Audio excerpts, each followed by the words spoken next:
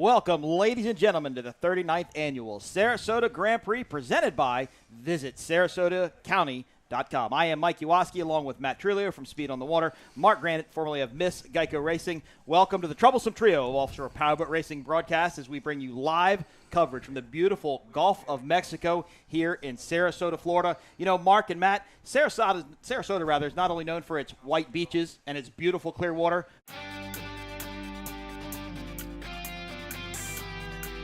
or St. Armand, you have St. Armand Circle, you have Lido Key, and then you have the Theater District downtown. There's so many things to do here, to come down here, to bring your family to do all kinds of different keys and beaches. Just look at the beautiful white sand. You've got the Bay Runner shuttle that will take you all over town. This is a beautiful downtown district. That's a beautiful Mexican restaurant I've eaten at. Lots to do down here for the family. Really, it's not just about the beaches and the water, which are tremendous, by the way. I used to come down here all the time from St. Pete, and we just hang out and go to the restaurants. The people are friendly. All around the town is just one of those feels. It's not a resort town feel. It's like a hometown feel. Whether you're from out of town or not, it's just got one of those hometown feels, a place you want to take your family on vacation, a place that you want to go out to on a date night, or just come and spend a weekend here. Yeah, and if culture is your thing, Sarasota has an opera house. It has a symphony. There's theater here. It's a really eclectic town. It's not just a beach town. I have to emphasize what you just said, Mark. No, really, from the Van Wezel Performing Arts Center, Frank Lloyd Wright's, that was designed by Frank Lloyd Wright. That one's a tough one. You've got all different types of old architecture, old Southern architecture, right, from the early sides of Florida, all the way up to the new modern downtown area. But I don't want to give away all the local secrets, but if you ever get a chance, on the natural side, Anna Marie Island, not to be missed. It's fantastic. Incredible. It is, really. All of that, everything right down through those beaches is absolutely pristine. Well, not only is it known for its art and its theater and all those other type fun activities to do in Sarasota, but this weekend it's taken over by some of the fastest boats in offshore powerboat racing in the world. As a matter of fact, Class 1, Super Stock, Supercat, Class 7, 6, 5, 4, all the races are going to happen here today on the Gulf of Mexico. But what Sarasota is known for is the block party. It's one of the best and one of the biggest in the industry. Let's take a look from last night.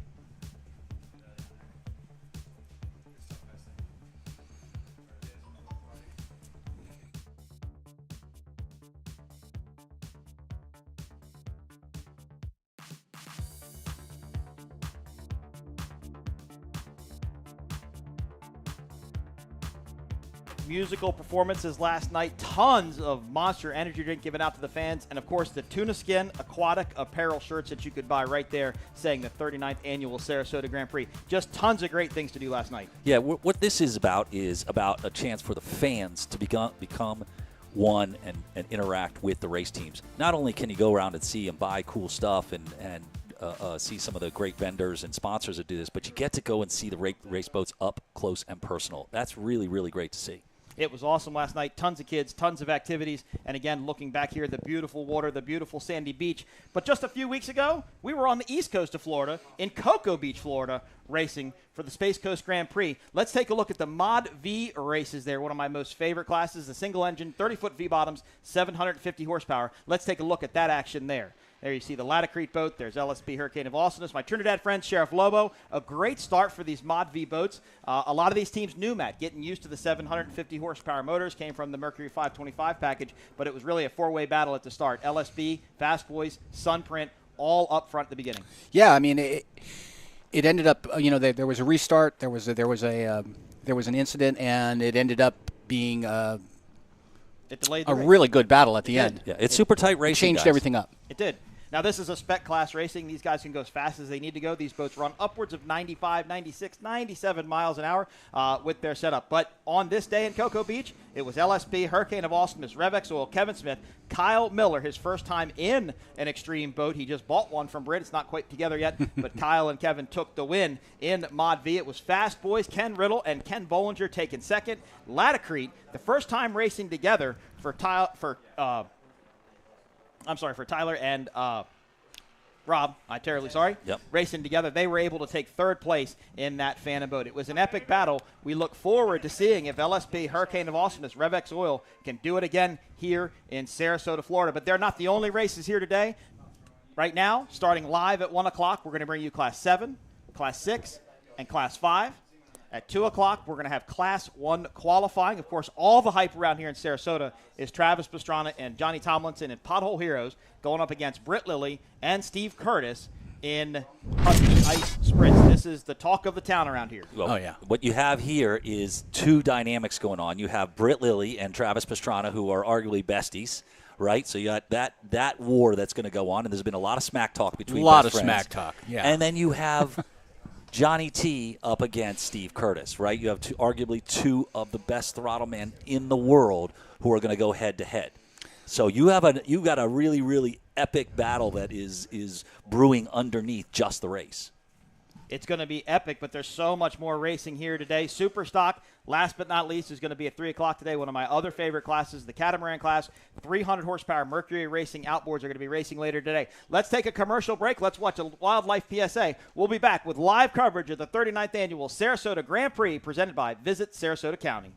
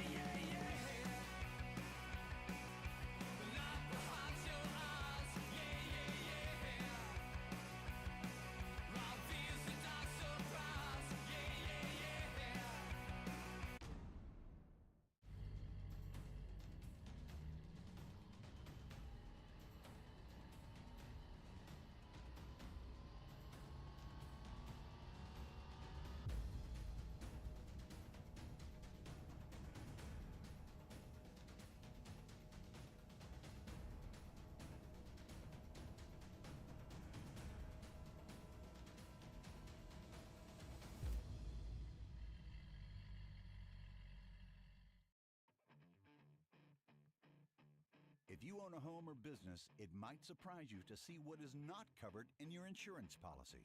There are gaps and exclusions in primary and umbrella policies that make you a target if an incident or claim occurs and you don't have the right coverage in place. And that's why you need a true umbrella policy from X Insurance. There are 40 million lawsuits filed every year in the USA. Let's get that target off your back. Our beautiful beaches are home to a variety of protected wildlife, and during the summer months, several species of protected beach nesting birds such as black skimmers, least terns, and snowy plovers rely on the beach habitat to be able to raise their young. These birds lay well-camouflaged eggs directly on top of the sand, and their chicks take up to a month to be flight capable. So Audubon and the P1 Marine Foundation want to remind everybody how to best share the shore with these protected birds. Remember to give these birds space. Even if outside of the nesting area, these birds are protected and should be left undisturbed. Please leave Fido at home. In accordance with local ordinances, dogs are not allowed on Lido Beach, and they can be a major disturbance to these birds. Be mindful of your food and your trash, as if you leave these on the beach, it can attract predators to the nesting areas. And lastly, please don't bring fireworks to the beach, as this can be an incredibly big disturbance for these birds. We encourage everyone to instead see an official firework display. Thank you so much to the P1 Marine Foundation for your commitment to environmental stewardship, and we wish everyone a safe and fun beach race weekend. Welcome back to the 39th Annual Sarasota Grand Prix presented by VisitSarasotaCounty.com. We're going racing Class 5 off to the first start. That's X Insurance. They look like they're the early lead, Bronx Phantom back in Offshore Powerboat Racing after they just bought Marker 1 Marine down here in Sarasota.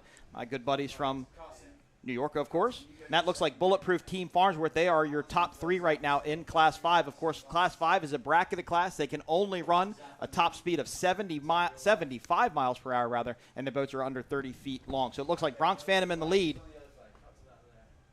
Bulletproof Team Farnsworth in second, and X Insurance in third as they head around this 6-mile course here, running clockwise. Right now they're running up the beach. They'll make a turn, then run back towards the beach and down into the Monster Energy straightaway for the first time. X Insurance, Bulletproof Team Farnsworth, and Bronx Phantom. So it's a Warlock versus a Phantom versus a Phantom. Two Phantoms versus one Warlock. Right, in the Farnsworth boat, there's actually been a switch.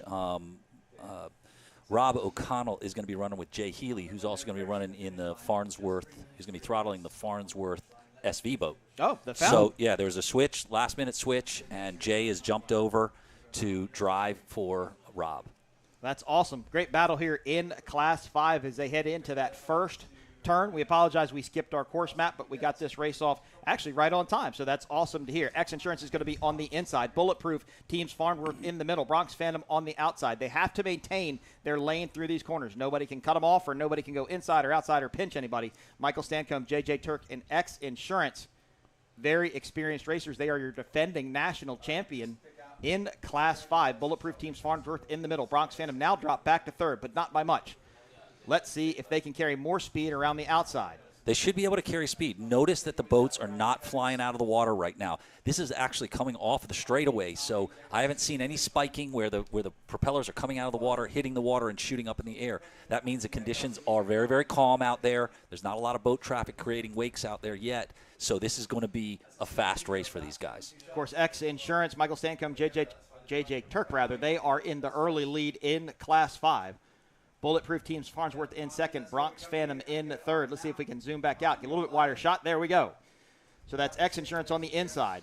Bulletproof Teams Farnsworth in the middle, Bronx Phantom all the way to the right-hand side of your screen. That is Sweat Equity, now a green boat, and now called Southwest Waste, just disappearing to the right hand of your screen. This is your top three in Class 5. Class 6 should be coming into the top of your screen. They were going to be the second start in this group, and that has Freebird, Ivy Racing, and Ultimate Boat Racing Experience, Rendell Powerboats. They were just entering turn one. As we go back to boat number 501, X Insurance, of course, JJ Turk from Cocoa Beach, Florida, owns La Quinta Inn and sponsored by Golf and Gator right there in beautiful Cocoa Beach. First race of my year this year down there. And it was, as we said earlier, abnormally flat for those type conditions, but they did race on Saturday before. These guys are pretty close. He's got good, clean water here on the outside. He's just going to position himself, keep trying to keep his speed right set at 74 miles an hour, just so he's in there licking him. It may look like on the television screen that it's a big distance, but it really isn't. Now you see Team Farnsworth Motorsports. That's the silver boat. Then you have 7 power boats. The second outboard powered boat, I apologize, in Class 5, and there's Fly SRQ, another Phantom. They are a little bit further back in the pack. Back to X Insurance. They are currently leading in Class 5. Here comes Bronx Phantom on the outside. Now it looks like the father-son team of Vincent and Bob made up some ground on the outside. Matt, when you pass on the outside in a bracket class, that's not necessarily a good thing because that might mean you broke out of your speed bracket. Yeah, I would think so.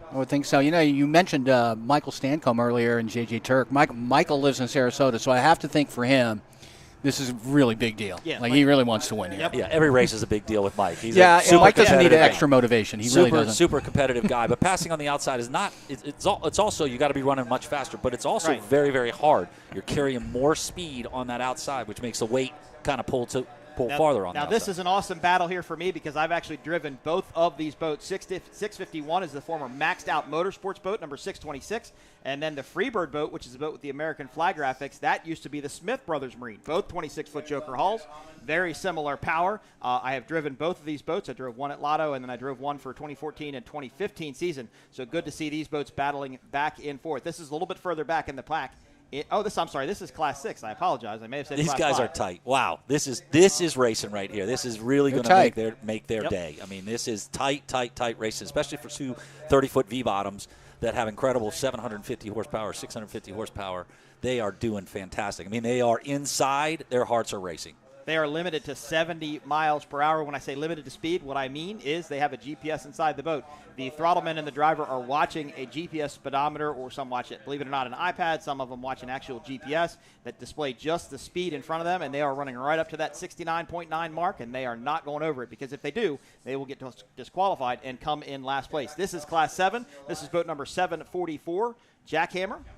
Looks like they are leading in Class 7. Now back to Class 6. So it looks like Ivy Racing is going to be on the outside. Freebird is going to be on the inside. So he's plenty of room there. It doesn't look like anybody's going to push anybody around. No, he's swinging a little bit to the outside, trying to kind of keep his speed up through that whole thing. But I think the line here was a much tighter line, a much better line there for your inside run. Oh, they're racing hard, but they're definitely racing like gentlemen. They're holding their lines. They're not diving in on each other. And frankly, APBA and UIM and P1, they've kind of cracked down on that. Yeah, they're really trying to be on top of it. So, Mike, what happens if they have a small breakout? Is there any type of leeway with this? I mean, you got. So there's a variance in the rule, right? Anybody's familiar with GPSs? Sometimes they'll lose signal. It's based upon GPS satellites all overhead. Sometimes they'll lose signal. That will cause a spike. That will cause you to say run 70.5, 70.6, maybe even blip up to 71. So there is a time limit. I'm not going to quote exactly what the time limit is because I think I was wrong before, but that's okay. But if there's a way to look at it so they can say, okay, if you didn't break out for any more than 5 seconds or something, it's like a blip, right? If you see a blip of speed in their race, then they're not going to be disqualified for that. But if it has to be like an intentional breakout. If you would. Right. I got you. And these are the Class 7 boats. Yep, Class 7. That's D's, not Mira Classic cars. And I can't quite make out. I know that's one of the statement boats, but I'm not sure. I think it's 747. Sorry, that's 747. So that's the Statement Marine boat. Nick Boots and Owen Boots. Those are the Statement Marine team guys right there. I talked to them this morning. Father and son. Yeah, I talked to them this morning. I talked to Nick this morning. They were both super excited to get out there and run. They put a lot of Nick really does things right. Just like he builds those boats beautifully, he has put a tremendous amount of time. He said way too much into creating two beautiful masterpieces. I mean, you got to go up and this class. Watching these guys run just looks like fun. Now, Class 7 is limited to 60 miles per hour. They're 20 to 22-foot V-bottoms powered by Mercury outboard engines. It really can be any outboard engines. Most of the class right now is running Mercury 300 outboards. There is Jackhammer. They are in the lead in Class 7. Class 7 running 4 laps for 24 miles. Class 6 running 6 laps for 36 miles. Class 5 running 6 laps for 36 miles. And I don't believe we have any Class 4. No, we're not running Class 4. Class 4 is going to be tomorrow. Terribly sorry. Back to our leaders. There is X Insurance, the Phantom on the inside. Bronx Phantom, the other Phantom on the outside. It looks like Bulletproof Team Farnsworth. They've dropped off the pace just a little bit. And I know the Bronx Phantom guys are very, very good at bracket racing. They've been doing it a very long time. Very successful. Multi-time world and national champions. But, this is a race of strategy, right? This isn't a race of go as fast as you can.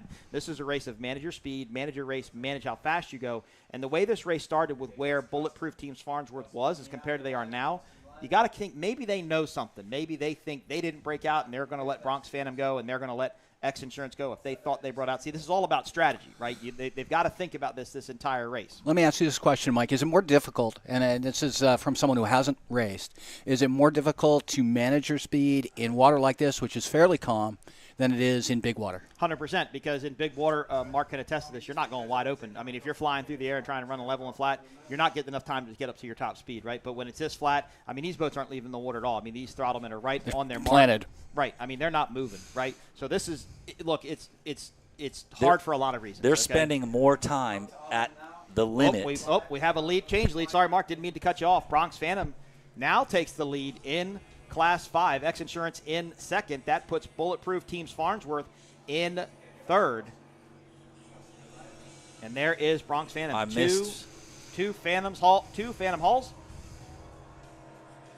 Of course, Vincent Winowski and Rob Winowski brought SR Marker 1 Marine, SRQ, down here in Sarasota, took over the business, and now are running it. And living down here and taking care of the business. Back to Class 7. This was the battle for second place in Class 7. That is Statement Marine against these nuts, Mira Classic cars. Jackhammer was out to the early lead. These two boats battling side by side. So Mark, this is a good time to talk about the dynamic, right? Your boat can go faster than 60 miles an hour, right? Sure. And you can do it, but you can't. So not only are you managing the boat running on the water as fast as possibly can, you don't want to race the guy around you. You want to race your race, because if you start trying to race the guy around you, you may break out. You may try and go faster. I've been in situations like that where that's happened before. You get hyped up, you get into the moment, all of a sudden you're going faster and faster, then you're breaking out. So you got to make up your speed here, because everybody is on this flat water is going to kind of be racing right on that limit. You got to find those boat lengths in a better turn, on a better line, in some cleaner water, a little better acceleration. And keep in mind that Rob and Jay are in the boat together. One of their key goals, and I'm good friends with these guys. They own a tremendous exotic car race shop in Boca Raton. These guys, they work together all day long. So they talk about this all day long.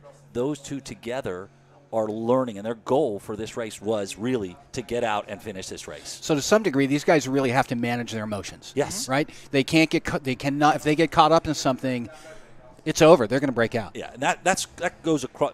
Super important here, but it goes across the whole board. Remember, you have to finish to win in offshore powerboat racing. You can go out, you can give your throttle everything you want, give your boat everything you want, but if you break it, you're out. Right. So your emotions, it's very easy to push the throttle. Anybody can push the throttle forward, right? But if you push it forward too long, too hard, the chances of you having an issue go up significantly. Now, it might be a little bit easier for these Class 7 boats because you can see they're bouncing around pretty much more than anybody else is. Yes, These they boats are. only 20 to 22 feet long. These Nuts was able to make a move on the inside as they exited the turn down towards the beach. Now they're entering what are called the Monster Energy straightaway, which is running right along Lido Beach here in beautiful Sarasota, Florida. This is the 39th annual Sarasota Grand Prix presented by Visit Sarasota County. Beautiful day, hot day, of course, here. Got to thank our P1 Offshore sponsors, Monster Energy Drink, the official energy drink of P1 Offshore, Mercury Racing, CMR Construction and Roofing, X Insurance, who will be providing helicopter footage later today, Good Boy Vodka, Gold Coast Eagle Distributing, Myco Trailers, and Tuna Skin Aqua Apparel. Go to P1Offshore.com, keep up with your favorite race teams, keep up with the schedule, all things happening in offshore powerboat racing. Great shot of Class 7 there. That was Jack Hammer in the lead. There is D's Nuts Mirror Classic Cars in second. And now we see Statement in third, boat 747. Again, can't go over 60 miles an hour. I got to tell you, these boats look like so much fun right now. I mean, it does look like they're hopping a little bit, but that is, easy water for these boats right now. That looks like so much fun out there. It looks fun on this water. It really doesn't really look does. fun in Key West. No, it doesn't. But today, a day like today, you're seeing them. If you notice the first lap, they were much more settled. As they're going around, the boat wakes are beginning to happen. You're starting to see a little bit more of this kind of boat chop out there, and that's really what you're seeing. It may look like they're hopping as much, but they really aren't. Statement Marine pulls back up alongside D's Nuts, 747 against 703. D's Nuts is a 22-foot velocity with a Mercury 300 horsepower outboard. The Statement Marine boat, I'm not 100% sure of the make and model. Mark, you might know that. I thought they were running a velocity. Yeah, I think they're running a velocity, 22 velocity. So D's Nuts back on the inside. Statement Marine caught him on the straightaway. There is Jack Hammer. They are your leader in Class 7. That's Offshore Omies and the X Insurance Class 7 boat coming up behind this battle here. Back to Class 5. Bronx Phantom, they were in the lead, had taken the lead over by about a rooster tail length. But now it looks like X Insurance, Michael and JJ are really running the inside line. They're running pin to pin, so they're able to make up a little bit of ground. And it looks like to me, judging by this shot, Matt, it looks like the X Insurance boat is making up time in the turns. It looks like Bronx Phantom is a little bit faster on the straightaway. Go a little bit wider. There is Bulletproof Teams Farnsworth. They are currently in third place in Class 5. 2 Phantoms and 1 Warlock. 22 Activator, apologize. Yep. 22 Activator for the Statement Marine 747 boat. We would never want to lead our listeners to misinformation. Bronx Phantom 516 leads. And the other boat is a Velocity. I think the other boat's a Velocity. Yes, that's correct. They'll probably text them in a minute and tell them what that boat is too. And that's okay. Well, as long as we're talking about Class 7, or bracket 700, I'm going to go out on a limb and probably get myself in trouble here. And the Jackhammer guys, it seems like they're on their way to dominating this class again. Yeah, they've done well. They've done doing well in everything that they're doing out there right now. I mean, they clearly are putting in the time to test the boats and figure it out. They're building a little bit of a legacy here. They had a rough start in Offshore. If you remember, they put several boats over, and I think they're was starting to this come race into a couple of years ago. I think they flipped that boat and sunk it. Was it here? I actually don't remember. I'd I be don't guessing. remember either. Bronx Phantoms continues to lead in Class 5. X Insurance, TFR Racing, Golf and Gator, boat number 501 in third. Now, Matt, this is an interesting move. Mark, this is an interesting move. See, Bronx Phantom now jumped to the inside, and X Insurance is now going to be in the outside. So I don't know if Vinny and Rob kind of figured out what X Insurance was trying to do, and maybe now they're going to run a little bit more of a defensive race, which is a dangerous thing to do. You start racing behind you and not in front of you. It can slow you down, allow the boat to catch up. But look at X Insurance just go through that turn. Michael Stancombe, J.J. Turk, they're going to cut back to the inside. It looks like they're thinking about it, or they're going to hold White on his rake. In this salt water, they want to stay out of that bubbles. They want to stay out of that aerated water because they will lose a little bit of grip. They'll lose a little bit of speed. Yeah, and I'll tell you what, it's tough in this class as well because that spray, as they get out of that in a turn, especially as it's pushing out, you lose a bit of vision. You may push out a foot, 2, 3, 4, 5 feet out there, and that's a boat length as you straighten back out there. So that inside line, the clean water that they've got right now in Bronx Phantom, I don't think it's as much positioning as he's got the race course to himself right now, and he's going to take the easy sweeping line, track position, and make X Insurance have to work hard to get around him. Just saw boat 577, Yabba Dabba Doo, Larry James and J.D. Ivins on that boat. Here is Bronx Phantom. They continue to lead in Class 5. X Insurance was in second last time by our purview. We apologize. We're not trying to keep lap count, but as we watch a race live here from our production booth high atop Lido Beach Resort. It's very hard to keep lap counts, so we're going to struggle with that all day, and we apologize. Here is a battle back to Class 6, so that is Freebird Boat 644 against Ivy Racing Boat 651. The two 26-foot Joker hulls running side by side. Still. Of course, both of these teams very new to these boats. I'm not sure when George Ivy bought that 26-foot Joker of Ivy Racing. I know the Freebird team, which is part of Stallman Motorsports, who own Predator, they bought that boat at the beginning of the year. I believe this is their second or third race. I'm not sure if they were in Marathon or not, but I know they raced in Cocoa Beach. So I think both of these teams still trying to get acclimated to these boats, still trying to get these boats figured out. I raced Freebird at Lido one year, and that was a really good time getting to race out there. Well, these guys are doing a damn good job. We have a lead change. I apologize to cut you off again, Mark, but we have a lead change. Now X Insurance is back into the lead after it looks like Bronx Phantom was kind of walking away with it. Going down the straightaways, but last time I saw Bronx Phantom, it looks like they were slowing. Yeah, that was outside. quite a distance that he's pulled ahead here in a little bit of time. So Bronx has clearly got an issue to fall that far off, considering how tight they've been racing all the entire race. And unlike Cocoa Beach, it doesn't look like we had the seaweed out here that we had in Cocoa Beach, so don't know if they maybe suck something up into their sea strainer or what's going on. But if we can get a wider shot, pan back out, maybe we can see if Bronx Phantom is up on a plane or where they are in reference to X Insurance. X Insurance continues to lead in Class 5. Wow. Jackhammer leads in Class 7, and it looked like Ivy Racing was leading in Class 6. Of course, all these results are unofficial until these boats get back to the pits. They are pulled out of the water, and their GPSs are checked by the Race World Offshore officials. Richie Dancision, Larry Blau, Roderick Cox, all in town this weekend, and they do all the tech inspections and tech support for P1 Offshore. When you were racing bracket, did you ever break out and get disqualified? No, actually, we never. No, actually, we never did. We never won a race, believe it or not, but we always finished on the podium. We missed one podium. That was St. Clair in 2015. So very, very consistent team with the maxed out motorsports boat. Jim Jackson was on the throttle and I was on the wheel. The 1 year in St. Clair, we ended up blowing a motor, and that was the year we were trying to qualify for Key West. So then we had to put a spare motor in. Went to Michigan City as an SBI race, qualified for Key West, and ended up in Key West. I don't think I'm patient enough for this kind of racing. I think I'm like my friend Mark Granite here. I don't think I can control myself. It's still, but it's still a lot of fun, and it takes a lot for a person to be able to do it. I mean, I've throttled maxed out plenty of times, and you trust me, I was not able to just go 70 miles an hour. I mean, I pushed as hard as I could. What a battle here, though, now for second, third, and maybe even fourth place. All the Class 7 boats appear to be tightening up just a bit. And remember, now you're starting to get a little tired, right? This is not where you're inside a canopy and you have the pressure and the heat, but you got the wind. Well, you have all the heat. action. I mean, they still have the heat. It's Sarasota. They still have the heat. You're starting to feel a little bit of the exhaustion of the pounding, the constant up and down here. So mistakes can be made very, very. X Insurance is out. X Insurance is down. We've got some. I hope it's just steam coming from the engine compartment, but not really sure. It looks to be a little bit more steam. They have the engine hatch up, but they are down off a plane somewhere in the course. I don't see a JJ Turk. Let's see what happened to them. So there could be a lot of change-up now in Class 5. It looked like Bronx Phantom was having some sort of an issue prior. I don't see a fire extinguisher, so it's probably a nope. Well, there's Bronx Phantom and Team Bullet, Bulletproof Team Farnsworth. Now Bronx Phantom. See, now they're getting passed by Bulletproof Team Farnsworth, so I definitely think there's something wrong with Bronx Phantom. It looks like they were slowing back from X Insurance. Now, if I'm seeing everything correctly, Team Bulletproof Team Farnsworth would be in first place, Bronx Phantom in second, and I can tell by how Bronx Phantom is running, they are not running as fast as they can. Not at all. So Bulletproof Team Farnsworth, they were running consistent in third. Now they're up to first as X Insurance goes out with an abnormal issue. Here's you take a look at 507, 7 powerboats. A 28-foot Pantera with the twin Mercury Optimax 300 XS motors. And look at this, 517 you bulletproof. Can see where the water's breaking on Bronx. Now, I think that's Team Yabba Dabba Doo behind them. So that means Team Yabba Dabba Doo would be up into third. So right now it's Bulletproof Team Farnsworth in first, Bronx Phantom in second, and Yabba Dabba Doo in third. Again, all these results are unofficial until the GPSs are read. Go to P1Offshore.com or follow P1 Offshore on Facebook or Instagram to get the latest schedule and updated results from the 39th Annual Sarasota Grand Prix, presented by Visit Sarasota County. Mike or Mark, with the outboard powered boat, are they at an advantage or disadvantage with that? And we're seeing it in our frame right now.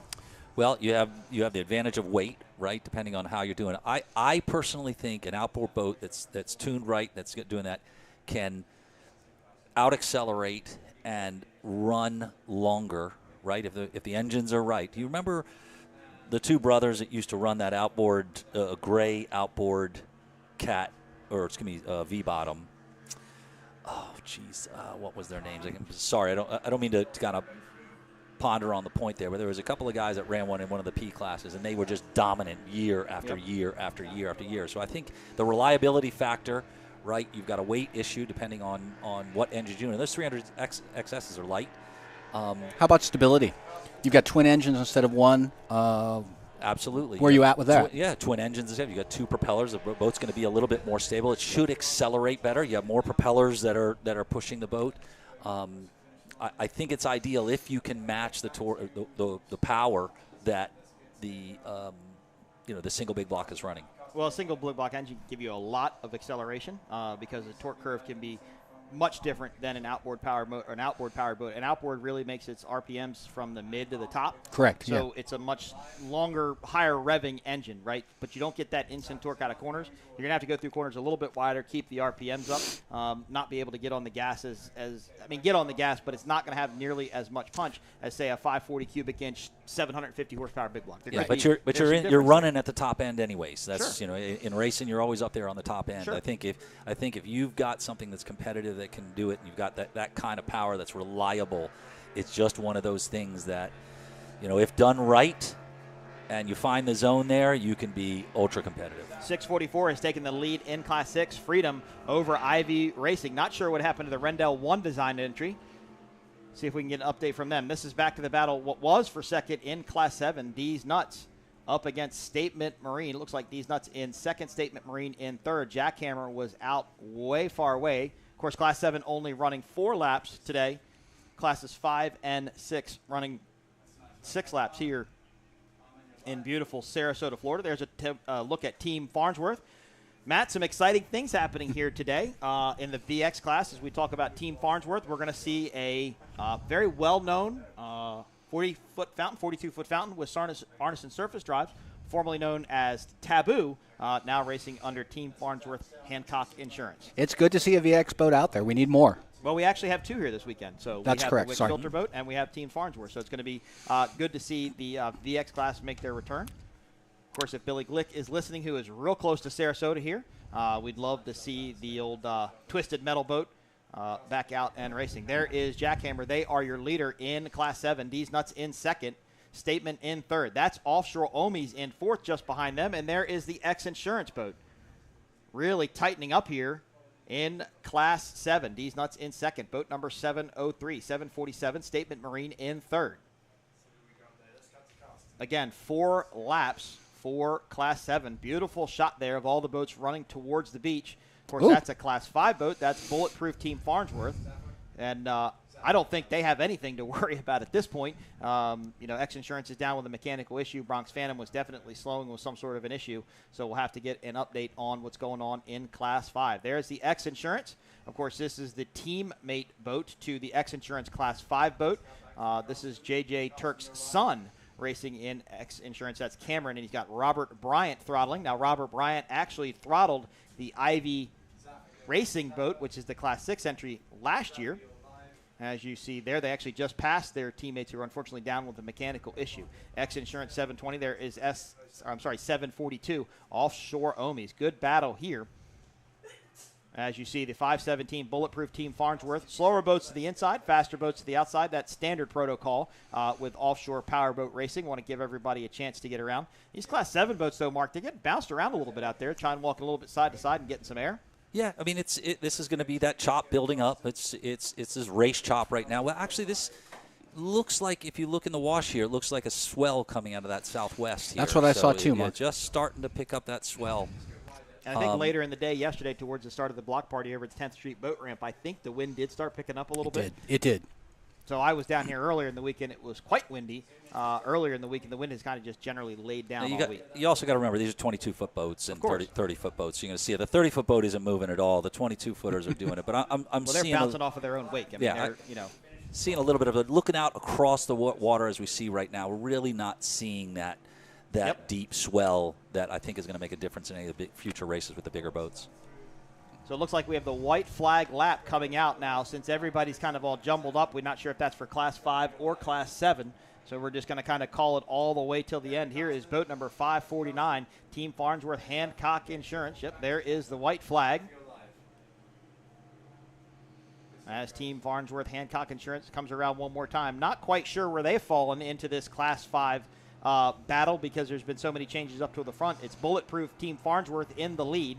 Bronx Phantoms was in second, and I think it was Yabba Dabba Doo in third. But again, kind of hard to tell at this point. As we get wrapping up the first race here in beautiful Sarasota, Florida. Of course, we have the Monster Energy straightaway. Haven't been able to see that big green Monster Energy drink buoy, or the two of them, rather, that are marking our Monster Energy straightaway, which run right along Lido Beach. However, it is right at the start-finish line and almost all the way up to the turn that exits this straightaway. It's a real short straightaway as they run a dogleg right here in this course. I'll tell you what, as soon as the broadcast is over, I'm going to go grab myself a cold Monster. I need one myself. Talking actually. about it, I'm thinking about it. Like, you know what, that would be pretty good right now. Right? I mean, it's nice that X Insurance is spreading the love around with its sponsorships. You've got them in the arguably the premier class 1, and we'll see more of them later. We got them in Class 7. Yeah, all the sponsors I think have really stepped up here. They really come out for Sarasota because the fans are here. The interaction with the fans are here. There's 68 boats that we have for this event, plus all the support trucks and all this thing. It's quite a show. I mean, it is a tremendous show. You head down to those pits, and you know, for the 20 years I've been coming out and doing this stuff, my heart still jumps. I'm like, oh gosh, look, ooh, wow, look, they did that. I'm sorry. I said, I don't know if that's just me getting ate up by it and loving offshore powerboat race and everything, but I don't know, if I was a kid and I saw it, I'd be pretty happy. Bulletproof Team Farnsworth continues to lead in Class 5. Not really who's where after that, though. There's been so many changes here between this Class 5 group, so we'll have to wait to see if we get some sort of an update. But this is Bulletproof Team Farnsworth in first place. Yeah, Rob and Jay have got to be super, super happy because they kind of went into this saying, hey, look, we just got to focus on finishing this race. And now they're finding themselves up front. They are, like I said, they're best of friends. They talk and work on this stuff daily, and they've really set their sights out coming into offshore racing this year, right?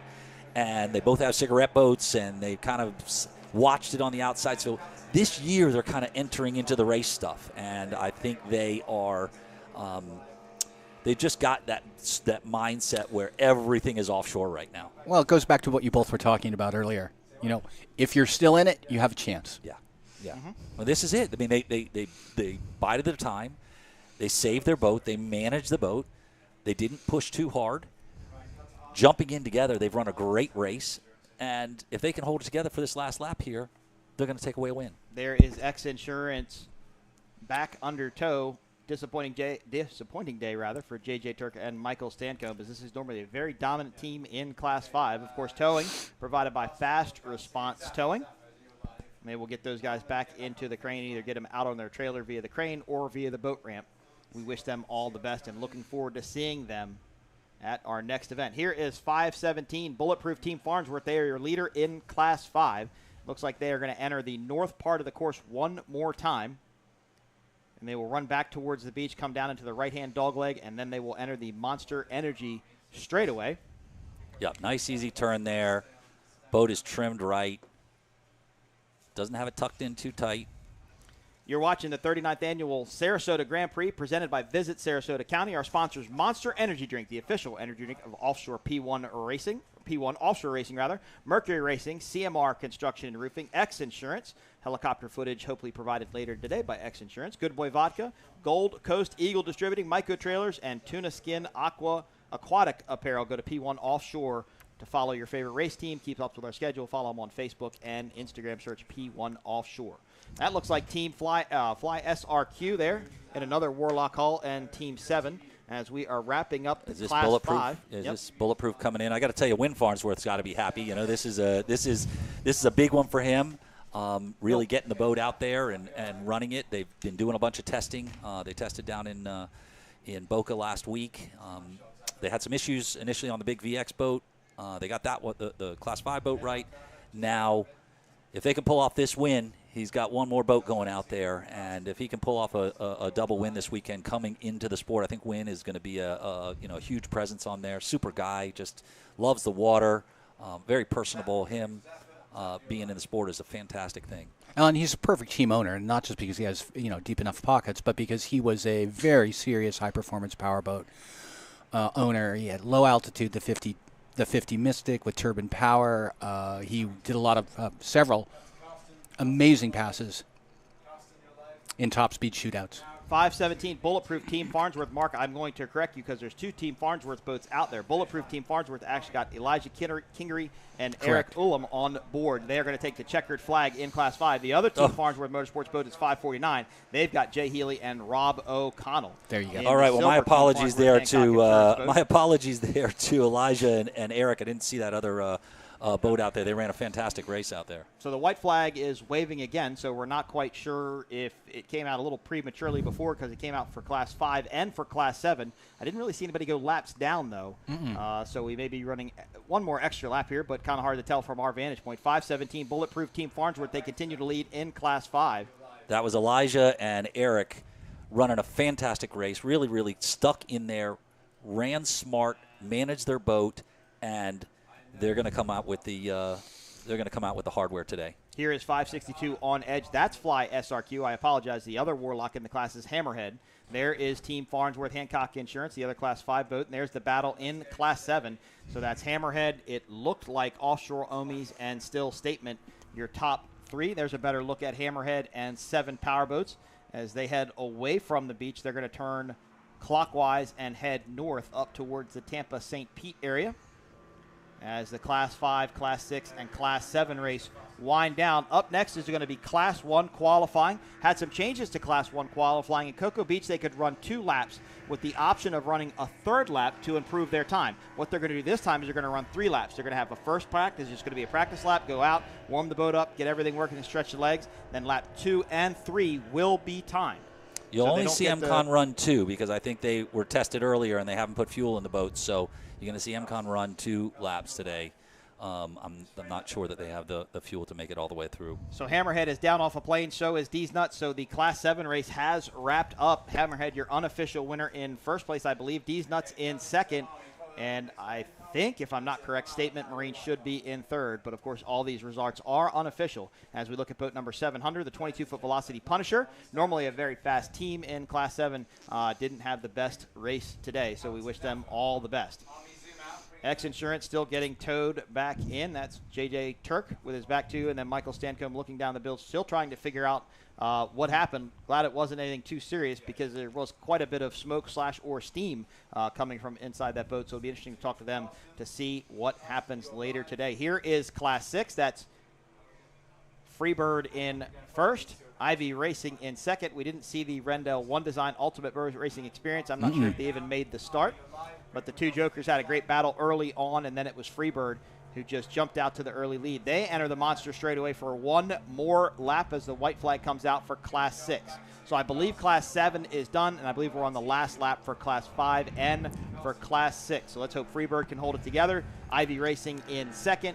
Bulletproof Team Farnsworth in first in Class 5, and we're still trying to figure out who's who in Class 5 and who is in second and third because we're really not sure. Yeah, that first white flag, I think, was for bracket 700. I think so, yep. But it was hard to see because, of course, Class 5 was lapping them on the outside. There's the Farnsworth Hancock Insurance entry in Class 5. Look forward to seeing this VX boat come out tomorrow. Of course, Team Taboo owned by the late Bill Mazzoni. I know his daughter Lisa's here in the pits. I saw her yesterday. Always good catching up with that family. Brock's Phantom did go down with some sort of mechanical issue. So we called that a little bit early on as they started to slow. So two of the best, fastest Phantoms in Class 5 out with very, very abnormal mechanical issues. These boats are very consistent and normally don't break, so it'll be interesting to see what happens there. Here is the Hancock Insurance 549 Team Farnsworth entry. So you guys talked about X Insurance and how X Insurance is kind of spreading the love, and you did talk about Team Farnsworth and what Wynn has done, but he really does sponsor a lot of boats here. Yeah. You know, he's sponsoring this boat. He sponsored the Bulletproof boat. He's got his own VX boat, you know, and he just came into the sport last year.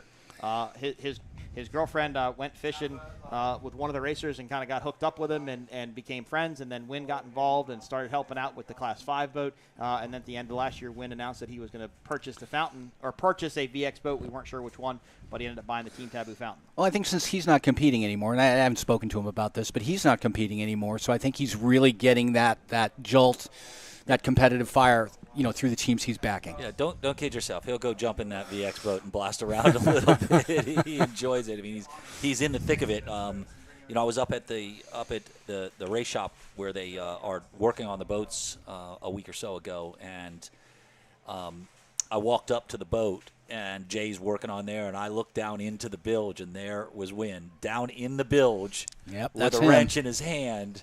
And I just thought, geez, the cost per hour of this guy working on the boat. I thought my boat mechanic was expensive. What can your boat mechanic experience do? I'd be a little nervous to find that answer out. I'm not sure if I'd pay He was up in there. He was up in there. I'll tell you that. 517 Bulletproof Team Farnsworth continues to lead in Class 5. It looks like they are going to be your winner, and I think maybe Yabba Dabba Doo might be on the podium. The other Farnsworth entry might be on the podium as well. Very hard to tell, so we will wait for some unofficial results from our Class 1 officials who are out there on the course today. Shout out to all the P1 and Class 1 officials here in beautiful Sarasota Beach, Florida, making this happen. You're watching the 39th Annual Sarasota Grand Prix presented by Visit Sarasota County, and Bulletproof Team Farnsworth takes the win in Class 5. There is SRQ. There is Hammerhead. They are the other Warlock, 528 in Class 5. And then we saw 7 powerboats, I believe, just behind them. Has a good picture of Wynn down there working on the boat. It's down in the bilge working on the boat. Here is Southwest Waste. Of course, Sweat Equity has got Ryan Beckley in this outboard powered boat. Ryan doing double duty. Yep. This is going to help him, though, for the next race. He knows the water. He knows exactly what he's going to want to run out there. This actually does good for the Celsius.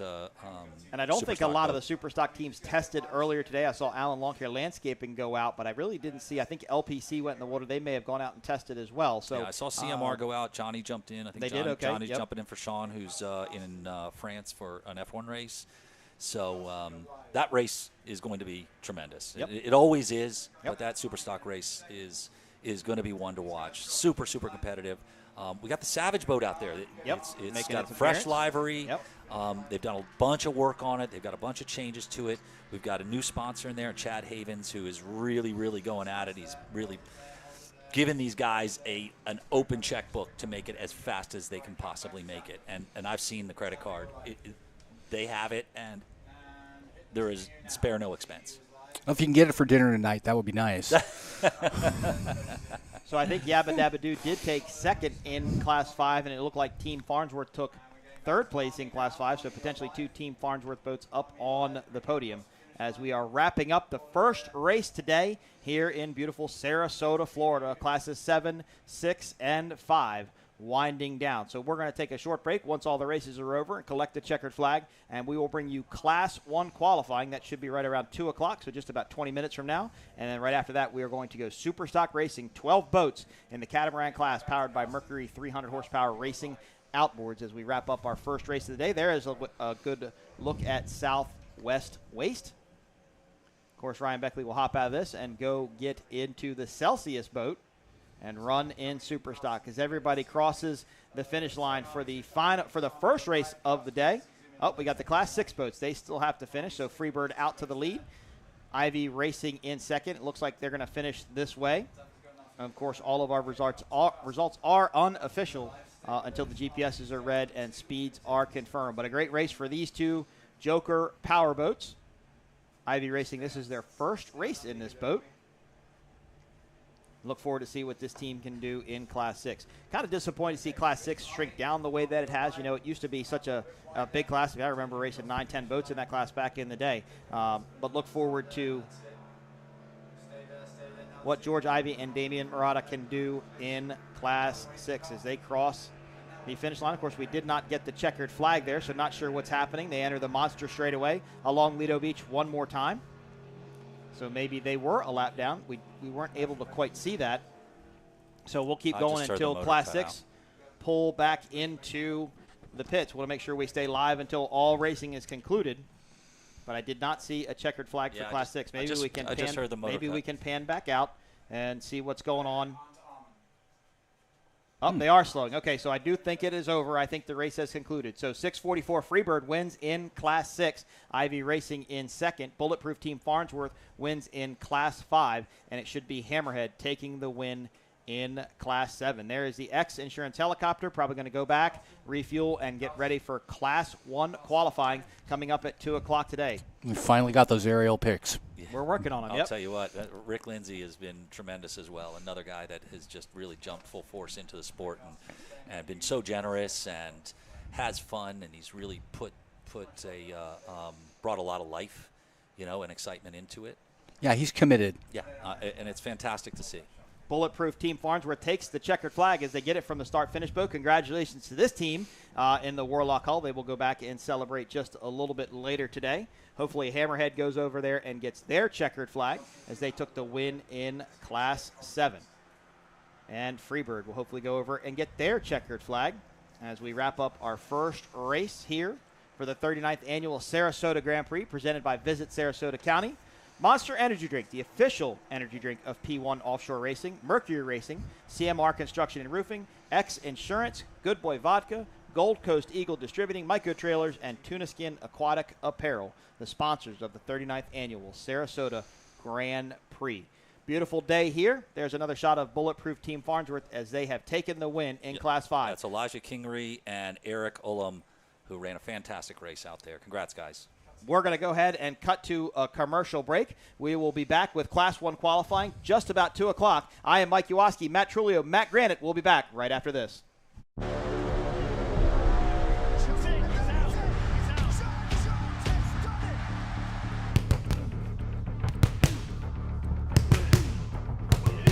It's go time, baby. Woo!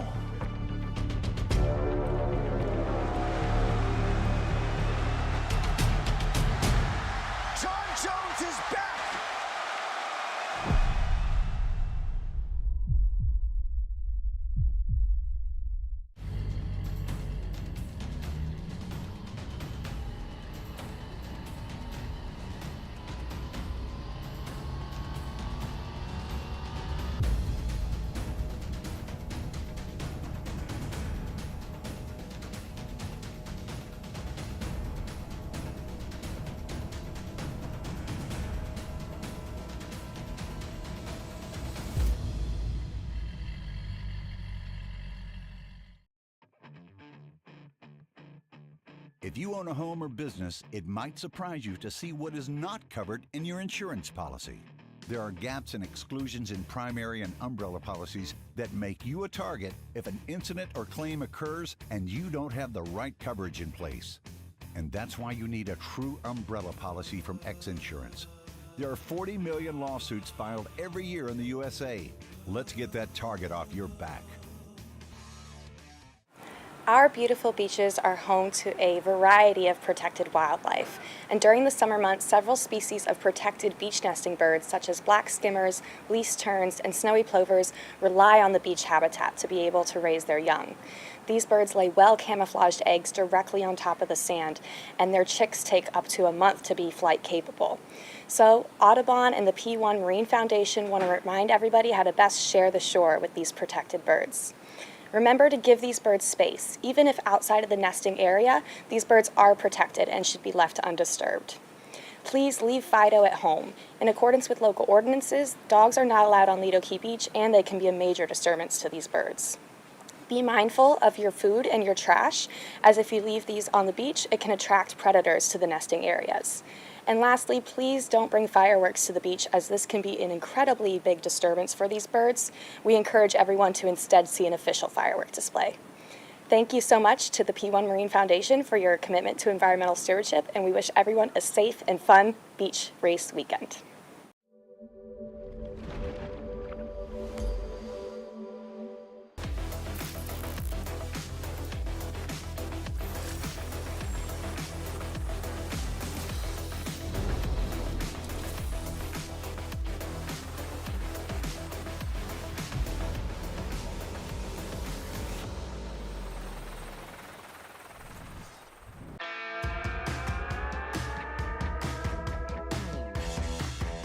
legendary Thunder on Cocoa Beach kicked off again on Florida's Space Coast, returning for the 13th time. What's now become a classic series, the action-packed weekend showcased a multitude of offshore powerboat classes racing full throttle, including the return of the UIM Class 1 World Powerboat Championship. This show will cover the highly competitive Supercat race, running twin 750 horsepower engines and the thrilling Mod V class. Cocoa Beach is the perfect backdrop to take in the thrill of these racing beasts, with a 7.5-mile circuit that runs the length of its white sandy beaches, allowing a close-up racing experience. Located on Florida's Space Coast, Cocoa Beach is just minutes from Cape Canaveral and the Kennedy Space Center. Watching rockets blast off or hearing their sonic booms as they return to Earth is an everyday occurrence here. The area welcomes over 2.5 million visitors a year with its warm waters, steady waves and world-class surf shops, and has a vibrant bar and restaurant scene to show for it. The Thunder on Cocoa Beach event kicks off with the boat parade for a celebration of the powerboating way of life as teams, families and spectators joined in the fun with street parties and concerts. Now let's meet some of the big contenders in the Mod V class.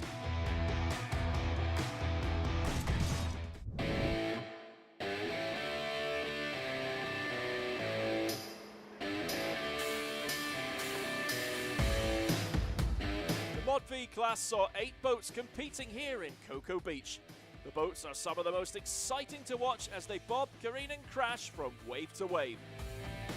The Mod V class boats have 26 to 32 foot long V-bottomed hulls, fully enclosed canopies and single inline 525 horsepower engines.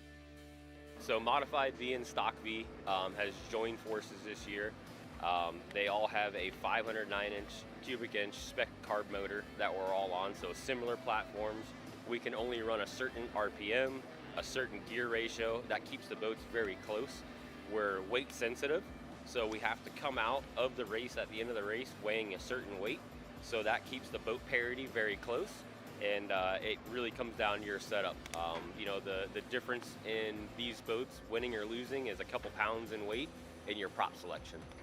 It's like getting into 100 car accidents an hour, being in one of these boats. It's kind of how it is. Last year's P1 Offshore winner was the #2 BoatFloater.com machine, which was backed with the father and son pairing of Steve Kildall on throttle and Stephen Kildall in the driver's seat. Team Sunprint Hooters were second at the end of 2022, and their lineup remains the same, with Stephen Fairman driving and Steve Miklos on throttle. Brit Lilly's LSB Rev Oil Hurricane of Awesomeness is back with a new lineup as Lilly steps out of the Mod V cockpit to focus on driving in the Class 1 Husky boat. The number 66 boat will be driven by Kyle Miller and throttled by Kevin Smith. FatBoysRacing.com and their flashy green boat features Ken Bollinger in the driver's seat and Forrest Riddle on throttle. Well, this is our first year in Mod V. We were pro stock last year. We were feeling some bugs out throughout the season. We did really well in Key West last year. We won the World Championship. Yeah, I mean, it's, running a boat with anybody, it's a love-hate relationship. It's like a brother. You yell, you fight, and scream during the race, but that's part of racing. I mean, it's great. I wouldn't want to do it with anybody else. Wow, that's good. And another big contender this season is sure to be the number 47 Laticrete Relentless boat with its pairing of Travis Petco on wheel and Robert Hartman on throttle duty. The competition is tough. I mean, there's been people that have been doing this for years, and there's a lot of new people in the class this year, but I think everybody's on their game, and everybody's working out kinks. The Thunder on Cocoa Beach circuit was a 7.5-mile track with a dogleg on the outside.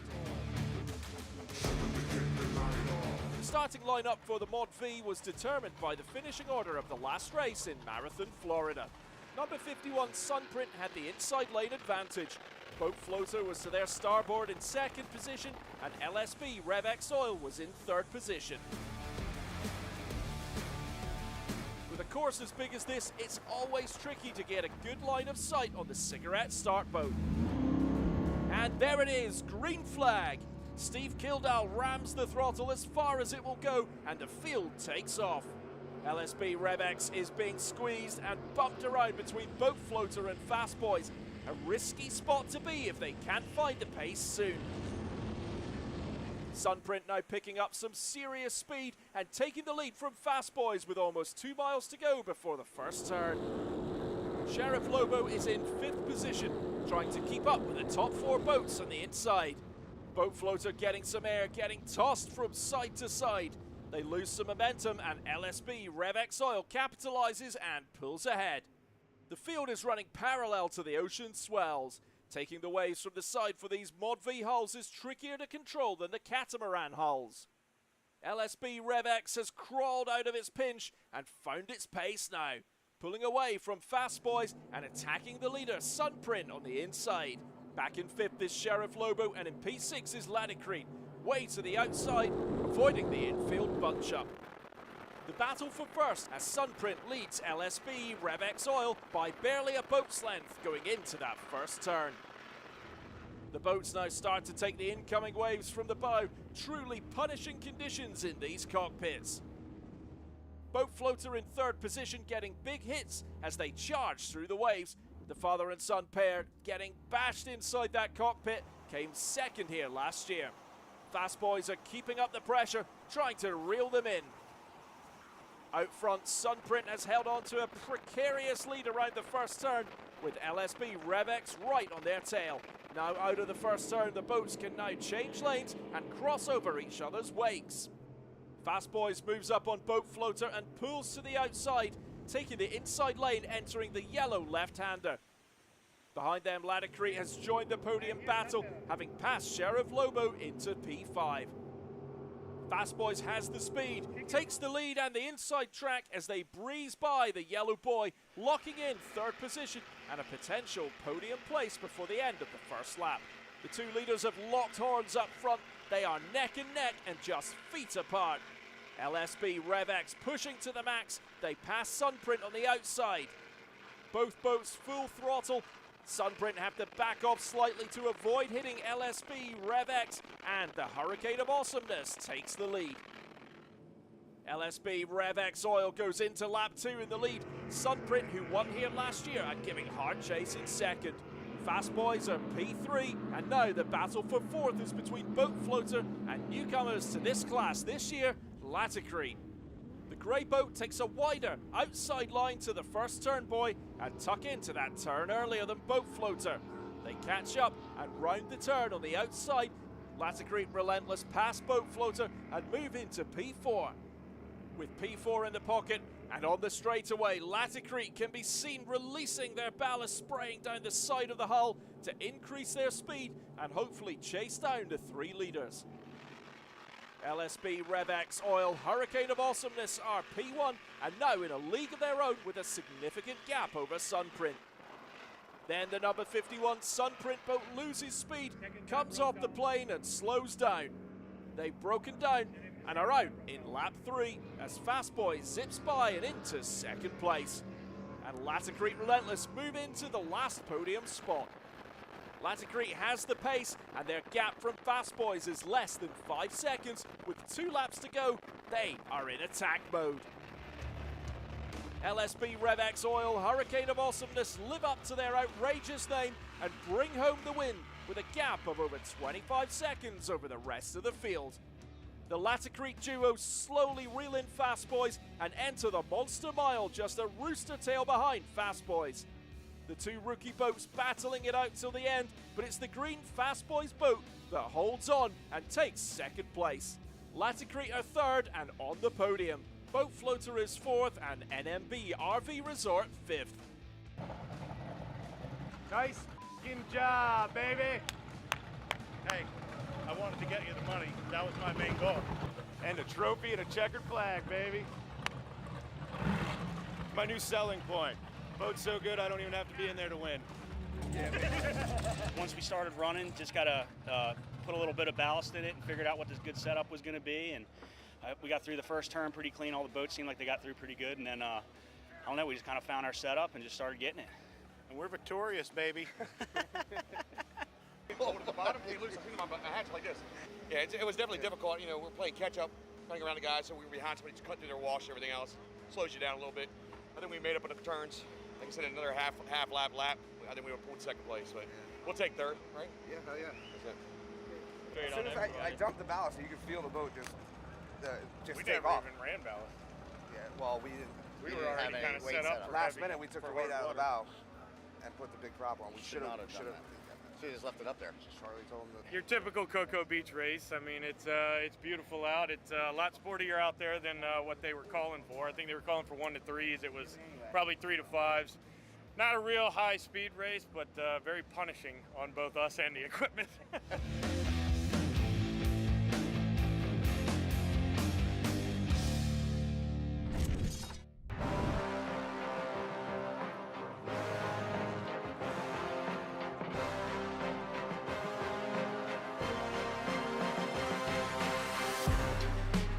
There were 9 teams competing in the Supercat division, where 34 to 42 foot catamarans with fully enclosed race canopies and twin 750 horsepower engines slogged it out on the big waves off Cocoa Beach. Last year's overall Supercat champions were the tenacious pair from Down Under in their new livery, rebranded as Valda Yachts Pro Floors Racing number 11 boat. The winning lineup continues in the cockpit with Grant Brueggemann on throttle and driver Wayne Valder. Yeah, we're not necessarily coming off on a high for the season. Obviously, we went to Marathon and unfortunately we didn't have a successful weekend there. We regrouped and we're going out there with as much confidence as we possibly can for this race. Number 2 last year was CJ Grant's number 54 Grade L boat, with driver Chris Grant continuing his successful partnership alongside throttleman Billy Moore. We won last year and we're pumped to get back in. It'd be nice if it was bumpy, but I think we've sorted out all the flat water stuff. Constantly working on the boat, trying to make improvements, trying to figure out where you're not the best at and trying to keep working on that. Monster Energy MCon were back with their exciting new livery after their big sponsorship agreement with Monster Energy. Myrick Coyle would be driving the number 6 boat with throttleman and owner Tyler Miller. Pair also have a second ride here, the Monster Energy MCon Class 1 boat in its inaugural season. WHM Motorsports had Bill Moff on throttle duty alongside driver Jay Muller. We went to Marathon, it rained, we never got a chance to race, so nobody knows how their equipment is right now because no one got that shot to race. So we're here in Cocoa, everybody's going to get their day in the sun today. Number 88 Roland Transport SV Offshore had new driver Matt Jemniski alongside throttleman Vinny Diorio. The number 4 Liquor Split continues their podium-winning lineup with driver John Emmons and Jim McIntyre on throttle. Last year's factory stock 450R class winning boat number 22 Clover has upgraded to the Supercat class, with Randy Keys continuing in the driver's seat and Billy Allen on throttle. Well, last year we were in the 450 factory stock 450 class, and we sold that boat, moved up to Supercat. Bought the old dependable boat, 388 Skater, and put some Sterling performance engines in it, and we're excited to get out there and join the Supercat class. And there are 2 new boats this season. CR Racing Fish Lips joins the fray in their number 8 boat, with Rob Unnerstel behind the wheel and Casey Boaz on throttle. And the number 3 boat, Dirty Money Racing Powerhouse Recycling, rounds out the field with driver Jason Ventura and veteran Bill Pyburn on throttle. As crowds lined the beaches and packed the VIP tents in anticipation of the Supercat race, for drivers it was decision time on their final race setups, trying to gauge sea conditions before the start. So right now we've got some swell out there, no wind, but there's a little bit of wind that's meant to come. So we're undecided, right? We're going to carry a little bit of weight in the front of the boat for this setup, but now we don't know which propeller to do. So we're within 1 pitch of propeller, either medium or small. So The starting lineup for the Supercat race was determined by a lottery, and Liquor Split had the pole position and the inside lane to the Commitment Boy. Dirty Money Racing in second position, and CR Racing Fish Lips in third. The boats moved out to the racecourse to form the starting line behind the pace boat.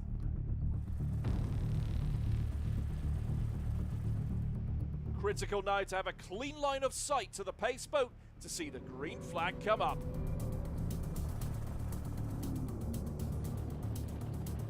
Green flag, the race is on as these giants roar off the line. It's full throttle down the straightaway as the rooster tails come up. MCon Monster starts to pull ahead of Valda Yachts to their starboard and Clover Motorsports behind them. But it's Dirty Money and CR Racing Fish Lips who are leading about a boat's length ahead of the rest. WHM on the very outside of the starting line and falling back behind Graydell. Meanwhile, Liquor Split, who had the best seat in the house, has a poor start and is trying to catch up. Dirty Money is flying out there, leading the charge. CR Racing in P2. But MCon Monster Energy finds its pace now and starts to surge ahead. Valda Yachts is behind, keeping them in check. Boats now coming up on turn number 1. The field begins to tighten up, but they must hold their lanes around the next 3 turn boys. MCon leads the field, but they are in lane 6 and will have a lot more ground to cover round that turn. The field hits those oncoming swells. Roland Transport leads Graydell around the turn, getting tossed around in that cockpit, feathering the throttle over the tops of the waves. On board with MCon Monster, clean water ahead, but soon Dirty Money overtakes on the inside, followed by Valda Yachts. Dirty Money has amazing speed through that first turn and has put a considerable gap back to the rest of the field. Valda Yachts in P2. MCon is P3 with CR Racing close behind. Roland Transport in P5 to the outside takes a huge flyer. They come down hard but maintain control and keep their pace. Graydell is on their outside and trying to recoup their poor start. Chris Grant and Billy Moore won here. Class 1. This is a lot of focus with the effort in America. Right around 2 o'clock, so maybe the guys come in and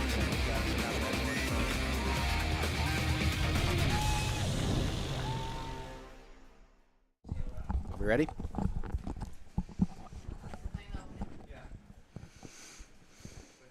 Okay, we're cool.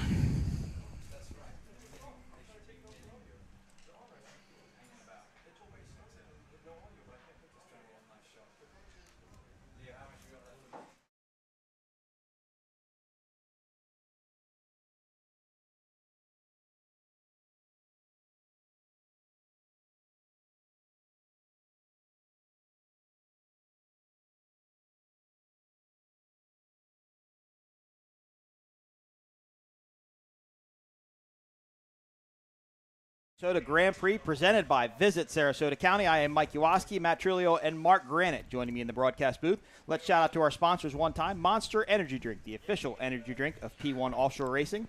Mercury Racing, CMR Roofing and Construction. X Insurance, Good Boy Vodka, Gold Coast Eagle Distributing Micro Trailers, and Tuna Skin Aquatic Apparel. This is Class 1 qualifying. This will give us the start positions for tomorrow's race. And actually how the qualifying poll is going to work, it's going to be the winners from the last race in Cocoa Beach, Florida. So it's going to be Husky Ice Spritz first, 222 Offshore in second, Pothole Heroes in third, DF Young in fourth, and Good Boy Vodka in sixth. Of course, they're in sixth because they weren't in Cocoa Beach. This is a brand new MTI. Miles Jennings and drawing a blank. Alex Pratt. Thanks, Alex Pratt. Sorry, completely sorry, Alex. Draw a blank on that one. What you're about to see here, for those that are joining us and tuning in for the first time, is the Class 1 offshore powerboats. This is the pinnacle of offshore racing. This is where you go, right? This is what everything leads up to. These are 40 to 50 foot offshore catamarans. You've got Victories, you have Mystics, and MTIs. These are the fastest and best boats out there, best built boats out there. They're powered by twin 1,100 horsepower Mercury Racing competition engines.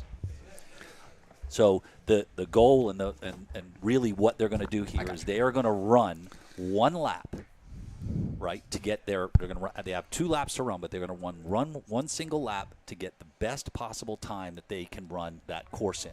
Now, there's a lot of variables here, so each team can change the variables in the boat. They can change their propellers and the pitches of their propellers. They're looking for acceleration. They can change their gear ratio, which will also kind of fine-tune from there what and how fast the boat can get from point to point. These boats will come out of turns at speeds in upwards of 100, 110 miles an hour, depending on the turn. If it's a sliding turn, a turn that allows them that they don't have to put a lot of rudder input. These are all rudder, or most of them are rudder boats. The MTI is a number 6 boat. These guys are going to do the very, very best they can to carry as much speed as they can through these turns, get loosened up, and sorry, we just lost our monitor here. Get loosened up and accelerate through their down run. Now, the way these big offshore catamarans run, you're kind of wondering how do they go so fast with the power that they've got. The air enters into the tunnel, right? That right in between the pickle forks. Well, that tunnel gets smaller as the air runs through the tunnel. It compresses. It doesn't compress the water. It compresses the air, which works as kind of a hydraulic ram, lifting these boats up. These big 12,000-pound boats end up weighing somewhere in the neighborhood of 2,000 pounds when they're at top speed. These guys are what they want to get to that lifted moment as for the 39th annual Sarasota Grand Prix. It's 6 miles long. The Monster Mile is right past where you see that checkered line. That little short straightaway we're calling the Monster Mile. There it is in green. They'll run out, then they'll run north back up towards Tampa Bay at St. Pete. Come around. This is the inlet where they come out, and then they'll run back towards the beach. That completes a lap here in Sarasota, Florida. So Class 1 qualifying. I apologize, I got up. I kind of wanted to orientate myself with where the boats were coming from. So they're going to be on the upper end of the course where you see those 4 buoys close together. They're going to start their plane there. They're going to come down, go across the start-finish line. That will start their sight lap for their qualifying lap. They're going to run 1 lap around as a pace lap, if you would. When they come around, then they will start on their second lap, their timed laps. I've been told by APBA officials that no matter how fast they go on their first lap, it does not count. It will not be counted towards qualifying position. So, for example, Husky Ice Spritz is going to be first. Steve and Britt are going to go around. They're going to run their sight lap. They're going to see the course. Then they will come around. Start that second lap. Then they'll be wide open, okay? They'll hold it wide open for the second lap and wide open for a third lap. So we're doing full 3 laps. We're doing 3 laps. But only 2 are going to count. And correct. The second 2, it doesn't count for the first one. So there's your qualifying order. Husky Ice Spritz, Seva Racing, Monster Energy MCon. Actually, this is not correct according to my notes. It should be Husky Ice Spritz 222 Offshore. I apologize. A little bit different than what we were told. It should be Husky 222 Potholes, Monster, DF Young, and Good Boy Vodka in 6th. Well, we'll keep them straight as we go. As you can see right here on our screens here, Steve is getting a feel of the water here. That's what this lap is about for these guys. These guys are going to try and figure out, all right, where do I set this trim for optimal speed? So this is going to be this is very, very valuable. The boat it looks perfectly planted on the water. You can see where the water is breaking here, right on the back of the transom. That's really where he wants to be. This little bit of chop will also loosen the boat up a little bit. It's not sticking the boat down into the water. They're coming across the beach now, so this is a very, very fast run. He's going to swing into this turn. It's going to be a very, very high-speed turn, the beach turn. For those of you viewers out there who may not know who Steve is, he's Steve Curtis, multi-time world champion. Well, and Mr. MBE, Steve Curtis. There's a slight difference, and he's running with, Travis Pastrana, and if I have to introduce you to him, let me correct. Britt Lilly. Britt Lilly, pardon me. It's going to be Britt Lilly. And my bad, folks. Curtis. Pothole Heroes is going to be Johnny Tomlinson and Travis Pastrana in the number 022 here. 2-2 entry. Here is a Husky Ice Spritz. Remember, this is their sight lap. Like Mark said, they're just kind of getting themselves familiar with the course. Mark, you talked about the throttleman, but it's also a chance for Britt to see everything. Britt hasn't seen this course yet, so he's got to pick his points on land, where he can turn and where he needs to run. Right. He's got to put the thing about this particular thing is you as a driver, the less input you're putting into that rudder, the faster the boat is going to go. So he's got to be very, very delicate and still get this boat around the race course there. The boat looks fantastic. Steve is all the way in it. I can see it right now. They're not on the limiters. I'm not hearing any popping out there. The water's breaking right where it needs to be. I think these guys are going to lay down a very fast lap from what I see. I saw Britt's turn there. As soon as you see that rudder go in there and he had to tighten it up a little bit, you see the boat's kind of stick down into the water there. So he's got to be very careful he doesn't put too much input there. Not only is Steve going to be barking at him if he does, it's going to slow the boat down. So it's critical that they really, really swing this boat. Wow, look at that thing run. Mark, you ran unlimited class for how many years? Yeah, a lot. Are they going with big pitch propellers, a little bit smaller for the acceleration? What are they doing on this course? What did they pick? I have to tell you, it's flat enough. Looking at the speeds right now, I'm saying 100, high, mid 140s, maybe a little bit higher, maybe 148 or so. He's got a 2-mile stretch he's got to do, but because it's flat, they're going to be able to run out. They're going to run out. I don't think they're going to go all the way big because of the size of the course. Got it. But I think that it's going to be a gear ratio thing at this point. They'll run a bit of a tighter gear ratio to get some acceleration and still have some top end on there, so they can fine-tune it here. 222, super, super competitive. As you know, in Cocoa Beach, those guys really took the day away. They had the race in the bag. Unfortunately, it just all fell apart in that last lap. They had a technical issue which cost them first place, but they ran a tremendous race. They held off Husky. They held off Pothole Heroes. MCON, DF Young also had technical issues in the back. DeFalco had technical issues as well, unfortunately. But that was the first race of the year. Sometimes these things happen out there as you're getting the boat out onto the race course the first time. These guys have had a chance now to work out a bunch of the kinks. Second year in a row for 222 Offshore Australia, where they were in the lead in Cocoa Beach, holding it near the end, broke. Yeah, it's heartbreaking. I'll take it during these races, during the championship race. it really is a crusher. You just don't forget those losses, But these are complex machines, right? There's a lot of things going on. Everybody thinks, oh, wow, it's just getting out there and making a run. It's not. These machines are being pushed to their very, very limit. They're 12,000 pounds, right? So there's a certain weight limit. Every one of them is running the same weight limit. And everything has got to go right, and you throw in the water conditions, you throw in things in the water, there's lots of different things that can potentially happen. But looking at the Husky Ice Spritz boats, Steve has got this thing dialed in perfectly. Gary Stray, Pat Cleveland, and that whole Husky team has spent a lot of time testing. They get out there on the water, and they're there during the week. I hear them. I friends sending me pictures. The team will send pictures. Hey, these guys are out there making sure that they put themselves up front. So, and I misspoke earlier, Britt has driven this course before, in the Mod V class. Is it a lot different for him to adjust to this course in a boat that's that much faster, that much bigger, turns differently? Britt's come up to speed really quickly there. He's got a legacy family of racing. It's been in his blood. He's been around offshore power boats and racing for so many years, right? His father was just a legend out there on the race course. The Husky Ice Spritz boat is really now they're pouring into their second lap, and he is all the way out there. I believe that just watching the way that these guys are doing, that Britt and Steve Curtis are doing everything they could. All right, let's update everybody on what's going on. Husky Ice Spritz came out. They took their pace lap. They got to see their sight lap. They completed that. They have now started their second lap. This is the first of the 2 counted laps for qualifying. How fast they go on this lap and how fast they go on lap number 3 will figure out their starting position for the race tomorrow in Class 1. 222 Offshore took to the course. They are going to take their warm-up lap. When they come around, then they'll start. So we're on the second lap now. This will be, like I said, the start of the fastest lap time qualification. Once they come around, we will get an update on their lap time. We'll provide you what that is. They will start their third lap, which will be their final lap. They can go as fast as they want, hopefully beat their second lap. Maybe they don't. Hard to tell. And then that will figure out the qualifying position. Didn't mean to cut you guys off, but no, not a problem. Update everyone what's if going the on. Camera could pan back a little bit, we'll take a look at this rooster tail. And that rooster tail will tell us a lot about how that boat is running. And see how low that rooster tail is going there? You're seeing it spike up a little bit here in the end there, but he is in acceleration. Now he's going into setting up for a turn. You're going to see a little bit more as the boat digs in, and then it'll flatten out, and that's where he's getting his speed. It's a great show. How important is qualifying, actually. I mean, we don't do it in any other classes, and we have, but this is a Class 1 thing. It's been a Class 1 thing since the beginning.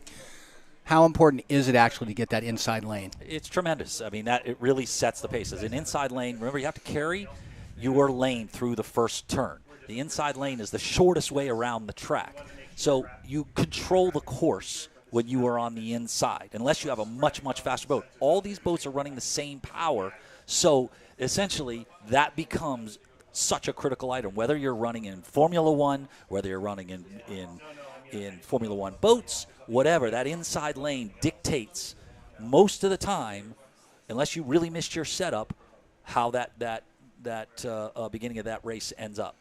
Husky Ice Brits coming around to complete their first timed lap of 2. We will get an update from race control of how fast they went. 222 Offshore should be on the course taking their warm-up lap. There is the X Insurance helicopter. They are providing aerial footage of the 39th annual Sarasota Grand Prix. And actually, this shot is coming from the X Insurance helicopter. Beautiful, crystal clear picture as we watch Husky Ice Brits qualify first.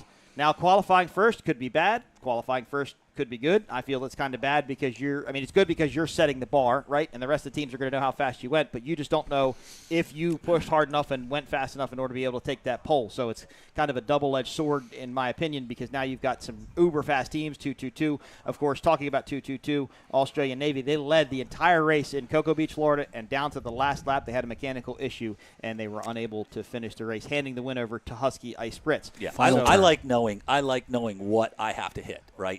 If you know that you're off pace, right? Your team is telling you you're off pace, you're going to push harder. And it's not saying that they're not pushing all the way out, but that first run, you're pushing as hard as you think you can. Right? You never like being first then. I prefer to know what I have to put up on the board. Got right? it. I just feel like it's a target that you have to hit. And maybe you're pushing a little bit harder than you might normally not do out there. I mean, I don't mind being the underdog out there in any race, right? It's you see the boat in front, you push them to the left, push them to the right out there. It's much harder to lead a race. It's great because you have good water, but it's hard, right? You're looking in your mirrors and you know somebody is pressing you.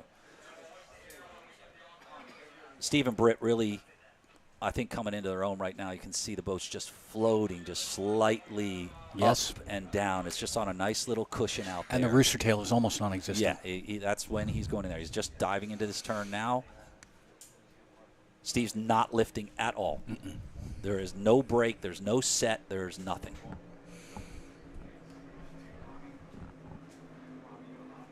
All right, we are waiting for a time from race control of Husky Ice Brits' first lap. Hopefully they'll post it here shortly. This will complete their third and final lap. So after this, they will turn to the inside of the course, and race control will give permission to Britt and Steve to run back into the crane, pull the boat out, wash it up, and get ready for racing tomorrow. 222 Australian Navy is now on the course. I think they have completed their sight lap and should be running or starting their first timed lap. Pothole Heroes will be up next. Monster Energy, MCon, DF Young, X Insurance, Good Boy Vodka, rounding out the 6 boats qualifying here in Sarasota, Florida for the 39th annual Sarasota Grand Prix, presented by Visit Sarasota County. Beautiful day here. Husky was a bit wide on that turn. I think they're really going for carrying speed. That's a double-edged sword. You drift a little bit wider, you carry speed, but you're also adding a little bit more space onto length onto the course there. It's hard to see. Once again, we're working off a monitor. We can see a little bit out there on the race course, but there's always a balance between how tight you push onto those turns and where it is. But definitely going to be a strong run. There they go across the Monster Energy straightaway. And a fun fact, this is Steve Curtis's 50th time going for a P1 in qualifying. So hopefully he gets his 50th first place qualification here today for the start tomorrow. They turn into the course. That will wrap up their third and final lap. 222 Offshore Australian Navy out now in a victory hull. And let's see if we can get some updated times for qualifying. So 222 Australian Navy, and then Pothole Heroes, Travis Pastrana, Johnny Tomlinson will be in the third slot today for qualifying. Another fun fact for you. First race of the day, race number 700 for Powerboat P1. That's awesome to hear. 700. 700. That's a big milestone. Yeah, it is. In offshore powerboat racing. Couldn't have picked a better race site to do it here in Sarasota, Florida, the beautiful East Coast. There we look at 222 Offshore Racing, Australia Navy, the team based out of Australia. Of We course, got Giovanni from Carpatelli Italy. Yeah. throttling. All right, see that turn right there? Did you notice the way that thing drifted? He tightened it up on that turn, and he's pinning it a little bit sharper here.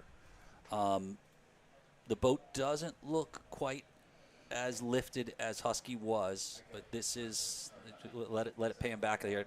He's accelerating really, really well, and look at where the water's breaking. Water's breaking right here on the transom there, so it's just that floating there, and that's fast. That's when you're fast. Yep.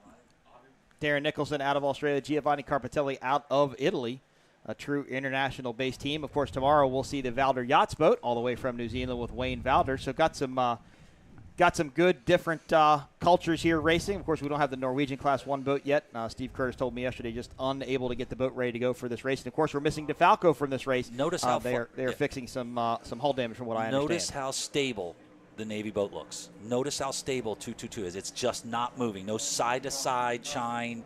It's just locked onto that water there perfectly. That's fast because as you chine walk, you're dipping down the holes down into the water, and you're scrubbing off little tenths of seconds here and there. So 222 Australia Navy, it looks like they're turning in, so they obviously wrapped up qualifying pretty quick. So they're starting them right on top of each other. We are trying to get the third race off today. And I see that graphic over there to the left. It looks like a 306.85 for 222 Offshore Australia Navy on their qualifying laps. Not sure what lap they ran that time on. Again, it could have happened early on or later on, but hard to say. We'll wait for an update from Race Control. So up next, it should be Pothole Heroes, Travis Pastrana and Johnny Tomlinson going third today in qualifying. After them, we should see Monster Energy MCon, of course, Tyler Miller and Myrick Coyle. This will be their second time racing that boat. I know that I talked to Tyler at length yesterday in the pits, and they did say that they've been able to get some testing at home. They've gotten some of the kinks worked out of that boat, made some changes to it, so they're looking for a better result today. Lindsay said we would just like to finish. That would be our objective for the weekend, is just being able to finish here. Okay, if you know in Sarasota. Alex and Miles, everything you can tell yourself that over and over and over. Super competitive guys out there. I expect them to take that super fast new boat and put it through its paces. Pothole Heroes, boat number 022, Johnny Tomlinson, Travis Pastrana, they take to the start. It looks like a 306.85 is the fastest time right now. Of course, those boys were running at speed just a couple of minutes ago, and now we have slowed. Rooster tails have kicked up. Not sure what. Oh, there we go again. All right. So, again, remember, they're running their sight lap. They're trying to learn the course, and, of course, this is going to be critical for Travis Pastrana. He does have a lot of offshore racing experience, raced quite a couple of years now with this. But, the courses are always changing. It's hazy out there. It's kind of hard to see the buoys. Even from when we walk out in our balcony, it's a little bit hard to see the orange buoy. So Travis is really going to have to get himself familiarized with the course. Yeah, but he's one of those unique guys that you can put him in a rally car, you can put him in this, and he just figures it out so quickly. That's just one of these. That's how dynamic an athlete he is he's just able to see and experience so many things and not overthink them and just do it. And that's to me is proven in his ability to jump in these boats and do so well with such talented throttlemen. That's what John Tomlinson told me last week. He is so confident in Travis's ability to just drive anything. Yeah.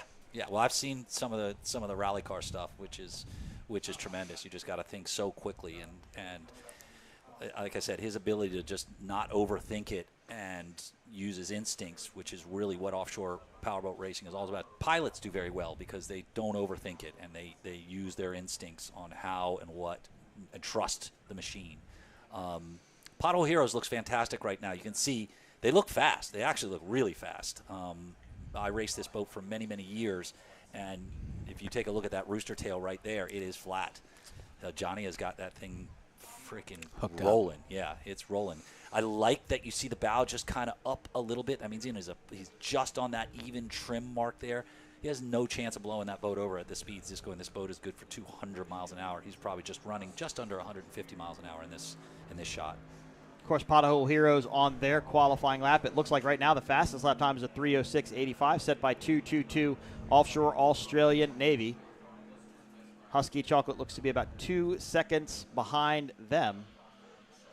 They are currently going to be in pole position number 2. Let's see what 022 Pothole Heroes can do as they come around. I believe this will be the start of their fast lap. I do think that was their slight warm-up lap. It was interesting to see what Johnny was doing. It looked like he was kind of slowing and accelerating a little bit. Let's see where he comes in on this turn here. All right, so he just turned it hard, and he's going to tighten up, I think, on this next pin here, much tighter. And I think that's an optical illusion, right? So he came onto the pin, and now he's swinging straight.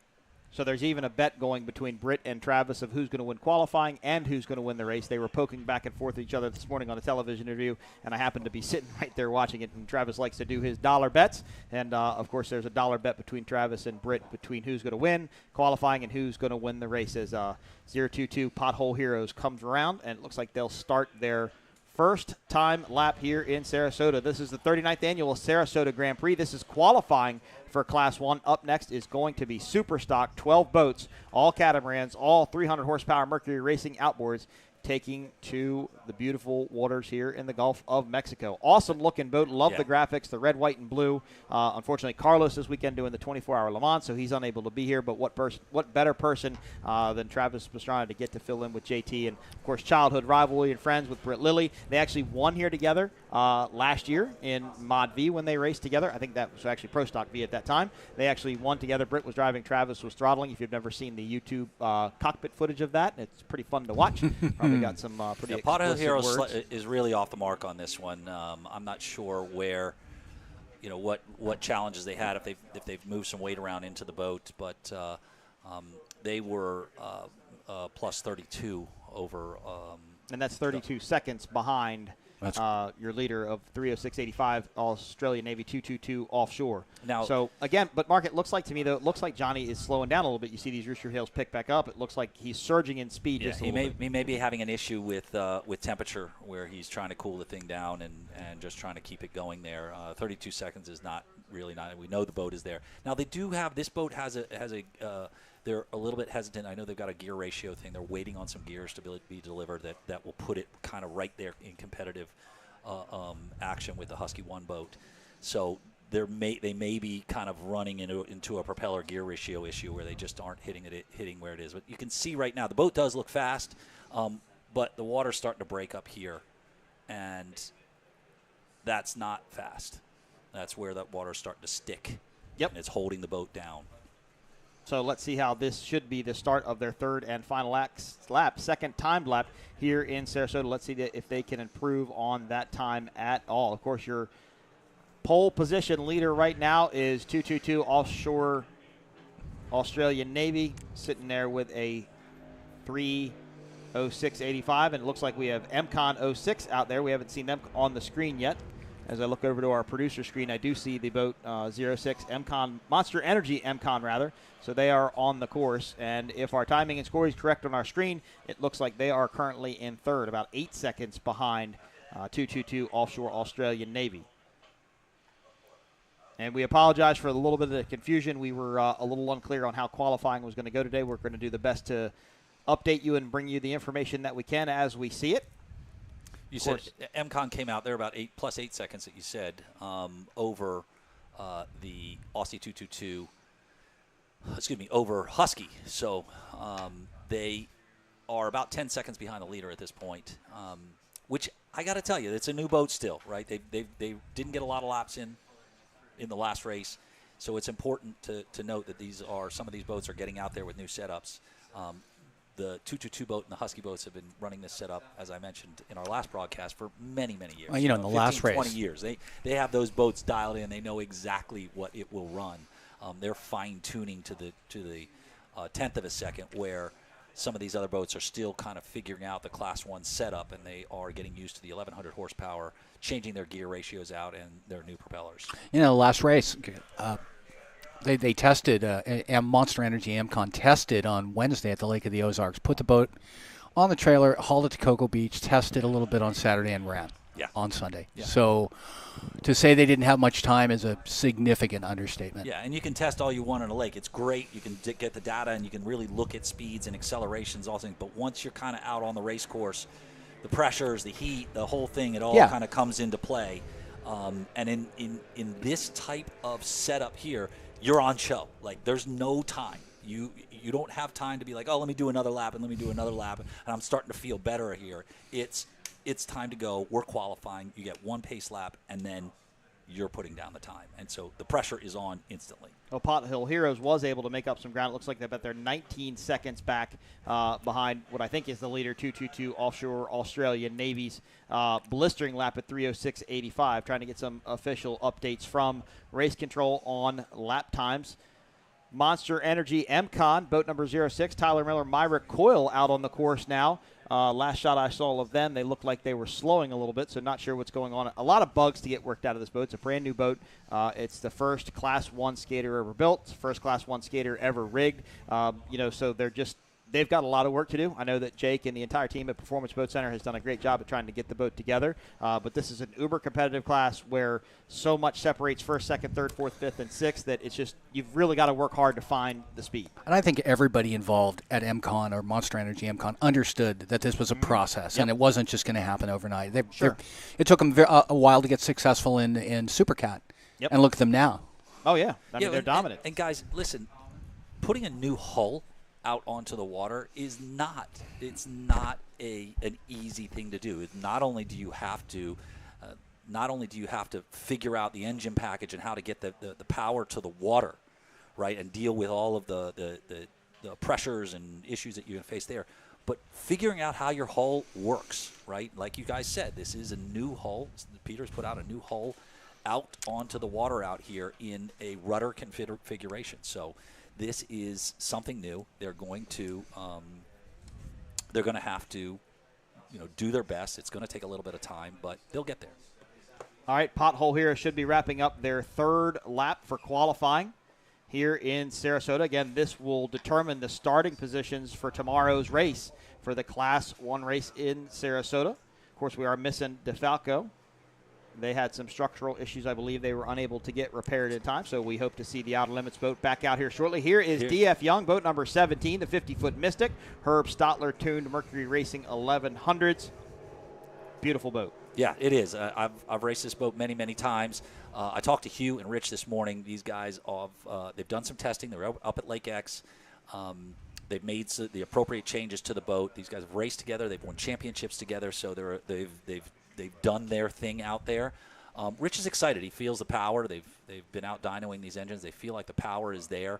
The trick for them is going to get that big hull lifted up out of the water and see if they can get a good time down.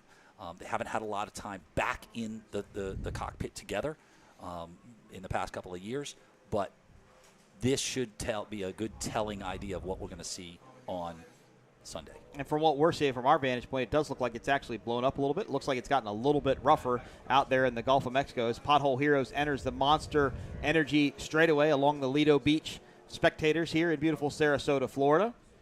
So now it looks like they've completed their third lap for qualifying. They are 10 seconds behind your leader, Australian Navy 222 Offshore, who set a lap time of 3:06.85 here in Sarasota. So they picked it up slowly but surely. They were able to get it figured out. It'll be interesting to talk to Travis and to Johnny about their qualifying, kind of see what happened and get an update for tomorrow. Here is DF Young.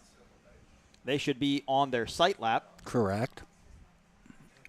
They'll come around and get the course figured out and then start their timed laps. Again, 2 laps here to go as fast as you can to set the start position for the Class 1 race tomorrow. This is qualifying for Class 1 coming to you from the 39th Annual Sarasota Grand Prix. Up next is going to be Super Stock, the 30-foot outboard-powered catamarans with Mercury 300 horsepower racing engines. I don't see Monster Energy MCon. We did get some of those in our shots earlier on. We did see them falling off a plane. It didn't look like they were going fast. Remember, they had a fuel thing. They were limited on fuel on the amount of thing because of the testing they did this morning. They were going to be limited on the amount of laps they could run here. They may have just found themselves in a position where they were able to do 1 lap. That would be tough. Now DF Young is down off of a plane. So we only show MCon as completing 1 lap. Which wouldn't count anyway. Nope, it wouldn't count because it was only their first lap. Pothole Heroes completed 3, Husky completed 3, and 222 Offshore completed 3. But I think DF Young and MCon both may have engine problems. And we haven't seen X Insurance Good Boy Vodka yet. Yeah, Richie is jumping back into the engine compartment here. I just watched him jump out, and let's see what let's see what he's in. I know they were having some water pressure challenges, right? And Mm-hmm. this is a lot of this is based on the amount of water pressure and where you get your trim. On this flat water, you tend to be able to trim it up, and the transom begins to lift a little bit. You may change your water pressure situation. They're still figuring that stuff out. There we look at the VIP area down here at beautiful Lido Beach. CMR Roofing, Monster Energy, your two sponsors of Offshore Powerboat Racing with P1 Offshore. As the patrol boat goes over to DF Young, let's see if we can get an update on what happened to them. 222 Offshore Australia Navy, your current leader in Class 1, 306.85. Husky Ice Spritz currently in second, about 2.5 seconds, a little more than 2.5 seconds behind your leader. MCon Monster Energy looks like they are out with some sort of an issue.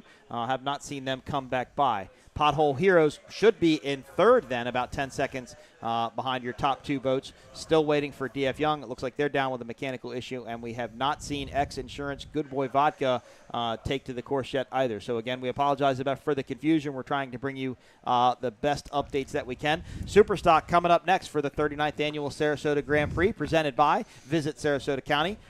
Let's talk about Superstock real quick while we can. Jackhammer, of course, is now 2 for 2. 2 for all 2. the season in Superstock. They won in Cocoa Beach. They won at Lake of the Ozarks. I talked to Reese and Ricky this morning, and they feel very confident about being able to go at it again and see if they can win. I'm going to correct you for a second just because it's Julian. Julian, I'm sorry. It's simply because Julian corrected me in a story I wrote. That's fair. That's totally fair. And I owe Julian an apology. I'm going to tell you, friend. If you're winning 2 races, right? If you're winning 2 in a class like this, as competitive as it is with the guys that you're racing against, it's special. The target is on your back. Yep. I mean, the target is on your back. Everything from tech to what and how are they running their setups. Everybody is going to be pushing themselves while they're testing and getting their boats up to speed. So it's just not. It doesn't get any easier. You know what I mean? They're going to have to work harder and harder as the teams behind them begin to push and figure out where can they find that extra half a mile an hour. Where can they find that bit of acceleration? And honestly, Mark, that was another team that didn't start out winning races. Yeah. I mean, they ended up upside down. Yeah, they had a lot of challenges to start. I was surprised. I didn't – at first I wasn't sure they were going to last. They had so many incidents. It's easy to get dejected and say, hey, you know what, this is not worth it financially and everything. Now we have the X-Insurance Good Boy Vodka boat comes up on plane. This is not a brand new MTI, but a new MTI. To Alex Pratt and Miles Jennings. Of course, talking to Gene Gruber, their mechanic, earlier today. And back in April, this boat was stripped down and not even painted. And here they are just short of July, getting the boat in the water and running it. They tested here at Sarasota earlier in the week just to get the feel for the boat. This is obviously a very successful boat. Johnny Tomlinson and Gary Ballou won the Class 1 World Championship back in this boat in... Oh, I knew you were going to look at me. Yeah, 18? You're the statistician. No, it was the last year. It was the last year. Second to the last year Class 1 ran before its resurgence, and they were under the Abu Dhabi banner. Yep, Abu Dhabi. The boat is, by Johnny's accounts, really fast. It is fast. Anybody who watched the races of him and Gary running, it was a tremendous boat. And MTI makes a fantastic boat. They turn so well. Right, they just dig in and turn. Every time I get into one and I have to run it, I feel like I can do anything in it. The Victory will drift a little bit more. It's very, very precise. It turns on a dime, but the MTI is just kind of, you just know where it's going to do and what it's going to do. It's a fantastic boat to race. I don't want to stray far from what we're watching, but it is bumping up. There's white caps now. Definitely. It'll be interesting for the Superstock contest. So you talked about the advantage of being first and last. Well, this is one of those unique things where the water conditions are changing. So, and it can go both ways. It may flatten out. We've all seen races flatten out towards the end, right, where it's rougher in the beginning.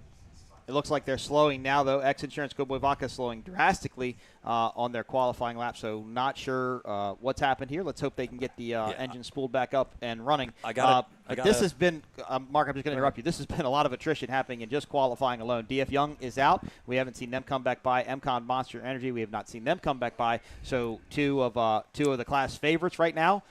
Nowhere to be seen in qualifying, so not sure what's happened to them. We've had 3 boats complete qualifying, all 3 laps. That's 222 Australian Navy Offshore Racing. They were 306.85. Husky Ice Spritz were 2 seconds behind them, and then Pothole Heroes were about 10 seconds behind them. But right now, 3 of the other boats appear to have mechanical issues. Well, listen, I talked to both Alex, Randy Kent, and and miles prior to them coming out here. They were dealing with some temperature issues. The boat is running really, really fast. It's doing everything they want it to do.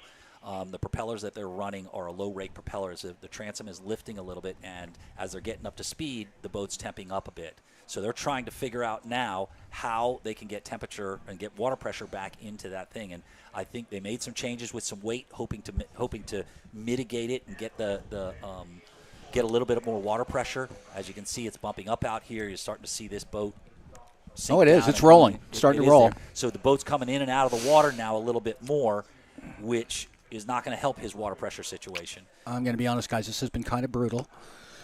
So we just For got an these update boats. from Race Control. Monster Energy MCON is out and DF Young are out. They will not complete their qualifying laps. Some sort of mechanical issue. That was the update from Race Control. So X Insurance Good Boy Vodka, they shut it down, they shut it off, and maybe Mark, they turned off the batteries, turned it back on. If it went into Guardian mode, it could have thrown a code into the computer, put the motor on half power, let's say. They weren't able to run. So if they take it off a plane, shut the engines down, turn the batteries off, sometimes they can clear whatever code they had, be it an overheat, water pressure, oil pressure, they can figure out something, and that looks like what they're trying to do. Yeah, there are a couple of ways to clear a Guardian. You have to pull back all the way. That's a simple Guardian. If you have to do a hard Guardian, you pull back, just reach over, turn your switch key on, off, and you can go back in, and it'll reset the system there. Well, it'll be interesting for the P1 and Class 1 officials to determine the starting position if 3 of your boats don't end up qualifying where they should.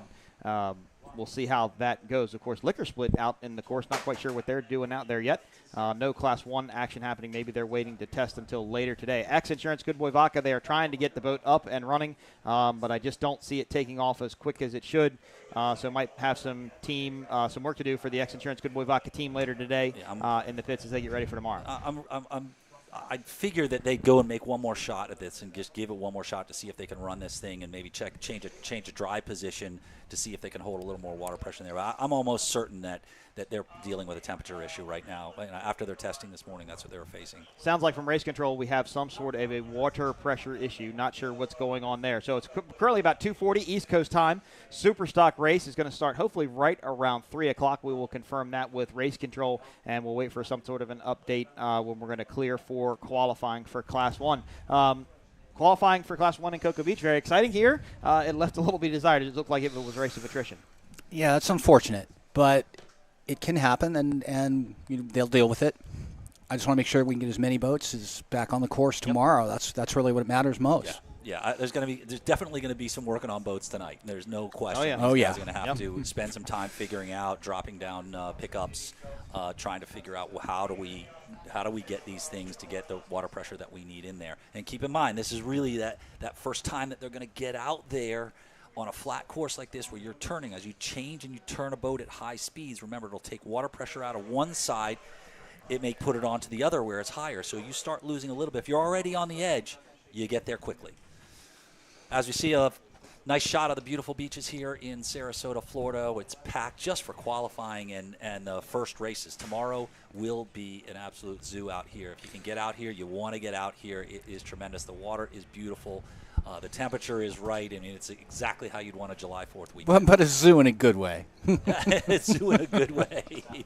All right, beautiful day here in Sarasota, Florida. All right, we believe that qualifying is done for Class 1. We'll go talk to Race Control, get some sort of an update what's happened. Superstock should start right around 3 o'clock. Liquor Split, they are out on the course for Supercat. Not 100% sure what they're doing, but they're going to go out and run, maybe get a test in before Superstock. I am Mike Uwaski, Matt Trulio, Mark Granite. You just watched qualifying for Class 1. We're going to take a break. We'll be back right after this.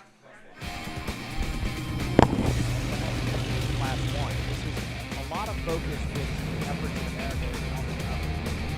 I'm tired right around 2 o'clock. So maybe the guys come in.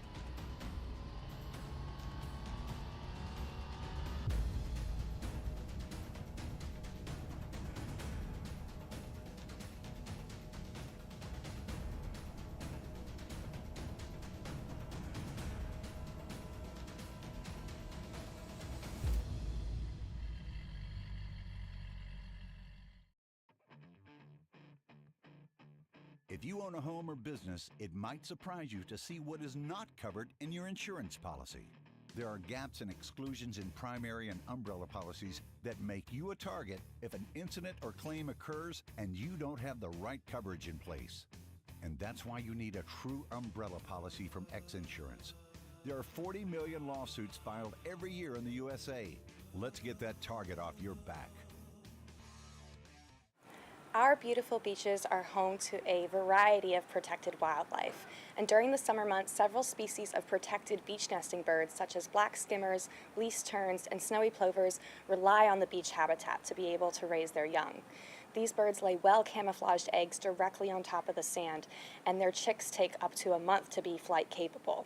So, Audubon and the P1 Marine Foundation want to remind everybody how to best share the shore with these protected birds. Remember to give these birds space. Even if outside of the nesting area, these birds are protected and should be left undisturbed. Please leave Fido at home. In accordance with local ordinances, dogs are not allowed on Lido Beach, and they can be a major disturbance to these birds. Be mindful of your food and your trash, as if you leave these on the beach, it can attract predators to the nesting areas.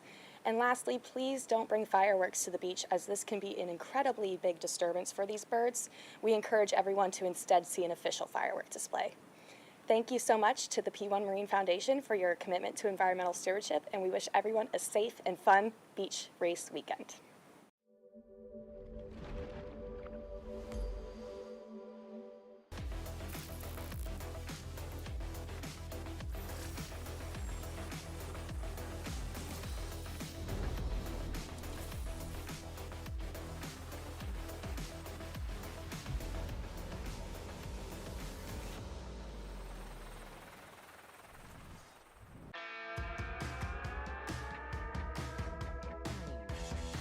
The legendary Thunder on Cocoa Beach kicked off again on Florida's Space Coast, returning for the 13th time.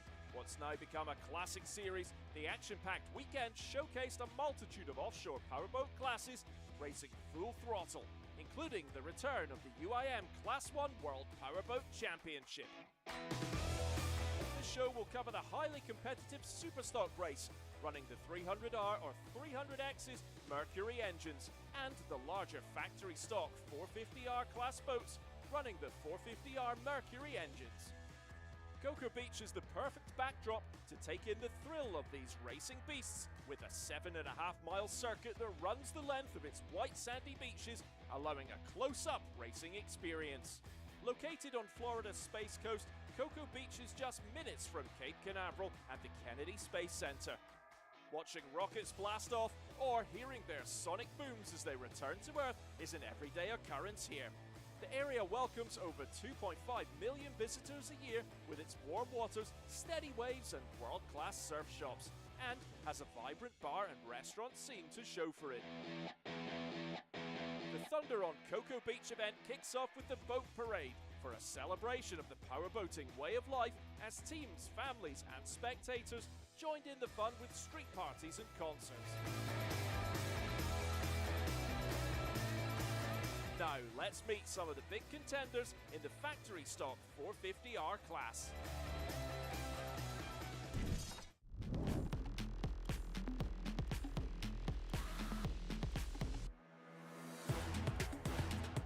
News this year was the factory stock 450R class had grown to 5 boats. And while they raced alongside the Supercats last year, in 2023 they would have the 7.5-mile race course to themselves.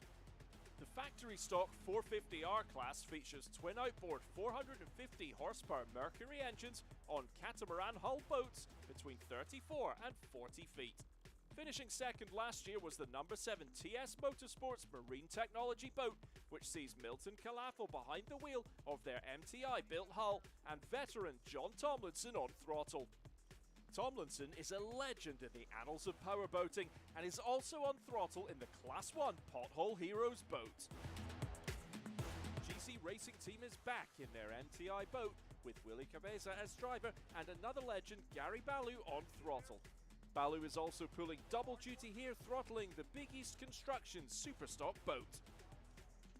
So last year we got a new boat in St. Pete, and we raced St. Pete, Clearwater, Key West, and then we went to Englewood, and those were our first couple of races that we did. So we're relatively new. I'm relatively new. Gary's not, but I'm relatively new. Moving up from Superstock and throttling the PLP Scapes Doug Wright boat is Julian Maldonado alongside driver Brian Guy. New to the series here is veteran throttleman Italian Michael Carcenti and driver Irvin Grant in their Doug Wright built 227 Gladiator Canados boat. Okay, well, I started racing in the US 2001. I won 4 world titles here with Reggie Fountain. And I raced also in Europe and in XCAT in Dubai. Well, I'm learning as much as I can off this guy and Troy. They're the best guys in the industry to learn from and take notes. And the boat's amazing, and this guy can throttle like a maniac. So I'm very, very proud and happy to be in the boat. He's good, he's very calm, he's relaxed. That's what you need in the boat. And rounding out the mix is 2 upcoming stars in powerboating from legendary families. Ian Morgan behind the wheel and Nick Impressure on throttle. We got a new boat this year. We got a 39-foot MTI powered by 450 Mercury Racing. We're coming off a championship win from Key West in the Mod V class, so we're looking to keep the momentum rolling. It looks like we hit the ground running. We had a podium finish in our first race. Stoked about that. The 450R factory stock race starting lineup was determined by lottery. The number 7 Marine Technology boat had the coveted inside lane position with 151 Express to their outside, followed by GC Racing in the 3rd lane. According to the rules, boats have to maintain their lanes around the first 2 turn buoys before crossing each other's lines. The 5 boats line up for the start, 7 laps. 3 MTI boats on the inside and the 2 Doug Wrights on the outside. The green flag goes up, the race is on. The red PLP Scapes nails the start. But on the inside, the blue TS Motorsports finds its speed. Johnny Tomlinson and Milton Calafel power ahead of the field. The 2 Doug Wright boats on the outside jostling for 2nd place. Entering the first turn now, critical that all boats hold their lanes until the back straightaway. The number 7 boat on the inside goes wide, pushing the field further out, forcing them to cover even more ground. Gladiator Canados keeping 151 Express in check, coming around the outside of the turn. They have the speed and pass the 2 young guns in their MTI boat. TS Motorsports with a solid lead. Gladiator Canados neck and neck with 151 Express. Gladiator Canados has the inside lane into the yellow buoy and locks in P2. Coming back around to the inside, PLP Scapes takes the turn tight, has the inside lane and makes a move past 151 Express trying to get P3. Entering lap 2 now, and TS Motorsports has a commanding lead. Gladiator Canados in 2nd. And the red Doug Wright PLP Scapes has taken 3rd from 151 Express. Number 32 GC Racing is trailing in 5th, seemingly dogged with setup issues. PLP Scapes is chasing Gladiator Canados in the fight for 2nd when they hit the right-hand turn buoy after the dogleg. Here it is again on the replay. That'll be a penalty for Julian Maldonado and Brian Guy. On the next lap, TS Motorsports goes way off the racing line, probably searching for the missing buoy. Gladiator Canados tries to capitalize, but Tomlinson and Milton keep their lead.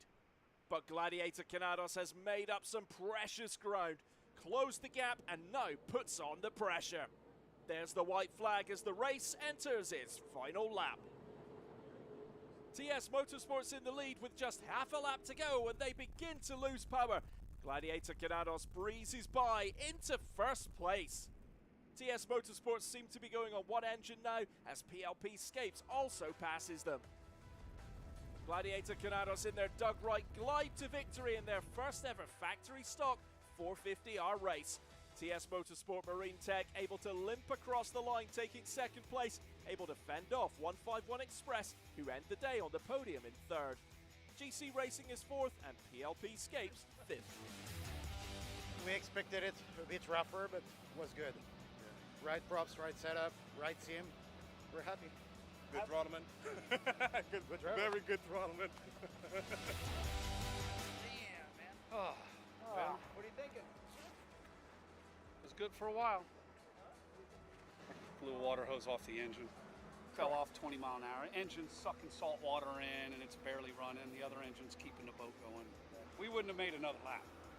Wish we had another minute of it holding together. We thought it was going to be a little bit rougher than it was. Definitely calmed down since yesterday. So we had a really good setup for yesterday's conditions. So we were basically chasing the pack, but we knew that we had good pace and we knew we were learning a lot. It was our first full race with the new boat. First season of both of us racing a cat. So a lot of valuable seat time to experience.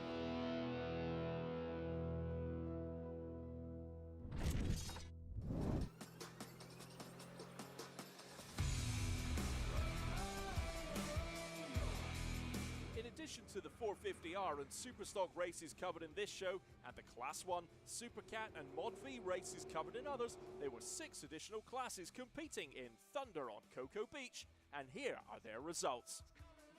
In the Bracket Class 200, Predator Stakeman Motorsports with driver Dean Staleman and Throttleman Nate Hunt came out on top. The Bracket Class 300 win went to Team Woody Racing with driver Bill Shipley and Chad Woody on throttle. In the Bracket Class 400, the winning boat was Control Freak with driver Mark Robbins and Damon Marotta on throttle. Bracket Class 500 went to TFR X Insurance Offshore Racing with driver JJ Turk and throttleman Michael Stanko. The Bracket Class 600 win went to Freebird, Reef Delanos in the driver's seat and Ryan Stelman on throttle. And the Bracket Class 700 win went to Jackhammer with driver Brian Guy and throttleman Julian Maldonado. Podium placers and winners were celebrated at the podium ceremony hosted by Fish Lips.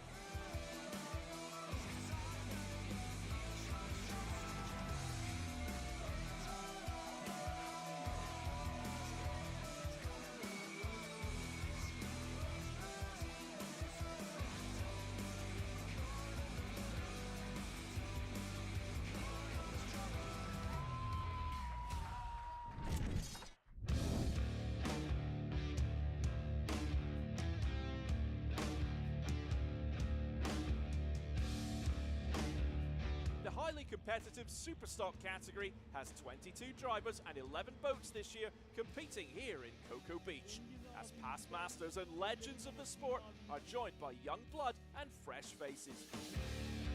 This category features 28 to 32-foot catamarans with fully enclosed race canopies and is the second year after the introduction of the 4-stroke 300R Mercury racing engines alongside the existing 2-stroke 300XS's. Entering the race with the number 1 on their boat is last year's championship-winning boat, Jackhammer. On throttle is Julian Maldonado, taking over his father's seat from last year. Reese Langheim continues in the driver's seat. Me and my dad swapped sides, but can't take it away from him. He built this, and it's a good ride. Oh, we're ready. We've been working hard. We've been testing. Julian's been working morning, noon, and night on this boat to make it happen. That Manatee Marine. That's what he owns and he does. So he's killed it, bro. And we're ready for this one. We got SO1 on our boat. It's our first race of the year. Let's see what we got. I can't wait. Performance Boat Center returns after their second place finish in the 2022 campaign, with Myrick Coyle driving alongside Rusty Williams on throttle. Same boat going the new season. We love this boat. She's been good to us. So now we drew 8th place going into this race, and we've had a little bit of testing, and the boat felt good. So I hope we do well today. Yeah, just in our off season, we went through the boat. Since it's 2019, we went through some of the rigging and stuff like that. Just make sure it's mechanically sound, but boats always ran good and treated us good. We got a podium boat. I don't know if we got a winning boat, but we got a podium boat.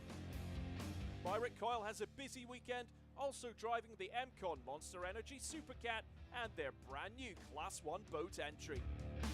The 2021 champions CMR Construction had a rough ride last year with a catastrophic boat failure in the St. Petersburg Clearwater race, but the two Seans are back, Sean Torrente on throttle and Sean Connor in the driver's seat. Brand new year, brand new package. We switched over to an MTI, completely rebuilt the boat in the off season, brand new boat, runs great, fast, safe, and we're looking forward to a good race today. LPC finished 3rd in 2022, and throttleman Lauren Peters continues alongside new driver Mike Wright. Team Allen Lawn Care and Landscaping's throttleman and owner Bill Allen is joined with new driver John Strama. Big East Construction's legendary throttleman Gary Ballou continues alongside driver and owner Cole Liebel. Celsius continues with its solid lineup with Christopher Hopgood driving alongside throttleman Ryan Beckley. Steel Offshore Industries has a new look and new throttleman. Veteran Billy Moore riding alongside driver and owner Dominic Steele.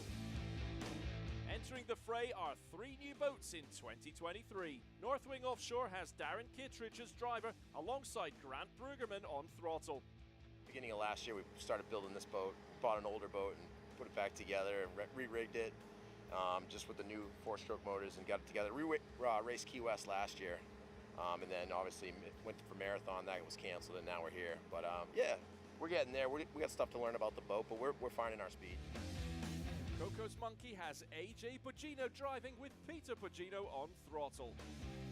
And rounding out the field is Team Bermuda GL Construction, which has David Selly in the driver's seat with Stephen Bridges on throttle. The circuit on Thunder on Cocoa Beach is a 7.5-mile track with a dogleg on the outside. The nearby Gulfstream creates an underlying swell here. Getting the setup right is always a challenge. That's the conditions. Big roll, which is cool. I actually think it'll flatten out just a little bit when we get to the race because there won't be so much boat traffic with boat rollers and stuff, but it's still got that huge Atlantic roll, which is cool. When we come through turn 1 and 2 going back that way, you go right into it. So it's right wind in the face, big, like, 6-foot, 7-foot rolling deal. It's gonna be fun. So we drew 8th position from the pole. So there's 11 boats in our class. So obviously there'll be 3 boats on the outside of us. And what that means is that we have to stay in lane 8 all the way around turn 1. Ideally you want turn 1, but it's also a little bit nice too because it gives you a little bit more room on the outside.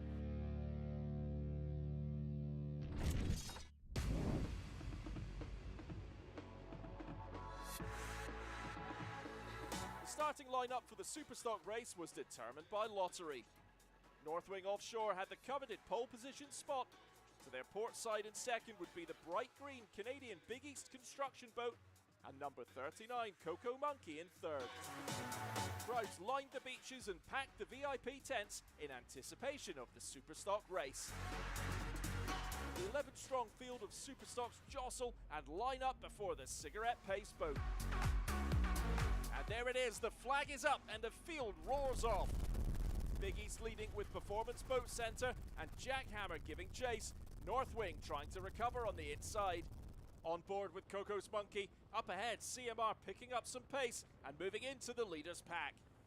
Performance Boat Centre is on the outside, neck and neck with Jackhammer. Both boats trailing the green Big East boat on the inside. Jackhammer has hit its stride. Julian Maldonado and Reese Langham start to surge ahead. They're set up just right for these conditions. Celsius in the midfield start to get some air over the waves. Every flyer costing them valuable traction and speed. They begin to fall back. Team Allen is P3 as the field approaches the first turn. Northwing P4 on the inside, CMR back in 7th. Coco's Monkey and Celsius fighting for 10th. Jackhammer has the lead, followed by Big East and a 5-boat battle royale for 3rd. It's an 11-boat wide field in a long turn. These inside lanes now have a huge advantage. Team Allen gets a huge flyer. They land hard and break off a piece of their boat, but motor on. Jackhammer on the outside, just able to maintain its lead as Big East close in. Team Bermuda comes out of the turn with remarkable speed and moves into P3. Great start for the young guns. Coco's Monkey trails in P8. Up ahead is CMR in 5th and Performance Boat Centre in P6. The green Big East leads Jackhammer, but the number 1 boat has the inside lane going up to the yellow left-hander. CMR moves up on the outside of Northwing in the fight for 4th place. Behind them, Performance Boat Centre is P6, but Team Allen has the speed and pass Myrick and Rusty, bumping them down to P7. Team Allen unaffected so far by their broken boats. Up ahead, Jackhammer is pouring on the power, pulls ahead and puts some serious distance back to Big East. CMR catches up and attacks on the inside, fighting for 3rd. Coco's Monkey is P8 behind Performance Boat Center in P7, led by Team Allen in P6, Northwing in P5. Jackhammer in first, going over massive swells, turns back to the inside straight. The fight for second is between Big East, Team Bermuda and CMR. They're followed by Team Allen and Northwing, who are locked in a fight for P5. With Superstock boats so well matched, the competition reaches the highest caliber and makes for non-stop intense racing. Team Bermuda carries the speed around and takes the Big East boat on the outside. Team Bermuda's young guns are proving to be a force to be reckoned with. They lead into the yellow now in P2, but can they extend their lead? Nearing the end of lap 2, the battle for second still separated by just the rooster tails of Team Bermuda, Big East and CMR. The two Seans of CMR make a move to the outside and Northwing joins in the fray. Having snuck up on the inside, the battle for second now between 4 boats. CMR has the room this time and closes in the line. They approach Big East's wake and make a dramatic cut across that dirty water and squeeze in between Big East and Northwing. Climbing out to the outside track now, ploughing up the huge waves, it's an epic fight for third. CMR catches huge air but maintains control. The 3 boats emerge from the turn neck and neck. The X-Insurance helicopter right on top of them, witnessing an epic fight for third. The two Seans are giving it their all. They pick up speed. CMR does it. They crank ahead and take third. And they keep it going. CMR slowly reels in Team Bermuda. CMR on the inside lane. They pass Team Bermuda and now take second. Team Bermuda look like they're in trouble and fall back. Passed by Northwing, then Big East. Meanwhile, Performance Boat Center has been finding its groove and passes Team Allen to move up to P6. Jackhammer is in a race of its own, extending its lead lap by lap. Entering lap 4, Performance Boat Center makes a move on the inside, coming around the south turn. They attack Big East Construction, entering the Monster Mile and pass them into P4. Ahead of them is Northwing in P3 with Darren Kittredge and veteran throttleman Grant Brueggemann, which will be a hard nut to crack. Behind them, fighting for P5, rages through big waves. Big East is caught by Team Allen and Coco's Monkey on the inside. Team Allen grinds past Coco's Monkey, just inches away as the hulls almost make contact. Incredible control over these boats, travelling in such seas at such speeds. The pair of boats remain bunched up behind Big East, doing everything they can to keep fifth. Entering lap 5, Performance Boat Center is now just behind Northwing. As these boats use up their fuel, the center of gravity shifts, giving certain setups an advantage. Performance Boat Center stays close to Northwing's line, taking some spray. Performance has the pace, and they go for it, sticking as close to Northwing's line as possible around turn 1. Northwing and its veteran crew defend successfully and fends off Rusty and Myrick for another lap. Entering lap 5, Northwing chooses the outside line for a run at turn 1. Performance stays on the inside. As they near the turn, Northwing begins to cut it, negotiating huge lateral rollers, climbing up and down. Performance Boat Center holds steady, toes the inside line and beats Northwing to the turn. Myrick and Rusty take second place. What a show of consistency as they rise through the field from 8th. Out in front, the defending champions got away at the start and never let go. Behind Jackhammer is the 3-boat cluster in the battle for second, all within a 3-second gap of each other. CMR in P2, followed by Performance Boat Center in 3rd and Northwing in their inaugural race running in 4th. Jackhammer cruises into their first place finish. A flawless race and impeccable boat setup. CMR crosses the line in 2nd, Performance Boat in 3rd, and Northwing just out of the podium in 4th. Team Allen gets 5th, followed by LPC, who nabs valuable points in 6th. Big East finishes in 9th, and Team Bermuda last after they break down. Challenging race. We got out and we made turn number 1 and never looked back. It was bumpier than it looks, but the boat, that's where it shines. So that's what we wanted, and we're happy with the outcome, obviously. Perfect race. That was it. Not one mistake. Not one mistake. We did one little oops in the one corner, but after that, man, we got her. Yeah, you know we'll what I do mean? that again. Yeah, we stood her up a little higher than we like to, but it came down, so it was good.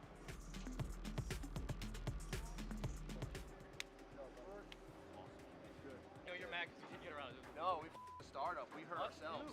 We totally. We looked left. Dude, they dropped that green. Like, he's like green. I'm like, what? We both looked left. Yeah, we're sleeping. Gary went, woo, and we were like, what the and you got, everybody was That's all good though, good racing. Great run. Great run. Good job. It was so much fun. Sean did a great job on the wheel. I mean, it was just, we had a battle, 4 of us. That was us, Big East, Northwind, and Bermuda, just all together in a gaggle for the first couple laps, and Jack Hammer was able to get away from us. And then he drove it through just incredibly, and then once we got him clear, we could pull Jack Hammer in, but we know they were managing, so. Super fun race. A lot of deck-to-deck racing, which was a lot of fun. Everybody was clean. Everybody drove well. Like I said, we just got caught up in the fight for second place, third place. Yeah, pleased with that way. I mean, I told you before the race we had a podium boat, and we just barely made the podium. So. Barely. You know, we go into turn 1, you got to be 8 lanes out, and you just watch a mess happen underneath you, and you're trying so hard to get around it all, and then come out. It's tough to recover. So you come out of turn 1, and there's no matter what boat's ahead of you, and you just start picking them off. Dealing with the wakes and dealing with everybody else's driving patterns. You don't get to run your line. Like this, and Gary goes, woo! And we look right in the flags up. We I know, I was trying to see it. I'm like, oh, green flag. All right, oh, there totally missed it. There, buddy. We actually were on pole, and on the start when we lined up, Grant and I, Throttleman, we just happened to glance left both at the same time, and right when we did that, everybody took off, and we looked back right in the green, so we got like a real late jump, which really hurt us going into 1. I feel like if we caught that at the right time, we would have been right there, but it's a good battle, good racing, but I just wish we had a little better start, but all good.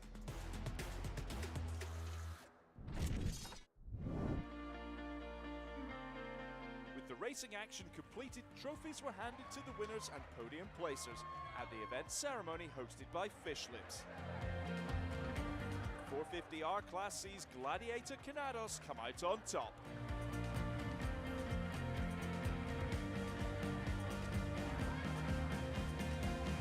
And in the Superstocks category, Jack Hammer reigns supreme. That concludes the 2023 Thunder on Cocoa Beach. See you for round 3 in Sarasota.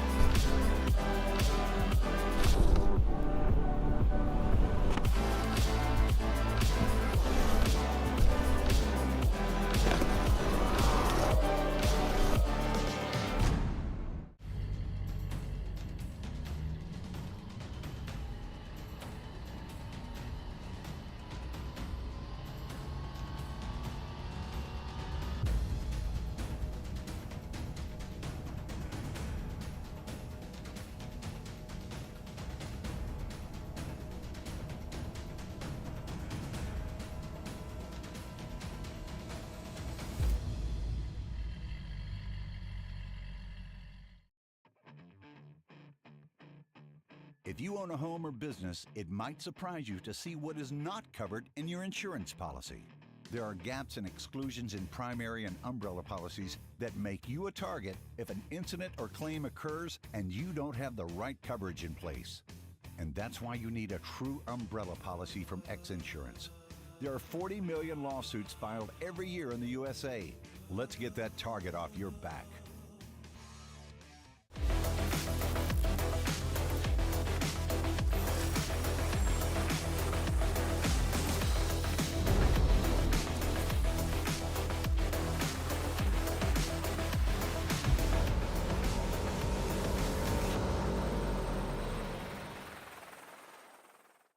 Welcome back to the 39th Annual Sarasota Grand Prix presented by Visit Sarasota County. Your sponsors for Monster Energy P1 Offshore Racing, of course, Monster Energy Drink, the official energy drink of P1 Offshore Racing. Mercury Racing, CMR Construction and Roofing, X Insurance, Good Boy Vodka, Gold Coast Eagle Distributing, Micro Trailers, and Tuna Skin Aquatic Apparel. Mike Iwaski, Matt Trulio, Mark Granite. We wrapped up Class 1 qualifying just a few short minutes ago. And, of course, a lot of parity out there in Class 1 qualifying. But now, to me, this is the race maybe of the weekend and surely of the day with Superstock coming up in just about 2 or 3 minutes. We have 11 teams out there. Going to be exciting as they just went in front of our vantage point here at the Lido Beach Resort on Lido Beach, beautiful Sarasota, Florida, as the Superstocks will go down to the mill area and get ready to line up for their start. Unfortunately, we don't have any pole positions. We weren't given any of that information for our broadcast, so we're not going to know who's on the inside and the outside. But, Mark, why don't you take us through the lineup for the race? All right, so this was going to be a fantastic race. It's always a great race. The Superstock guys have done so much work, and they work so well together, right? They're one of those classes that just communicates well. They're all on the same page. They're super competitive. These are 30 to 32-foot boats, 32 to 40-foot or 34-foot boats, powered by Mercury Racing 300s. The starting lineup looks like Big East Construction. We got Cole Leibel and Gary Ballou. We have the Celsius boat, S43, Chris Hopgood and Ryan Beckley. We got S39, Coco Monkey, AJ Borneo and Peter Borneo. We got Jackhammer, S01, Reese Langham and Julian Maldonado. We have LPC, S27, Anthony Smith and Lauren Peters. We have S77, North Wing Offshore, Darren Kittridge and Grant Bergerman, super experienced racers. S21, Performance Boat Center, Myrick Coyle, Rusty Williams. S03, Steel Offshore Racing, Dominic Steele and Ricky Maldonado. And S54, CMR, Sean Connor and Johnny Tomlinson. Johnny Tomlinson has jumped in for Sean Torrente, who's racing in France. F17, Team Allen Lawn Care, John Strama and Bill Allen, very experienced guys. S33, Savage, you have Brian Marquardt and Randy Swears bringing a new livery and a fresh boat out there. They're super excited about there. And Team Bermuda, David Seeley and Stephen Bridges. So we got a full house out there today. Good flat water. This is going to be a great race. And we're getting word from maybe our producers that we have a particular camera angle available, but we'll wait for some word on that as we went through our lineup for Superstock. The boats are behind the pace boat. Looks like they're going to get ready to start any minute. And they will get lined up. So it looks like Jackhammer is on the pole. Nice little idle Look there. at that shot right there. I mean, your heart is blowing through your chest. That's a little bit of fiberglass, isn't it? You got a little, you got a nice chop. I mean, this is everything you want in racing. This is it. This is the excitement. These guys, look at how professional, lined up perfectly. They know the plan. They know what they're about to do out there. They're playing by the rules. No one is edging anything differently.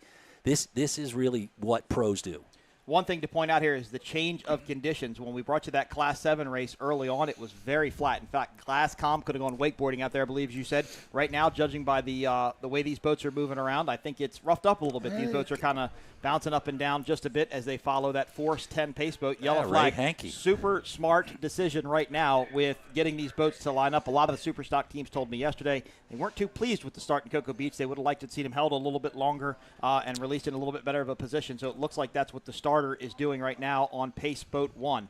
Of course, Big East Construction going to be easy to see. The bright green boat. There's Celsius. There's Steel Industries. North Wing.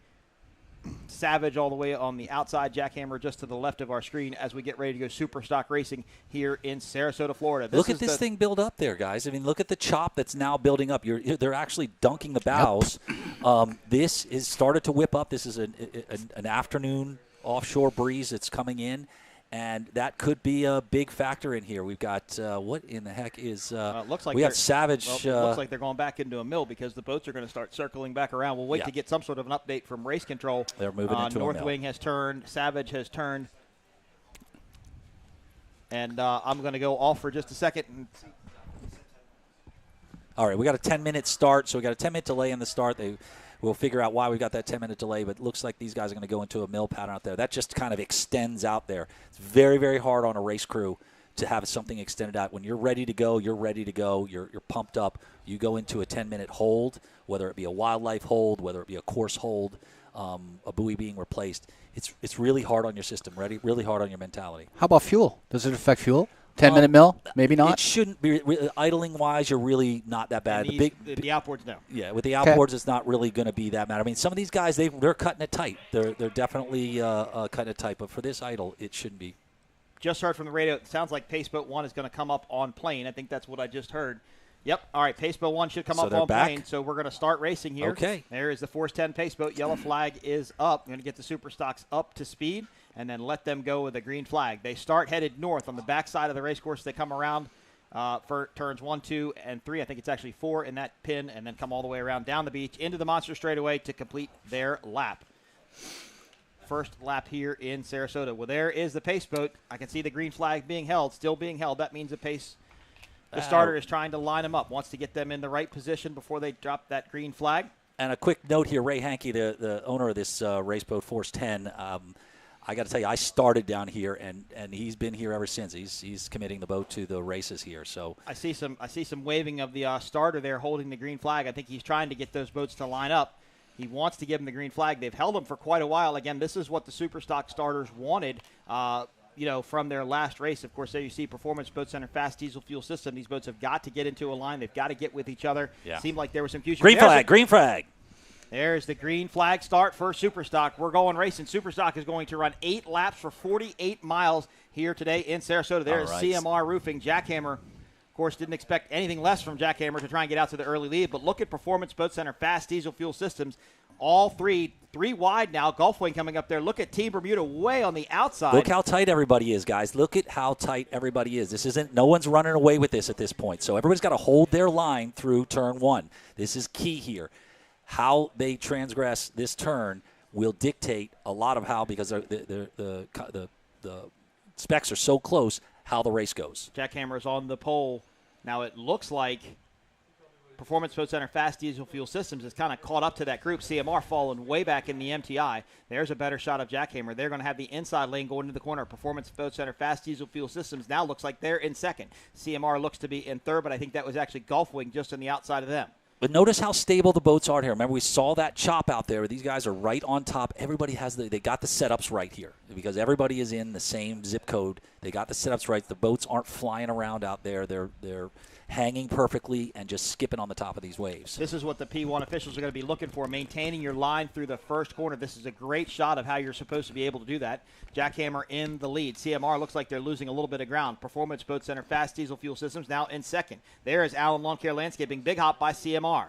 Performance Boat Center Fast Diesel Fuel Systems in second. Jackhammer continues to lead. There is somebody jumping to the inside. There's Big East Construction. So it'll be interesting to see how all these boats pan out after coming through the first turn. CMR able to get back into second place. Johnny Tomlinson, Sean Connor. Performance Boat Center Fast Diesel Fuel Systems now in third. Here comes Northwing on the inside. Now they're making a charge for third, way inside the Rooster Tail. CMR may even look like they make a move for second. Performance Boat Center had Myrick out on the race course just earlier this in the Class 1 qualifying, so he has a flavor for what the water was like out here. He'll probably do well. Yep, Jackhammer picking up right where they left off, Matt. Yep. And that last shot gave you a real true perspective of the distances between them, the separation. But now look at this battle shaping up for second. That's CMR and Performance Boat Center Fast Diesel Fuel Systems trying to battle out for second. There is Northwing and Allen Lawn Care Landscaping just to the right-hand side of your screen, all battling for second place. Yeah, CMR starts to pull away a little bit, Performance Boat Center. But now look at this. LPC even further outside of this group. This is a four-way battle for third place right now. This is what you're seeing on the top end where these guys are beginning to creep up on performance. There is a bit of taller propeller pitch. That's what you're seeing there, where somebody is hitting the limits of what their setup is, and when you see that creep on the top end, they've got a little bit more that they're able to access. Look at the lead by Jackhammer, though, Matt. They have just checked out, picked up right where they left off. Holy cow. Now the battle is for second and for third between these 5 boats. I got to tell you, this is lap 1, and you have a boat like Jackhammer that is that far ahead of this many super competitive boats. They have found the magic sauce somewhere because it is very, very hard to go against professional race boats, drivers like this and crews that have set these boats up hours and hours of testing and be able to, on the first lap, pull 20 boat lengths on them. Allen Lawn Care Landscaping just to the left of your screen. They are trying to make a move on LPC. This is the battle for second, however. CMR in second. Performance Boat Center Fast Diesel Fuel Systems in third. Northwing back in this group. There's Allen Lawn Care Landscaping. There's LPC. Look at 3 boats wide for third place going into the turn. This is the start of the first lap of the race. Jackhammer out to the early lead.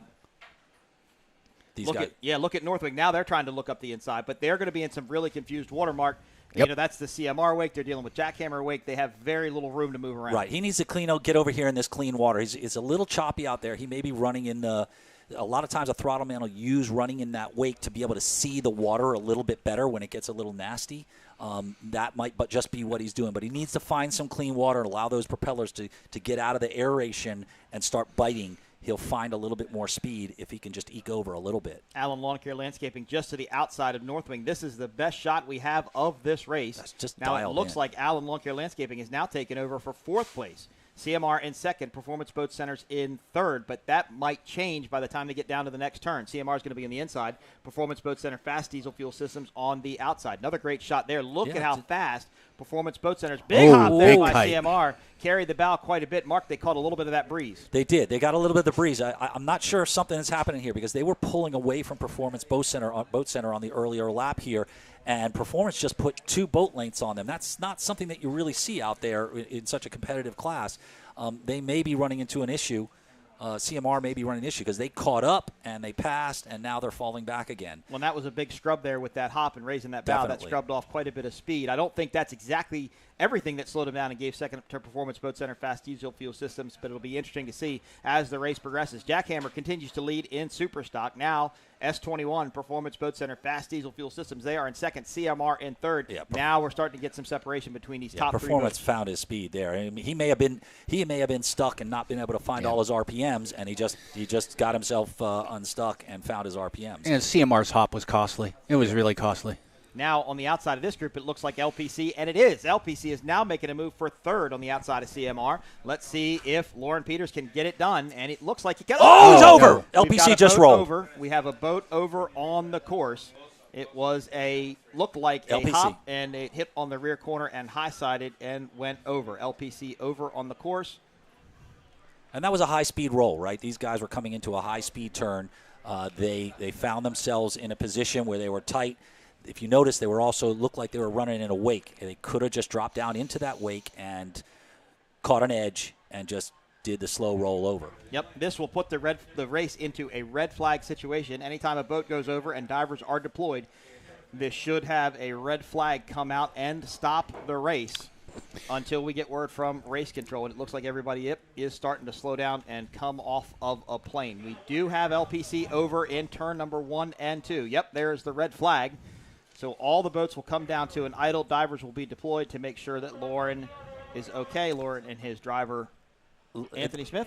It is Anthony Smith. He stepped in for Mike Wright. Now, guys, again, we did this in Cocoa Beach, but I want to do it again. Walk us through what's supposed to be happening here right now. So when you have an incident out there, especially if you're in the boat, both drivers are out, both driver and throttle man are out. So that's great news and great to see out there. So we know that everybody's okay. They got on their own. But let's take a little bit of a moment to talk about what happens and what the drivers and the race crew expects to happen. When something like this happens on a course, it's something that these guys have trained for, right? So in this instance, there'll be a decision made of whether they want to deploy rescue divers from the helicopter or from the boats. And that is a decision that's made from the safety crews. Sean, the guy that's running these guys. Sean Steiner. Steiner is a super, super experienced guy. He's flown over me so many times, and I trust that guy with my life and his whole team. They are dedicated pros. So they'll make a decision on whether they want to deploy drivers or not. At this point, if they don't deploy drivers, you'll have a safety boat come up. Those divers will go into the water. They'll go underneath the water. They'll check and see if there's any challenge, if the race crew can get in or out of the boat, or if they're struggling. They'll go in through the top, and they'll assist the race crew to get out of the boat and then go through there and check there. If the divers are deployed, right, at that point, they have all the necessary tools to be able to extract the race crew out of the boat and get them to safety. Mike, explain what happens on the restart. The restart, they're probably going to go back to the finish in which they were running. Of course, there is Jackhammer. They were your leaders. Race control will tell them to basically line up in the position of which they were, and they will restart the race. They didn't even complete one lap. They hadn't even completed one lap, and LPC went over. Unfortunate day for those guys, but it looks like they came out okay. But we've talked about this before. When you flip over in saltwater, it tends to do a lot more damage than you flipped over in freshwater. Basically, that boat now has to be completely rewired. Oh, yeah. Nothing is going to be salvageable, Yeah, no, unfortunately. The great thing is this class is the kind of classes that boat is going to get back in the pits, and those engines will be pickled tonight. You'll get crew chiefs and engineers from the other teams will come over, and everybody will dive into that boat and help them get that thing in the best position it can, so the equipment isn't completely destroyed. Yes, the wiring has to be done, but the engines will have to be pickled, so everything will come apart. They'll pull everything off. They'll put some diesel fuel into the cylinders so they can get back and the engines aren't destroyed. As long as we have the time, would you mind explaining to people who may not know what pickling means? Yeah, basically they'll go into the engine. They'll take all the necessary parts off of the engine that they can, and they'll put diesel fuel into the cylinders, and that will take care of any water and there's any type of corrosion or anything that might happen. It keeps everything lubricated so they can get in flush and then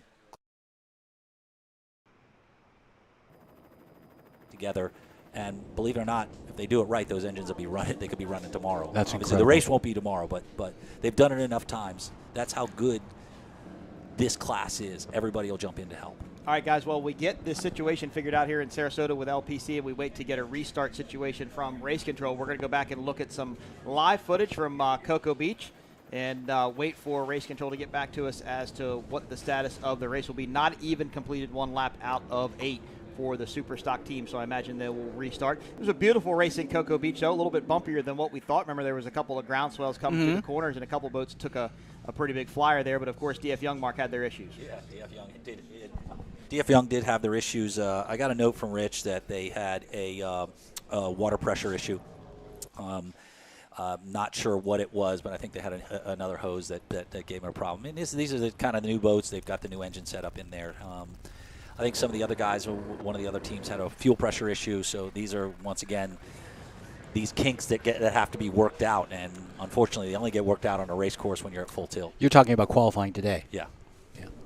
Yeah, there was a fuel pressure issue. There was a water pressure issue for sure. On the race course in Cocoa Beach, we had water pressure issues and hose issues.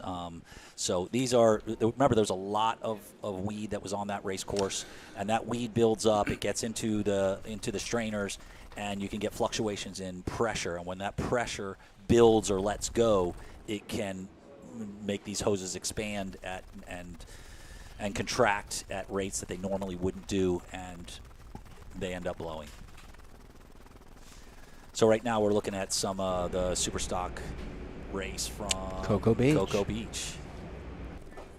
Once again, Jackhammer in that race also putting on a tremendous show. These guys have really found the speed in that boat. I mean, it's really hard to see how quick they are versus some of these other super competitive guys. Of course, this was Jackhammer's first win of the year in Cocoa Beach, Florida, where they went out in dominant fashion, and they were able to take the win for that victory haul. There's Rick Landheim and Julian Maldonado, the throttleman for that team. It was a lot rougher than we had anticipated. Of course, a lot rougher than it is here today. Of course, didn't unfortunately have any boats go over in Cocoa Beach, but had LPC go over here today. You know, and if that was the corner to go over in, I think that was going to be it. That was the one that was going to be kind of confused. The wind is coming directly from that buoy, and it looked like Lauren just went in there really, really hot. He was trying to make the move on the outside. The boat kind of picked up, maybe broke suction from a little bit, hit that rear port corner, and then just high-sided right up to the yeah, it catches an edge when you're doing that. Yep. These high-speed turns, you're kind of trying to slide a little bit there, and if it with that little bit of a swell, it just dips down a little. And as you saw, while it happened fast, it was actually a slow, high-speed roll. Gentlemen, look at the crowd on the beach. If this is day one, imagine what tomorrow is going to be like. Tomorrow is going to be fantastic. I used to nothing like race day on Sunday, July 4th weekend in Sarasota. Just beautiful beaches, great crowd. All the amenities are all right here, and the traffic isn't really that bad. It's not. I was able to just come right up to the hotel over here.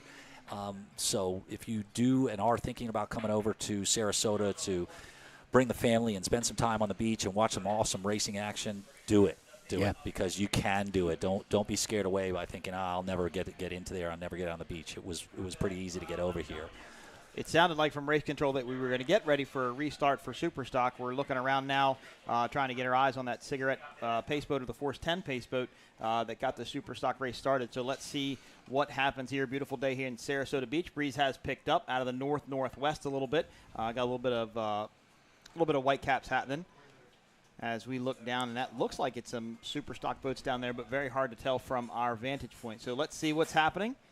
Got some kids playing some good old, I believe they call it football down there on the beach. The beautiful coral white sandy beaches of Sarasota, Florida. LPC is over, but it looked like Lauren and Anthony were out of the boat, and rescue was tending them. They'll be transported ashore, checked out medically, and then released on their own reconnaissance, I am sure. Fast response towing will get hooked to the boat. Fast response towing known for flipping the boat right out here on the race course. They will then tow it up, right side up, but unfortunately probably half underwater back into the crane. The crane team will pick it up, get it put back on the trailer, and as Mark said, all the teams will jump in order to be able to help, preserve whatever they can out of the boat. But like I said, unfortunately, with the salt water, with the wiring, with those wires being charged electronically, it's gone. As soon as it hits it, it just corrodes the wires, and they'll pretty much go away. So the next time we plan on seeing these Superstock boats, I believe, is going to be Michigan City, Indiana. So he'll have a little bit of time to get that boat put back together as it heads back out to Lake of the Ozarks, Missouri. Beautiful shot of the X Insurance helicopter. Aerial footage today provided by X Insurance. Go to xinsurance.com for all of your insurance needs. I believe you said guns, dogs, jet skis, cars, boats, cats. Anything you need to be insured to own. Anything you need to be insured. X Insurance can take care of it for you. They'll insure it. And like you said, you have to give a shout out to X Insurance because they've done a lot for the sport. They've gotten a lot behind a lot of the teams. Of course, not only their X Insurance Good Boy Vodka entry, but some of the Class 5 boats are out there running X Insurance. Yeah, for sure. Rick and Alex and the gang, they really spread the love, which is fantastic, and that really helps the whole kind of family stay together and be able to achieve out there. I just got a note from the Savage Superstock team, their crew chief, and apparently they've got a steering issue. They've got a power steering that's gone out, so they're going to do their best out there, but it's not an optimal situation, especially in a race like this where the driver's really got to be on point to make sure that the boat gets around the course and navigates the course properly. So I look up, it looks like we're trying to get the Superstocks back into a mill here in Sarasota, Florida. Definitely gotten considerably windier and considerably rougher out there than when we first started, and I think that played a factor into what happened to LPC as they were trying to make a move on the outside. Very first lap of the race. Of course, now, Matt, this gives teams time to reset. Maybe you didn't get the best start there in that Superstock start in the beginning, and now they're able to maybe redo it and get up in there. And of course, this really is hard on Jackhammer. They had checked out; they were gone. They had a dominating lead as they have for the past couple of races, and now they have to hit reset as well. And it was interesting to see the Jackhammer team open those hatches up and look around in the back. You have to be very careful about what you do because there are certain things you can and cannot do while the boats are out there in the water. So it was interesting to them get up, open those two hatches up. Don't know if they were looking for water or making sure everything was okay. That boat runs fantastic. Very rarely ever has a problem, so pretty sure everything's going to be okay for them. Yeah, and then when the LPC boat went over, you'll see those they've got to wear their helmets as they come out of the race boat, so they to ensure the safety side. And then what the tow crews will do is they'll attach ropes in a specific way. They'll roll the boat over, and they'll drain out the water, and they'll bring it into the pits that will craned out and put onto the trailers. So there is a system here. It's not something that hasn't happened before. They're all well trained. Everything from the rescue crews to the tow crews. They know exactly what to do. I think the restart will be particularly interesting. I want to see if Jackhammer checks out again like that. It's just something they've been doing all season. Yeah. And we're not deep into the season. Nope, not by any means, and they've definitely been able to get that victory hull figured out and going fast. So still have a red flag on the Force 10 pace boat. We'll have to see when that red flag goes down and yellow comes up. When yellow comes up, that means the pace boat is going to start taking them up onto a plane. They need to start getting lined up. But I think, Matt, they're still headed more kind of south, trying to get back down to where the mill was and wait to get restarted, I guess, in that area. And you got to consider this. You got Gary Ballou and Cole out there. Look, those guys are running a victory boat too, right? And Gary is an experienced super experienced, multi-world champion. It's not like he doesn't know how to make a boat go fast. He is, really arguably one of the guys that is the granddaddy of this class, right? And I'm not saying you're old, all right, Gary. I'm just saying that. Easy now, big guy. He really is a guy that has been consistently kind of an enigma in this class. And one of the great things is one of his sponsors, Gettle, who's a local car dealer here, has consistently sponsored him. And Gettle family has really put time into and made an effort and put their money back into the city and getting themselves out on the racetrack here. And I think everybody appreciates when you have consistent sponsors like that. You mentioned earlier the Big East color, that green, and it was funny because after the Cocoa Beach broadcast last year, in May, wasn't that long ago. We bumped in. Remember, we bumped into Lauren Leibel, who is Cole's uncle, right? And very, very accomplished offshore racer. He won a world championship just 2 years ago. Yeah. And he's still racing. He's racing in He's racing cars. He's racing cars in Pebble or Laguna now. If you remember what he told us, he's like, I love the color of the boat because I can always see it. Yeah. Listen, one of the biggest successes for Miss Geico really was the chartreuse. It was, everybody knew it. Everywhere around the world, you saw that boat, you knew it was Miss Geico. It took over for Miss Budweiser as the most recognizable race boat in the world. It really did. And that is something that I talk to as teams are changing their livery on their boats. And they're just like, just listen, it's sometimes cool is cool, but remember, people have got to see you out there and making a difference and being able to read the sponsorships and do it outside of the pits and be able to recognize you on the race course is super important. So use a color that's appropriate that you can bring that out. Absolutely. I think that's pretty powerful. Good shot there of how rough it's getting as you look at the Force 10 pace boat. A lot of white caps, a little bit of a groundswell out there. Definitely going to make the restart for Super Stock interesting. Again, I think they're moving down to the back or to the bottom side of the course, the south side of the course, and we'll line up and get ready to get restarted. Tough day for LPC as they went over on the first lap, coming around to complete their first lap, entering the turn. They high-sided and went over, but it looked like Lauren and Anthony were out of the boat and okay. Again, they will be transported back to shore, checked out by the medical team, and cleared appropriately.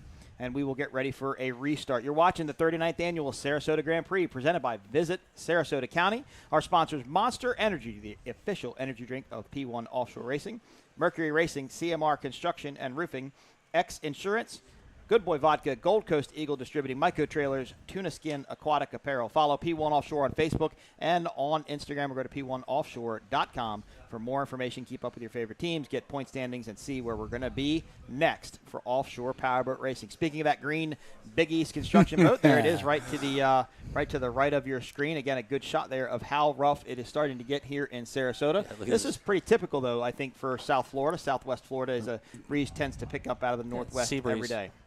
Sea breeze, it comes on. It definitely comes on in the afternoon. You'll begin to see it pick up, it cool the day down. A lot of times it'll bring in the storms from out there, but as you can see, which is a rarity for over here. We usually get those afternoon 3-4 o'clock storms that come in that press up on race time. I don't see a single thunder boomer out there right now.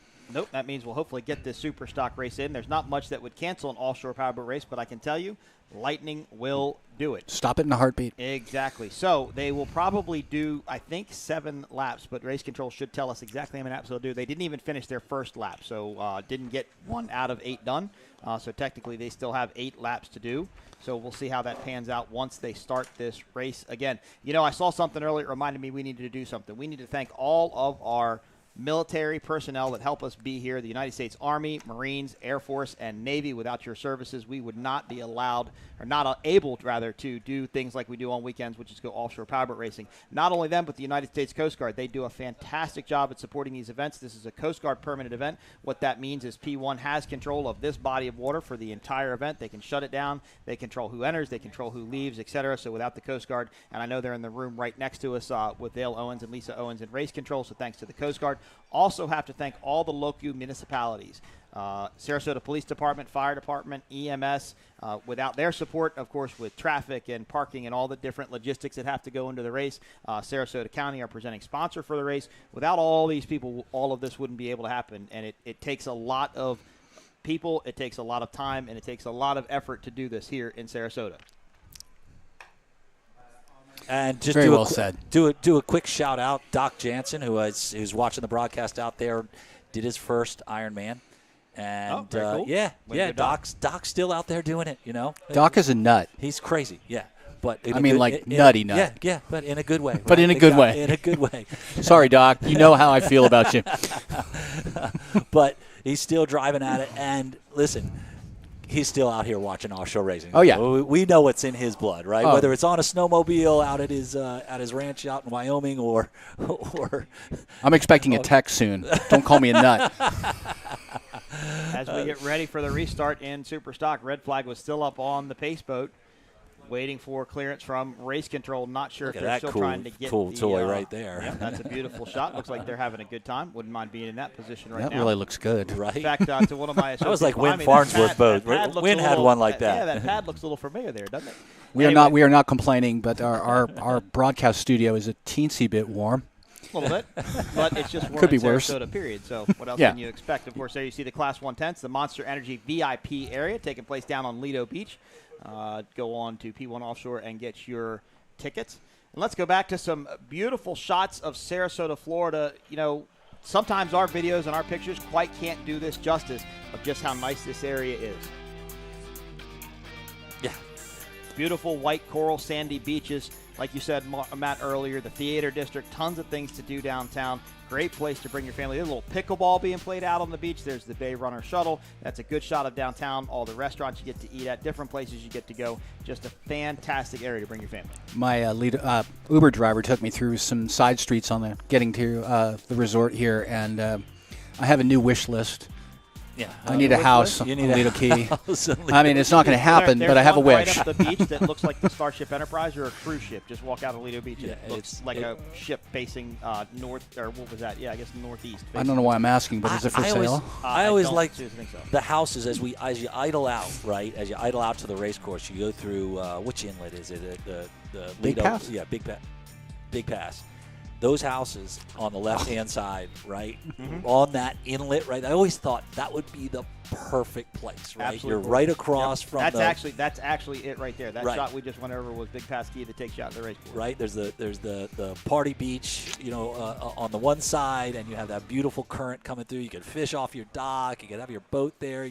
No bridges. You're straight out into the Gulf.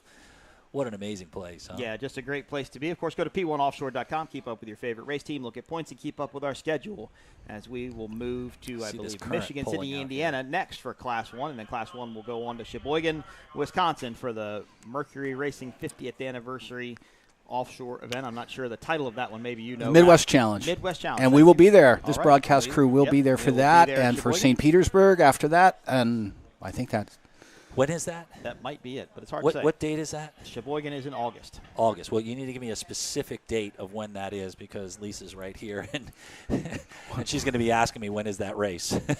Another thing that happens in downtown beautiful Sarasota is the block party. It kind of started the block party trend amongst racing, and it didn't disappoint this weekend.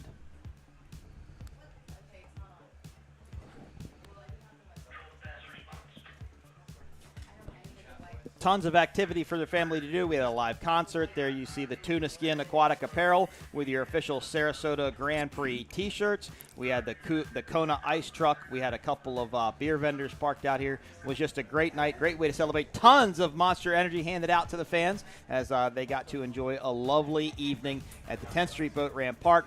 Just a beautiful way to meet the race teams, meet the fans, and see everything that goes on here in Sarasota. Yeah, you get up close and personal with the race boats and see these guys prepping these race boats for action. I mean, it really kind of puts it all into perspective when you see the size and the mechanics of everything that's doing. So not only do they get the fun of the party, but they really get to be a part of the action. well, and the teams were out there. I mean, I can't tell you. I mean, if you wanted to go talk to Tyler Miller or Taylor Sissom or anybody, you wanted to meet one of your offshore racing heroes, you're a big fan of this team or that, they weren't hiding. They were out there. They stayed out there a long time. I'm sure they would have preferred at some point just to go home and cool off. No, I mean, you have everybody from Travis Pastrana to Johnny Tomlinson. Everybody's right there. Here we look at LPC. It looks like fast response towing is over towards the boat. Again, they will try and get the boat righted out here in the Gulf and then get it back through the cut and back over to the 10th Street boat ramp, get it hooked up to the crane. They will also start working on pumping the boat out. They have dewatering systems on that rib, orange rib there, and they will get a big hose stuck down into the hull of the boat. They will get a pump going and try and get it dewatered out. They will try and get as much done before they get to the crane as they possibly can. So they're gonna start towing backwards. They got a rope right into the front here. They're gonna try and tow it, and it should roll back over here. I think they missed it. The boat needs to kind of come transom first and roll over. So it came over a little sideways on that one. They'll go at it again, and they should be able to get it. You're watching the 39th Annual Sarasota Grand Prix presented by Visit Sarasota County. Let's take a quick commercial break. We'll talk to race control. We'll be back right after this.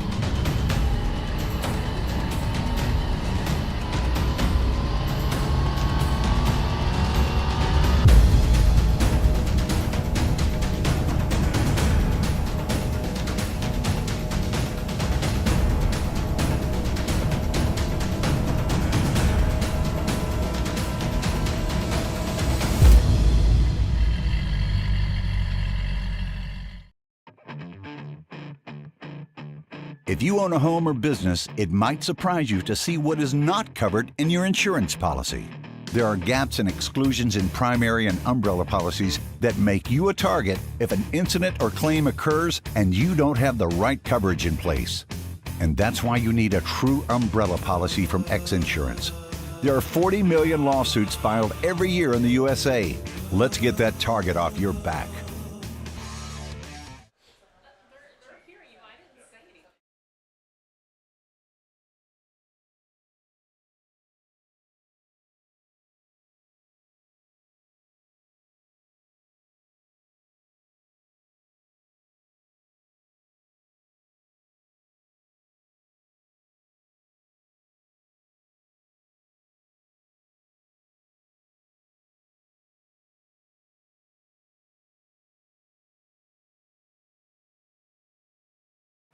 Our beautiful beaches are home to a variety of protected wildlife, and during the summer months, several species of protected beach nesting birds, such as black skimmers, least terns, and snowy plovers, rely on the beach habitat to be able to raise their young.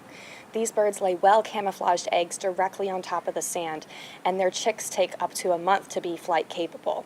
So, Audubon and the P1 Marine Foundation want to remind everybody how to best share the shore with these protected birds. Remember to give these birds space. Even if outside of the nesting area, these birds are protected and should be left undisturbed. Please leave Fido at home. In accordance with local ordinances, dogs are not allowed on Lido Beach, and they can be a major disturbance to these birds. Be mindful of your food and your trash, as if you leave these on the beach, it can attract predators to the nesting areas. And lastly, please don't bring fireworks to the beach, as this can be an incredibly big disturbance for these birds. We encourage everyone to instead see an official firework display. Thank you so much to the P1 Marine Foundation for your commitment to environmental stewardship, and we wish everyone a safe and fun beach race weekend.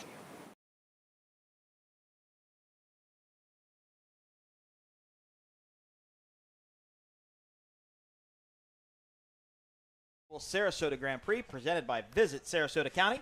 Shout out to our sponsors, Monster Energy, of course, the official energy drink of P1 Offshore Racing, Mercury Racing, CMR Roofing and Construction, X Insurance, Good Boy Vodka, Gold Coast Eagle Distributing, Myco Trailers, and Tuna Skin Aquatic Apparel. We're bringing you live racing coverage from Sarasota, Florida for the 39th Annual Sarasota Grand Prix.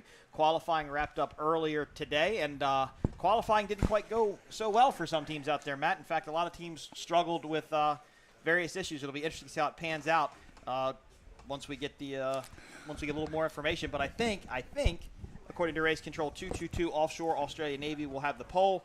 Boat 01, Husky Ice Spritz, will be in second. Boat number 06, MCon Monster Energy, will be in third. 022, Pothole Heroes in fourth. 17, DF Young in fifth, and 11, Good Boy Vodka X Insurance in the sixth place spot tomorrow for P1 or for Class 1 racing here in Sarasota. Yeah, that's going to shape up to be another good event. You're going to see that race that we talked about, which would be Giovanni and the 222 boat going head-to-head with Steve Curtis. Well, I think the teams are going to have a fairly late night, trying to figure out how to resolve their issues with fuel pressure and water pressure. Yeah, definitely some of those teams are going to have to do some homework there, but I think the Husky team and the 222 team have done their homework. I think they like the setups that they have. Yeah. And they're going to clean it up and put it to bed and eat some dinner and get a good night's sleep and be ready to rock it tomorrow. Let's run through the schedule for tomorrow. Today is not the only day of racing. Of course, we'll be back tomorrow to bring you live racing as well. 10 o'clock will be the bracket classes 4, 3, and 200 and Mod V at 10 o'clock. At 11:30, it will be Supercat. At 1 p.m., Class 1, and at 2:30 p.m., it will be Factory Stock 450R, of course, with the MTI and Doug Wrights doing battle with those 450 horsepower Mercury Racing outboards. Go to P1Offshore.com for more information. Follow us on Facebook and Instagram. Search P1 Offshore. Keep up with our schedule and your favorite race team. Unfortunately, during this restart for Superstock, we're going to be without LPC as they went over on the very first lap on the north end of the course. Looks like they high-sided and went over, but that does leave Big East Construction, Celsius, Coco Monkey, Jackhammer, Northwing Offshore, Performance Boat Center, Steel Offshore Racing, CMR, Team Allen Lawn Care Landscaping, Savage, Mark, unfortunately, who you heard from the crew chief, sounds like they have a steering issue, and Team Bermuda will be remaining in this Superstock race, and they will do 7 laps to wrap up Sarasota Grand Prix. Coming to you, beautiful ran. Sarasota. Yeah, Jackhammer ran away with this on this start here. This restart is going to be critical. A lot of times getting the trim set up and where you like it, where the boat's flying right. These guys have got weight. You may have seen guys just jump up into their bow and move their weight around a little bit. I think that everybody's pushing stuff up to the bow with it bumping up a little, and at that point it may change the way that these guys are going into this race. You may see boats start to find a better position because they were able to make an adjustment. You can't count on these things happening. You usually have to run what you got. Yeah.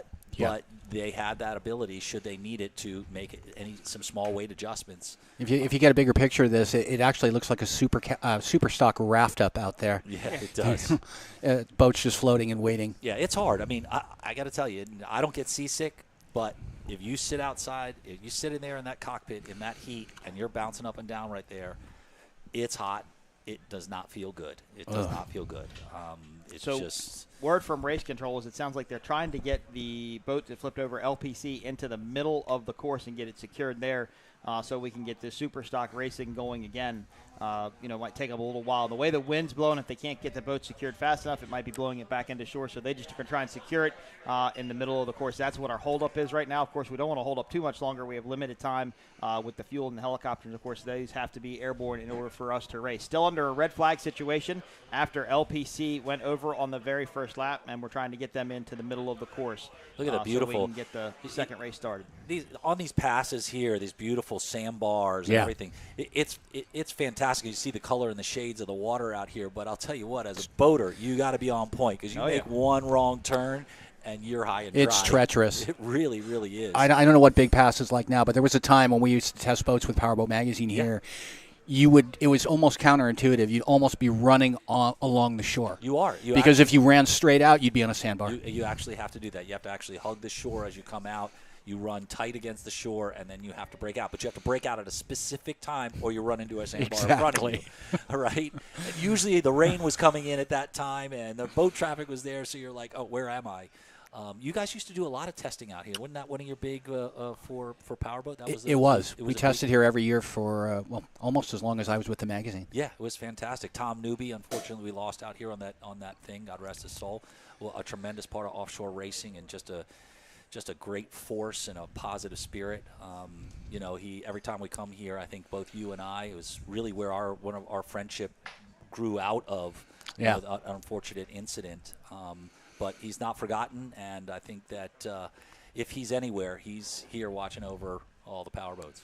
Yeah, it was a really long day. It was very difficult, but Tom definitely lives in all of our memories and our hearts, and he set a standard for photographers that people are still chasing. Yeah, they are. I mean, his pictures. I would wait to get that magazine. You literally felt like you were in the boat. Yeah. I mean, there were shots that I would look at and go, "How did they get that shot? How?" And him hanging out of a helicopter sideways, and you know what I mean, just nailed it. Yeah, he pioneered the down the tunnel shot with the long boom and the camera on the end of it. It was an amazing thing to see. We are waiting for LPC to get into the center of the course so it can be secured and we can get the Super Stock race underway. So talking about Sarasota and talking about your Powerboat magazine tests, which of course we all used to read, one thing people don't realize is Scarab, Wellcraft Powerboats, used to be located right here in Sarasota, Florida. Of course, Absolutely. Scarab is one of the world-famous brands for racing, the Larry Smith Scarab. Of course, quite famous. You had the Smokin' Joe Scarab. I was fortunate enough to take the Scarab driving school right there at the Hyatt Hotel right there in downtown Sarasota when they were doing that out of there. So Sarasota used to be a very big hub for powerboat racing. Remember the poker run they used to do in the spring down here back in the early 2000s? That was an absolutely ginormous event. That's kind of what kick-started the whole poker run industry. There's a lot that's happened in Sarasota with powerboating over the years. You had Wellcraft. Yep. You had Scarab. And then that was when Genmar owned both brands. Chris Craft, which I think, is Chris Craft still here? I think they are still here, and ironically, those runs, those years is really the OPBA, which was based out of St. Pete. That whole crew would come down and do their poker run, and then that would bleed into the big national poker runs.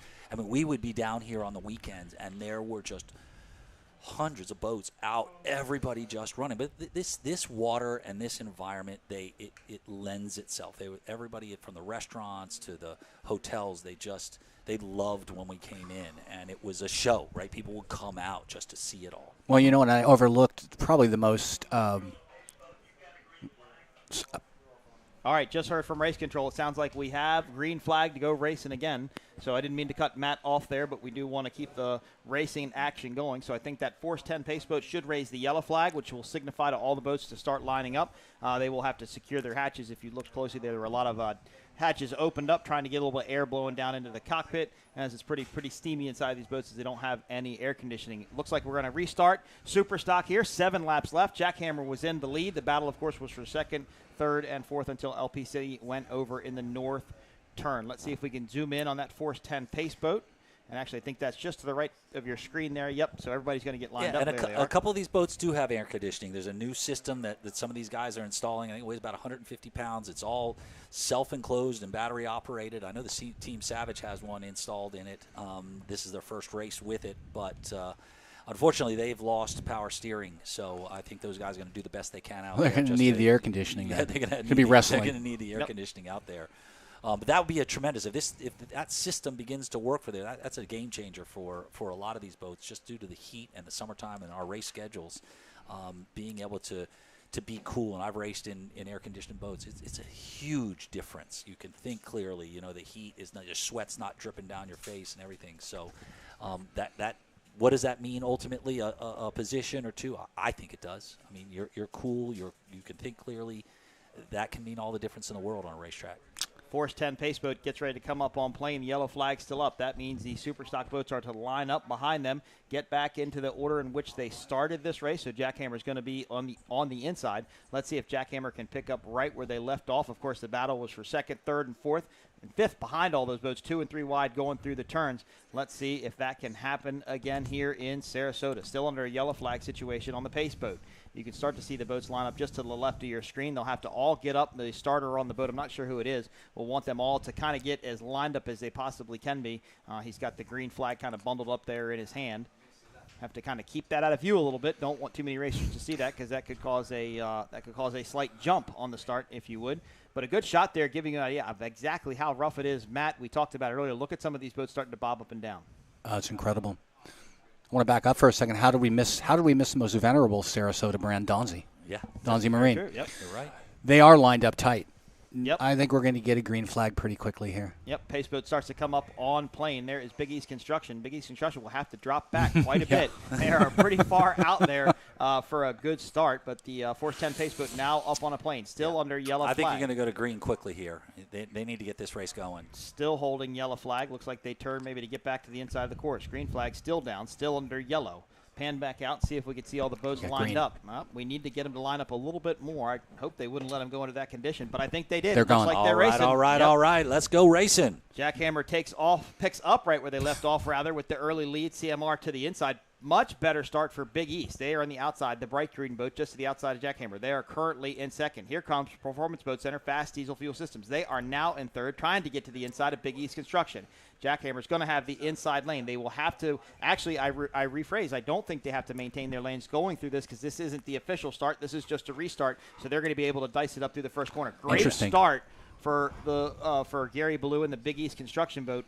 Good to see that boat get up front with its sister ship, the Victor held Jackhammer. Jackhammer's running loose. You can see they've got the bow up there. You can just see him hopping along. So he's in his loosest thing, but he is still stretched out 4 boat lengths ahead of Big East in that little bit of a run, which is pretty tremendous. It looks like Big East is beginning to fall back. Performance Boat Center is now pulling ahead. Well, it looks like they have moved into second. Kind of deceiving from this view. There's another boat just to the outside of CMR that's currently in fourth. That might be Northwing. They were running up with this group prior to the incident. Jackhammer has checked out. Now look at this battle back here behind them for second and third. Looks like Performance Boat Center, Fast Diesel Fuel Systems in second. Big East is in third, but they're going to be on the outside of the other 2 boats at CMR, and I believe it's Northwing. Just in the rooster tail there as they head into this turn. And Jackhammer's just put a 10 boat length stretch on this crowd out here in a matter of a straightaway. So those guys, like I said, they found the magic sauce in that boat because it is rocking and rolling. You're correct, Mike. That was Northwing. Performance Boats, Fast Diesel Fuel Systems now in second. Here is CMR. They are trying to make a move on the inside of Big East. They are to the inside of Performance Boat Center. Let's see if Rusty Williams and Myra Coyle give them enough room around this turn. They can pinch it down. They can close it off if they want to. Whoa. Careful. Another big hop there. That MTI is very light in the front end, it looks like to me. There's Big East out way wide. There is Jackhammer. There's Performance Boat Center. A lot of hopping through this corner. Whoa. Rolled up on their side just a little bit. That's exactly what happened to LPC. That's Darren Kitteridge and Grant Bruggerman in North Wing Offshore. They tried to duck to the inside, kind of rolled it up a little bit. Great save by that team. That was a great save. Yeah. That was a great catch. It was a super save, but this talks about the course and the weather that's happening out there. You've got this wind and this breeze that's blowing out there. As these guys are coming around at high speeds, you're seeing the boat kind of hop, and it's catching on that outer chine. As it does that, you can see it'll off-kilt the boat, and it can put you over. That was a great turn for CMR. That went exactly the way they wanted it to, rather. They were able to get into second place around Performance Boat Center, Fast Diesel Fuel Systems. Jackhammer continues to lead. CMR in second, Performance Boat Center, Fast Diesel Fuel Systems in third. Yeah, Jackhammer's got that thing banged in right there. You saw him take that flyer. He banged Tucked it in. You saw him tuck it in there. He knows he's got this.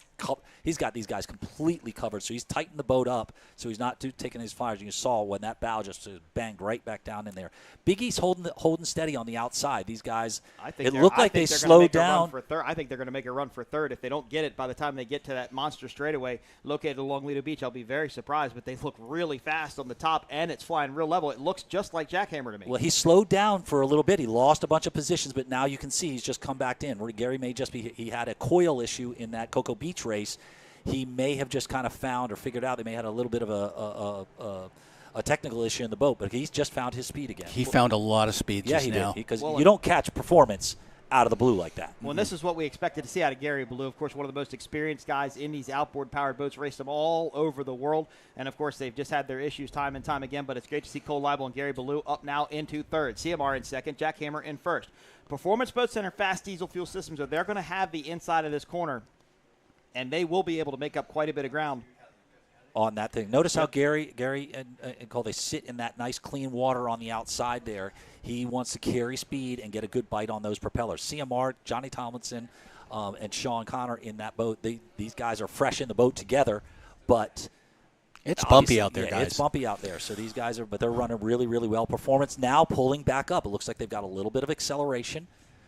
So they may have gone a little shorter on propeller than Big East, because Big East seems to catch up, or as it opens back up, they seem to stretch it out a little bit. Well, look, they're trying to get out of that salty water. They took a little bit of a weird flyer there, kind of laid it down on its side. This is the battle, however, for third. CMR in second. Jackhammer continues to lead. What a great race for CMR. If you talk about a team and you talk about a boat, there's been a lot of changes there, right? That's a brand-new boat. Sean Torrente, of course, tore the whole thing apart, completely redid it. And now, of course, Sean Connor's got Johnny Tomlinson in there, who his normal partner is Sean Torrente. So there's a lot of moving parts of that CMR boat. It's good to see it running up front. But meanwhile, the battle for third continues to heat up. And it's deck to deck. Yeah, excellent. They're on the outside, and this will be cool to see how a Doug Wright does against the Victory Hull going into these conditions, right? This is going to be a good showcase of how these boats run, how these boats fly. But all of a sudden, Gary just lost 4 boat lengths there, and which is not. He's got a technical issue. I can tell you, something is going on. Or he's super light and he's getting into that wind, then it's getting a little bit too flighty. He's having to bump it in. He's got a technical issue. I can tell you, there's no way that Gary's losing that kind of speed and that kind of position. He's got 5 boat lengths there. When it came back in, and he was all the way up there. But I also look what's happening here. They're starting to catch. At least Performance Boat Center Fast Diesel Fuel Systems is starting to catch CMR. They were way ahead of this group before. I mean, a couple rooster tail lengths. Now it's about a half a rooster tail length back to third place. So Performance Boat Center Fast Diesel Fuel Systems. If you think back to Cocoa Beach, Florida, they were one of the fastest teams. Oh, no, that is Jackhammer. They are slowing. They look like they're falling off a plane that is on the north end of the course going into the turn. They are slowing. Wow, so this opened this up. But look at the battle here. Now this is a battle for first. CMR and Performance Boat Center Fast Diesel Fuel Systems now battling for 1 and 2 as your 2-time winner on the 2023 season has now fallen off a plane and looks like they are down in the middle of the course. Look at the battle here, though. The MTI versus the Wright Performance. Catamaran, Mercury Racing, Johnny Tomlinson, Sean Connor, Rusty Williams, Myra Coyle, deck to deck going through this corner. Now they have to be careful because if you remember what happened to LPC, this was the same type of situation. Somebody drove it in a little bit too hot and they went over, and let's make sure they don't do it here. Rusty and Myrick, very, very smart, multi-national and world champions. Big hop there out of that corner. CMR so what you just saw is CMR just moved to the outside. He knew he was going to get closed off in this turn, so CMR had to make the decision. Do I go on the outside? Or do I try and hold it on the inside? Look how close that Rusty and Myrick are running that buoy. They're going right there. Yeah. Now, if these two start battling, that's what Big East wants to see, because Big East, this will slow these two boats down and allow Big East to catch up. Performance Boat Center Fast Diesel Fuel System takes over the lead. CMR in second. Big East just to the right-hand side of your screen. They are currently running in third. Yeah, Big hop there flyers. for JT and Sean. So Myrick and Rusty on the inside, Sean and JT in the middle, and Cole and Gary on the outside of this group. And it's interesting. So now they're running back towards the beach. They're running back towards the monster straightaway. And I really don't see the other super stock fleet behind them, so I guess they're coming through the turn. Think of this, guys. If we get these same conditions tomorrow. Looks like we got a problem with performance. These guys just fell off, and CMR just. Well, they took a pretty big hop, and that may have scrubbed off a little bit of speed. And CMR didn't take the same hop they did. They went up pretty high, carried the bow just a little bit, and set it back down. So now it looks like S54 CMR Roofing is in the lead. Sean Connor and Johnny Tomlinson. Not sure if Sean Torrente is able to watch this race where he is right now, but if he is, he's probably pretty ecstatic that the boat's doing this good. Look from the helicopter how stable the boat looks. From that side angle, it looks like it's bouncing all over the place, but look from the helicopter when you're actually watching. These guys they've got the boat settled and stable. They know that they've got a good lead. Here comes Big East Construction. They are going to make a move for second on the outside. So did something happen to Performance Boat Center Fast Diesel Fuel Systems? However, they are on the inside. They will be able to control the corner, and they will be able to control what Big East does. Big East would have to carry a tremendous amount of momentum around that corner, and we saw it the last time by. Gary and Cole seem to slow a little bit when they exit this last turn and start to head north. They run back into the wind. There's something happening there that I don't think the boat likes nearly as much, and it's starting to slow them down. That should complete the first of 7 laps here in Superstock. So Performance is looking to pin these turns, right? Gary's trying to carry speed on the outside. Performance is going pin to pin, and he's going to turn sharp and get up to speed quickly. Gary is taking a wide turn out here trying to hold speed up, but if you can see, I prefer a pin to pin. I always like to pin to pin when racing Superstock class. I think you look at your acceleration that you always hold that amount of time. It's always a dangerous thing when you're running high speeds in these types of seas, rocking back and forth, that you can catch an edge and flop it over, right? You're still at speed. Performance Boat Center now looks like they're starting to catch back up to CMR Racing. They were within a rooster tail length behind our first place boat. Performance Boat Center Fast Diesel Fuel Systems in second. Now Big East is in third. This is the battle in super stock as we come around. We just completed lap 1 of 7. CMR in the lead. Performance Boat Center Fast Diesel Fuel Systems in second. Big East in third. Now, according to our scoring over there on the left-hand side, it looks like Coco's Monkey is in fourth. Northwing Offshore is in fifth. And we'll see if any of those boats catch up to this group. But it looks like Performance Boat Center, Fast Diesel Fuel Systems, there's something they like about this back straightaway. They are faster through this part of the course than any other team. Yeah. The boat is running level. It's Look running at that. good. Yeah, it could be. It may very well be they just got the weight right in that bow that they can get the drives to the most efficient center drive, and they can hold that bow down and not take flyers over a boat that may be a little bit lighter on the flat water. He can run and accelerate. He doesn't have to deal with that. So he's got a little extra weight in the bow. That boat is going to hold level and fast. Look how straight he is. Well, there's something to point out here. Myrick Coyle, although they didn't get to run a lot of laps in Class 1 qualifying in Monster Energy MCON, they were able to get out there and see this course, and the conditions had changed enough. I think maybe Myrick maybe called back to the team and said, hey, let's change our setup a little bit, and maybe he's a little bit favor of these rougher conditions. But I have to give credit to CMR for all the changes this team has been through, the new boat, the different throttlement, although it's JT, I won't he picked say a good any replacement. difference. He did pick a good replacement, but this is a great showing for them running around in second. Performance Boat Center Fast Diesel Fuel System continues to lead. CMR Roofing in second, and Big East Construction in third as we come around. This will complete lap number 2 of 7 here in Sarasota. You're watching the 39th Annual Sarasota Grand Prix presented by Visit Sarasota County. Performance Boat Center Fast Diesel Fuel System in the lead, about a rooster tail length behind. Now it looks like CMR, though, had to make kind of a move there. It looks like they got maybe washed down just a little bit. Didn't anticipate maybe those guys running into the pin as they did. Maybe had to jump back outside. Anytime you got to cross the wake, you've got to lift out of it so the bow won't carry too high up over the wake and through the rooster tail of the boat in front of you. But a good day for Rusty and Myrick so far. Bad day for Jackhammer as they were out early with a mechanical issue. I was saying earlier, ooh, look at that hop. Yeah, if this weather conditions hold for tomorrow, this is what 450R factory stock will be running in. Yeah, that'll be fairly wild as well, I think. And I'm taking a look at the thing. You've got Steele back here. These guys they're off pace clearly, but they're out there putting it, and they're not just kind of giving up in there. They're still putting a fight into it. These other teams that are working in there, I think Savage said they're going to stay out there. I just got to note that they're going to stay out there, even though they've got power steering issues. Brian and Randy Swears are going to do their best out there, try and get some points or just be out there and get some time in the boat. But don't make light. We can't make light that these other teams aren't really working their tails off out there just to kind of get the boats around the course. Performance Boat Center Fast Diesel Fuel System continues to lead. CMR in second. Big East Construction in third. Now, of course, there are rules for this class, too. They run either the 300R or the 300SX outboard engines. They're catamarans, 28 to 32 feet in length, and they have to weigh a minimum of 9,500 pounds when the boats are craned out. So when they get hooked up to the crane, there's a scale on the hook there. They will pick the boat up and make sure it weighs, and if they don't, they get a penalty, so that's a key thing. And it's going to be very tricky here, right, Matt, because think about how long they idled around out there. Now, while these outboards don't sip a lot of fuel, they still burn definitely burned maybe a gallon idling around out there for that 45 minutes or so that's going to be interesting as we continue to race here. That completes lap number 2 in 7. Performance Boat Center Fast Diesel Fuel System continues to lead. CMR in second, Big East in third, and it looked like a pretty big gap all the way back to fourth there. Couldn't even quite see who was coming across the line. Yeah, we still got a hot race going on out there. These guys, while it they're looked like a couple of boat lengths, these guys are still having to watch their P's and Q's out there because it just takes one bad hop and you'll lose 3-4 boat lengths. And in this particular case, you will see CMR jump all over Performance. Now, it's interesting. If you look down to the left-hand side of your screen, I see 3 DNS boats. I see LPC, of course, who went over.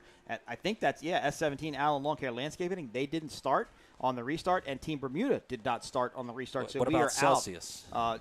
At least 3 very fast boats in Superstock. Not quite sure what happened to them as we look at timing and scoring on the left-hand side of your screen. There is Coco Monkeys. We will pan back and see what position they are in. Kind of hard to tell here. Right now I'm seeing them in fourth place. I'm seeing them in fourth place. About 32-second gap off of the S89 boat. So they've definitely got some things to make up. They got some time to make up on here. Anything can happen. You still got a bunch of laps to go to finish this race. And I've seen boats that are in fourth and fifth place all of a sudden find themselves on the podium with a couple of things. You got water that's choppy, anything can happen. Well, and got to give credit to CMR. They're not letting, well, I say that. I was thinking that earlier. Now I look at the screen and I don't see CMR. It didn't appear. I thought they were not letting them get away as easily as they were, but now it looks like that might be happening. As you can see right now, CMR is not in this screenshot anywhere, and that's actually a really good shot. It looks like LPC is over and they are pumping the boat out. At least that's what I could tell by the fast response towing team there as they went across the middle of the screen. Fast Diesel Fuel Systems, Performance Boat Center, S21, Rusty Williams, Myra Coyle continue to lead in Superstock. Yeah, those guys have got that boat dialed in. It is running so flat over that chop. He's got the balance of the thing right. But while it does look like he's all by himself, CMR and Big East are nipping at his heels. Like, you can see him. When you're inside the boat and you're looking, you can see them and you can taste it. So that's why you're going to see these guys push, just like we saw in Class 1 in Cocoa Beach. You cannot give up. You've got to stay pressed on it because that little bit makes the difference when you cross the finish line. We'll talk about Big East with Gary Ballou and Cole Leibel on board. You know, they've kind of been looking for something, I think, to kind of ignite their season, kind of get I know they have the fire lit under their rears, but, trying to get something going in their favor, get the confidence up. In a third place here against CMR and Performance Boat Center Fast Diesel Fuel Systems, that could be exactly what this team needs heading north. Yeah. Yep, that's true. And Cole's put a lot into this. Gary's put a lot into this. They are doing their homework out there. There's no question they are doing their homework out there. So a win or third place, a podium finish will be huge for them. Yep. And it'll be good for the CMR team as they are currently running in second. Performance Boat Center Fast Diesel Fuel Systems in the lead. CMR Racing in second and Big East in third. You're watching the 39th Annual Sarasota Grand Prix presented by Visit Sarasota County. There is the Steel Industries boat, so they are getting ready to, unfortunately, looks like go a lap down to our Super Stock leaders, Performance Boat Center Fast Diesel Fuel Systems. So not sure what's going on with that boat.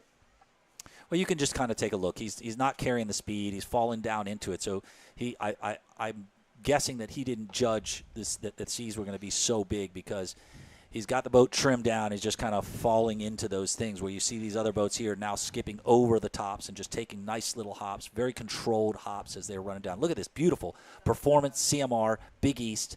They're all in the hunt. I mean, this is a tight race right here. It'd be interesting to see where the fourth place boat is behind this group. This is kind of a deceiving shot. It kind of looks like the CMR is pulling alongside of Performance Boat Center, but I don't think that's quite the case, although maybe they did. Maybe they were able to carry more speed. They're going to have to contend with a little bit of lap traffic to the inside, but hopefully Steel Industries just stays well out of their way and lets this battle take place. I do think maybe CMR might have taken the lead back away from Performance Boat Center Fast Diesel Fuel Systems. Now, S21 will have the inside line going into this monster straightaway as they head along toward Lido Beach. This will complete lap number 3 of 7, 4 to go. Yep. As they go around this turn. Yeah, and Performance has got some lap traffic to deal with here. CMR's on the outside. They've got good, clean water. It's tough to pass on the outside in this class. It really is, and you got to be very, very careful. Look at that. CMR did take the lead back away from Performance Boat Center Fast Diesel Fuel Systems, and I don't think that as much had to do with as much lap traffic as it appeared. I think that CMR was just faster. It's quite interesting to see. I think a lot of these boats have different favorite parts of the course. Some are going to run some better in some places, and it'll be interesting to see going into this turn. We exit the Monster Straightaway along Lido Beach, Monster Energy Straightaway. Let's see if Performance Boat Center Fast Diesel Fuel Systems, what do they do in this corner, right? What does CMR do? Is CMR going to run to the pin, cut them off, make them go out? CMR's pinning. You saw them pin that. They came up. They're going to take away that line, force Performance across his wake. Now he's going to go to the outside. So you can see Performance is now going to have to deal with the outside. He's got another wake and lap traffic to deal with out here. It's one of those things where you have to, whatever your style is, but now he's going to have to contend with these wakes, try and get these motors hooked up, try and get the propellers in the water. When you're dealing in all the wash, that's hard, right? Propellers are out of the water, you're not making speed. It looked like Coco's Monkey pulled in the inside. No, I think it was steel. Was it steel? Yeah, that was okay. steel. Big East continues to run in third. Performance Boat Center Fast Diesel Fuel Systems in second. Now CMR in the lead, so they went back and forth, and CMR was able to take it away. Now, Matt, CMR is actually the only MTI out here in this class, and that was actually another Abu Dhabi boat as well. It was. Savage is getting passed right now, and once again, those guys have got some technical issues. They're out on the course to make some laps out there. But those guys just got lapped, and you can just see the speed that these guys are carrying out here is tremendous. And Performance Boat Center is pouring it on. They are not giving up. I mean, right now, look at that speed. Look at the way the wash is coming off of the propellers of Performance. That you can see. They are accelerating right now. They are accelerating. Notice them catching them up. They're catching. Look at the way the wake is coming off of CMR, and then look at Performance. Performance has got, Well, like I you think said, Performance Boats likes this part of the course Yep. better. Yep. You know, I can tell you for a fact that my center console loves running in a trailing sea and not a head-on sea. It's just how the boat runs better, and race boats are going to be the exact same way. Some boats, and it could even just come down to setup. Maybe if Sean and JT are a little too light in the front, they've got to run a little bit more conservatively going into the breeze, going into the chop. Once they come around that turn, they hop, they skip around, and they run back towards the beach or the Monster Energy straightaway on Lido Beach. They will be able to trim the boat a little bit more, get a little bit more speed out of it, and they're able to open that gap up. So I kind of think that's the seesaw battle, if you would, the back-and-forth battle for first and second here in Superstock. But CMR continues to lead. Performance Boat Center in second, and Big East Construction in third. Matt, the CMR party tonight at the Hyatt Place Hotel right down there in downtown Sarasota. That could be a good party tonight if CMR is able to take the checker flag here. It'll be a better party. I think it might be. Well, this goes to talking about offshore racing and the challenges of offshore racing, right? You've got you know, unlike a car racing course where you have the kind of the same track and it's hot and everybody's racing on the same thing. You have a constantly changing course, right? You have conditions that are changing all the time, and you're having to adapt that boat at high speeds to that. Now, as you can see right here, Performance has now put themselves right back into contention with CMR. They've found a course, part of the course that they really can make up speed and they like, and they'll push the boat to the limit. And I'd venture to say these guys are they're going to come up and press them. CMR went out a lot wider there than I thought they would. I kind of thought they would run pin to pin because if they didn't, I thought Rusty and Myrick would kind of dive back to the inside of him, but it looks like he did go tight on the exit of the turn. Big hop there by CMR took a huge hop. Okay, these guys are lightening up. They're lightening up, and they're starting to take risks right now. So what you're seeing out here is the hunt, right? They're emotional. They can taste each other. They're starting to take risks. You can see by these high-speed turns where they're going off onto the edges here, and they're pushing things just a little bit farther to make up that thing. That's what you're seeing out there right now. It's the most dangerous time in a race where you guys are in the hunt and you're there. But if it's controlled properly, you can win that way. And, of course, they're literally getting lighter. They're burning absolutely. fuel. They're burning fuel. But everybody's burning fuel. So right, so they're all getting lighter. They're all flying more. But what we saw in that last turn were two boats that were on the edge. Either one of them could have put it over in that last turn. We both saw it, or we all saw that thing. Each one took some crazy hops out there, and it doesn't take much with the wind and seas to snatch you real quick. CMR Roofing continues to lead in Superstock. Performance Boat Center Fast Diesel Fuel Systems in second. Big East Construction in third. You're watching the 39th annual Sarasota Grand Prix presented by Visit Sarasota County. This has been a back-and-forth battle between Performance Boat Center and CMR. Of course, Big East wanting to get up into this group. So it's interesting now. Now the gap has really widened up for first and second. Performance Boat Center was really kind of able to keep CMR in check as they complete lap number 4 of 7. But now they have seemed to scrub off a little bit of speed. But Matt, when they came out of that turn, it almost looked like Performance Boat Center turned almost like inward to the course. I think they took a pretty weird hop and they had to straighten up, and that probably cost them quite a bit of speed. That would probably let Big East Construction now kind of get up into the mix. But you got to figure at 100 miles an hour, right? You take the power out for 2 seconds, right? The speed that you're carrying, the distance you're carrying, it's 5 boat lengths right there. You make a bobble that hurts you, that you're not making power into it, you can lose a tremendous amount. Now let's just see what happens here as Performance gets into that straightaway that they like, that they seem to really make up good time and speed on, and see if they can close the gap a little bit. Now I think you're going to see the speeds decrease on all these super stock boats because, as Mark pointed out, they're getting lighter. They're starting to take a lot more flyers. Yeah, they are. Kind of carry the bow a bit more than they were at the beginning of the race. What a great story here for the S54 CMR Racing MTI. They ran this boat for Key West last year one time. They took it back to STR, Sean Torrente Racing, and they actually cut the boat right down the middle and widened it so it could actually be within the rules, within the specs of super stock. There is a tunnel width that these boats have to maintain. I didn't get to write down what that was, unfortunately, in my notes, but they had to make it wider in order to be compliant with the class. So imagine just taking your catamaran boat, taking a chop saw right down the middle of it, cutting in half, and then building it out so it would be wider. So this boat went through some pretty extensive changes from when it came over from Abu Dhabi until now, and it would be a great showing for the CMR team if JT and Sean Connor can come out here for the win. Although I kind of figure, knowing Sean Torrente as I do, he definitely wants to be the guy that gets the first win in the CMR MTI. Yeah, he's a fairly intense competitor, but he couldn't be in 2 places at once, so I think he'll be happy with this if they prevail. Great showing for this team. Not sure what happened to Performance Boat Center Fast Diesel Fuel System. It looks like they're about 5 seconds behind your leaders, which I think is the biggest gap we've had all day here in Sarasota. So CMR is kind of settling into a groove now, kind of settling into a rhythm. They're going to be communicating with their team on land, who will probably be monitoring the gap between 1 and 2, and they could tell them to kind of check up a little bit. Hey, you guys have got this much of a lead. Let's leave it at that. Run your race until the end, as this will complete lap number 4 of 7. Yeah, 3 more to you go. got Big East is about 18 seconds behind the leader, and these teams will begin to start making those decisions of, hey, do we hold position? Do we just save the boat and make sure that we get a podium finish here, or do we try and make up that difference? I think we have a replay coming up now of the LPC wreck. Maybe not. We apologize about that. The dates for Sheboygan are going to be August 11th through the 13th, August 11th through the 13th, and that is 1 week after the Great Lakes Grand Prix happening in Michigan City, Indiana, sponsored by X Insurance. Here's a look. This is that hop that Performance Boat Center took when they came by last time. Oh, I could very well be wrong with that.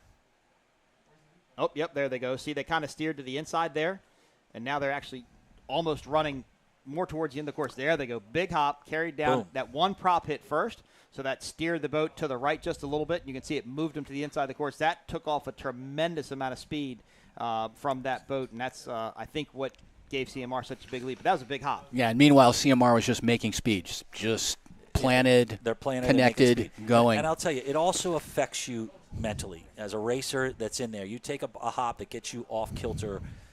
You take a deep breath and you ask, is this worth it? Where am I running there? And it takes several seconds before you kind of get back into it, and you're generally not back into it with the aggression that you were in the zone before that happened.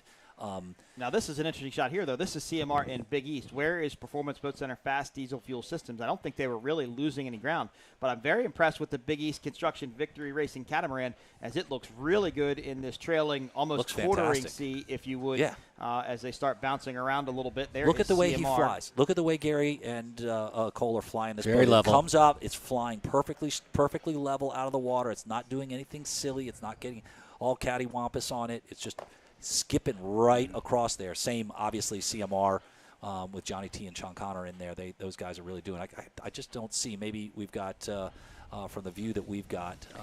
Maximum tunnel width in Superstock is 63 inches. Thank you, Billy Shipley. Thank you, Billy Shipley. Yeah, thank you, Billy Shipley. Missing Team Woody down here in Sarasota this weekend. CMR continues to lead.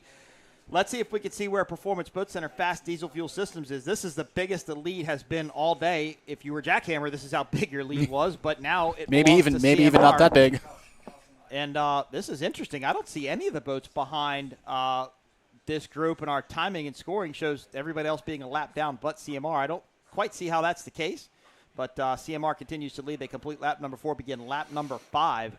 2 to go here in Sarasota, Florida for the 39th annual. Oh, Big East is now slowing. That's got one roost down, and the hatch that you see up there, that is the access hatch that allows you to check the oil within the engine. Yeah. Not quite sure why that would have come up, but only one motor running. That's the big rooster tail. That's the starboard motor. That is the only motor that's pushing. So something happened to that port Mercury Racing 300 motor. Don't know if they took a flyer and kind of stuffed it or rolled it over. But no, these guys took a side flyer here. You can see the side of the cowlings busted off. Well, that's the paint graphic on the boat. Or the paint graphic. That may have been a flyer that hit on the side there, right? That caused that damage to that engine. You can see that the graphics are all blown off the side of the boat there. They probably took a bad hop and caught it sideways. This is what we talked about on that outside turn. Well, here goes Coco Monkeys now. S39 is coming across. They're now going to be in third place. S39 Coco Monkeys, Al Bogino and Peter Bogino from New York. This was a new Super Stock team, I want to say, last year, getting the boat figured out. So this is going to be a good podium boost for them. Unfortunately for Big East, we were hoping for a big third place for them and a podium boost. A race of attrition happening here, but we don't. Where's Performance Boat Center Fast Diesel Fuel Systems? I don't even see a wake right now. No. So that means CMR, wherever they are, is gone completely out into the lead. They have simply checked out. Coco Monkeys, for all that we know, right now could be in second place. Let's see if our cameras can pan out just a little bit and find us that S21 Performance Boat Center Fast Diesel Fuel Systems. Right now, CMR's got right now CMR's got a 42-second lead over the field. The smartest thing that these guys can do right now is find a good pace, ease everything back, and save this boat and make sure that nobody really is in contention here to challenge them and they can take home a big checker flag And today and a nice win. Look at Coco's Monkey. I have to apologize because I earlier said I think they built it the inside, and that was steel. Coco's Monkey's running really well. Really great. It's a 32 Doug Wright. I mean, it looks good. I mean, this boat has always been. This was the mainstay of this class for many years. But getting a text right now. Don't want to interrupt. Ray Lee texting me. PBC is down. They're on the inside of the course. So Performance Boat Center Fast Diesel Fuel Systems out of the race. Thank you, Ray Lee. Jack Hammer out of the race. So a race of attrition here. Now here Savage. Oh, Jack Hammer up and running again after whatever happened to them. So unfortunately, they're just so far down. They're well, it now shows them, if you look at S01, now they're back on the lead lap, 2 seconds, I guess, behind what is now Coco's Monkey. So a lot of things happening here in Super Stock as Savage Mark continues to run with the power steering issue. Jack Hammer back up on it. They should be starting lap number 6, so 2 laps to go here in Sarasota, and let's see how much ground Jack Hammer can make up. Performance Boat Center Fast Diesel Fuel Systems is down on the inside of the course. So I just heard from Sarah Langheim that they one of their motors went into Guardian, and she believes it did, and they're not stopping. She says they're in third, and they were never lapped. Okay. That's fair. Which was not visual from here or visual from any of our screens, but she's in contact with them directly. All right, so they are currently in third, so I believe that's going to put Coco's Monkey in second and CMR in first. Big hop there by Jack Hammer as they continue to run. Definitely looks a little bit slower than what it was at the start of the race and actually slowed after that big hop, so they want to make sure not to put it back in Guardian mode. So we talked about how the Merc 1100s have Guardian mode. These outboards have it as well. Of course they do, yeah. And Guardian mode is simply a protection system that will prevent you from doing any significant damage to the motor, be it from oil pressure, be it from water temperature, lack of water pressure, lack of oil pressure. Any variable within inside of these motors could prevent anything catastrophic. There is Big East Construction, so I think they're still running around in third. So maybe this is now Jack Hammer for third. Yeah, there's no worse feeling of being ahead of a boat that you're competitive with, them going down, right, being out there running, and then watching them run past you again. Right. I tell you, it is. I mean, there's a lot of moving and shaking going on beyond here in Sarasota. deflating to be inside the boat when that happens. It's like you. And to Sarah Landheim and all the teams, like, we don't mean to give misinformation or missay anything or mislead you in any way, shape, or form. We're basically going off of what the data we see. that we have. We try and have spotters out there trying to tell us what's going on, and it kind of happens so quick that we don't always get the most accurate information. And anybody that knows me and knows how long I've been doing this, I just want to bring you guys the best information that I can. And so we apologize if we say the wrong thing or do the wrong thing, but sometimes it's kind of hard to tell. Yep. We will always go back and correct ourselves if we know we made a mistake. Absolutely. That's for sure. And remember, we're getting X amount of data that's coming to us from various sources on the race course and from the spotters, as well as a screen. And we're watching essentially the same thing as you with the race in the distance. The sun is beaten down out there. It's very hard to look down that race course and see what boat is which when you're looking down the tunnel of a boat. So the white flag is out. We are on the last lap of a very dramatic super stock race. LPC went over, not even completing one lap today, and then it's just been a race of attrition for everybody. Performance Boat Center Fast Diesel Fuel Systems, they are out of the race. CMR is in the lead. We think Coco Monkeys is in second, and Jack Hammer is in third. That was a good shot of CMR now running back up the course. They are definitely up and running. Johnny Tomlinson, Sean Connor doing a great job in that MTI. Right now, Matt, I kind of feel that this is their race to lose. Yeah, it really is. They've run a beautiful race. And the reversals of fortune in all of this have been amazing. They're running conservative right now. You can see. So just to update everybody, I can look out of our balcony window here at the Lido Beach Resort, and I saw CMR turn and start running north, and Coco's Monkey just went right in front of us headed south. So it's about a half a lap lead right now for CMR if there's nobody else in second between the two. You got a solid 1 minute differential between Coco's Monkey. The question is, where is Jack Hammer, and do they have the time or do they have the ability and speed to be able to catch up? Those guys, remember, they made up tremendous speed, and they had tremendous speed on the restart and on the start. Well, and it would be good for them to be smart at this point. They're your leaders in points in Superstock. They've won 2 out of the past 3 races.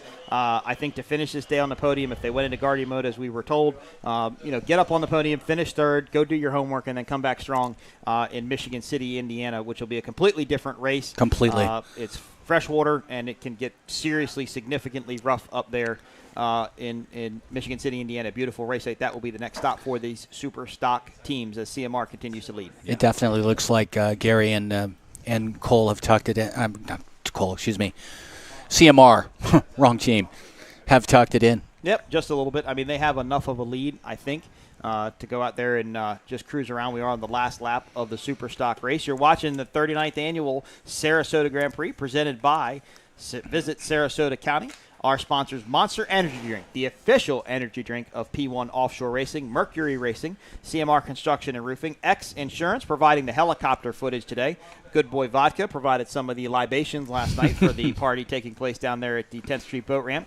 Gold Coast Eagle Distributing, Myco Trailers, and Tuna Skin Aquatic Apparel, the official apparel partner for the P1 Offshore Sarasota Grand Prix. Of course, we picked some of those shirts up last night. Very fine product they are. There is Team Savage.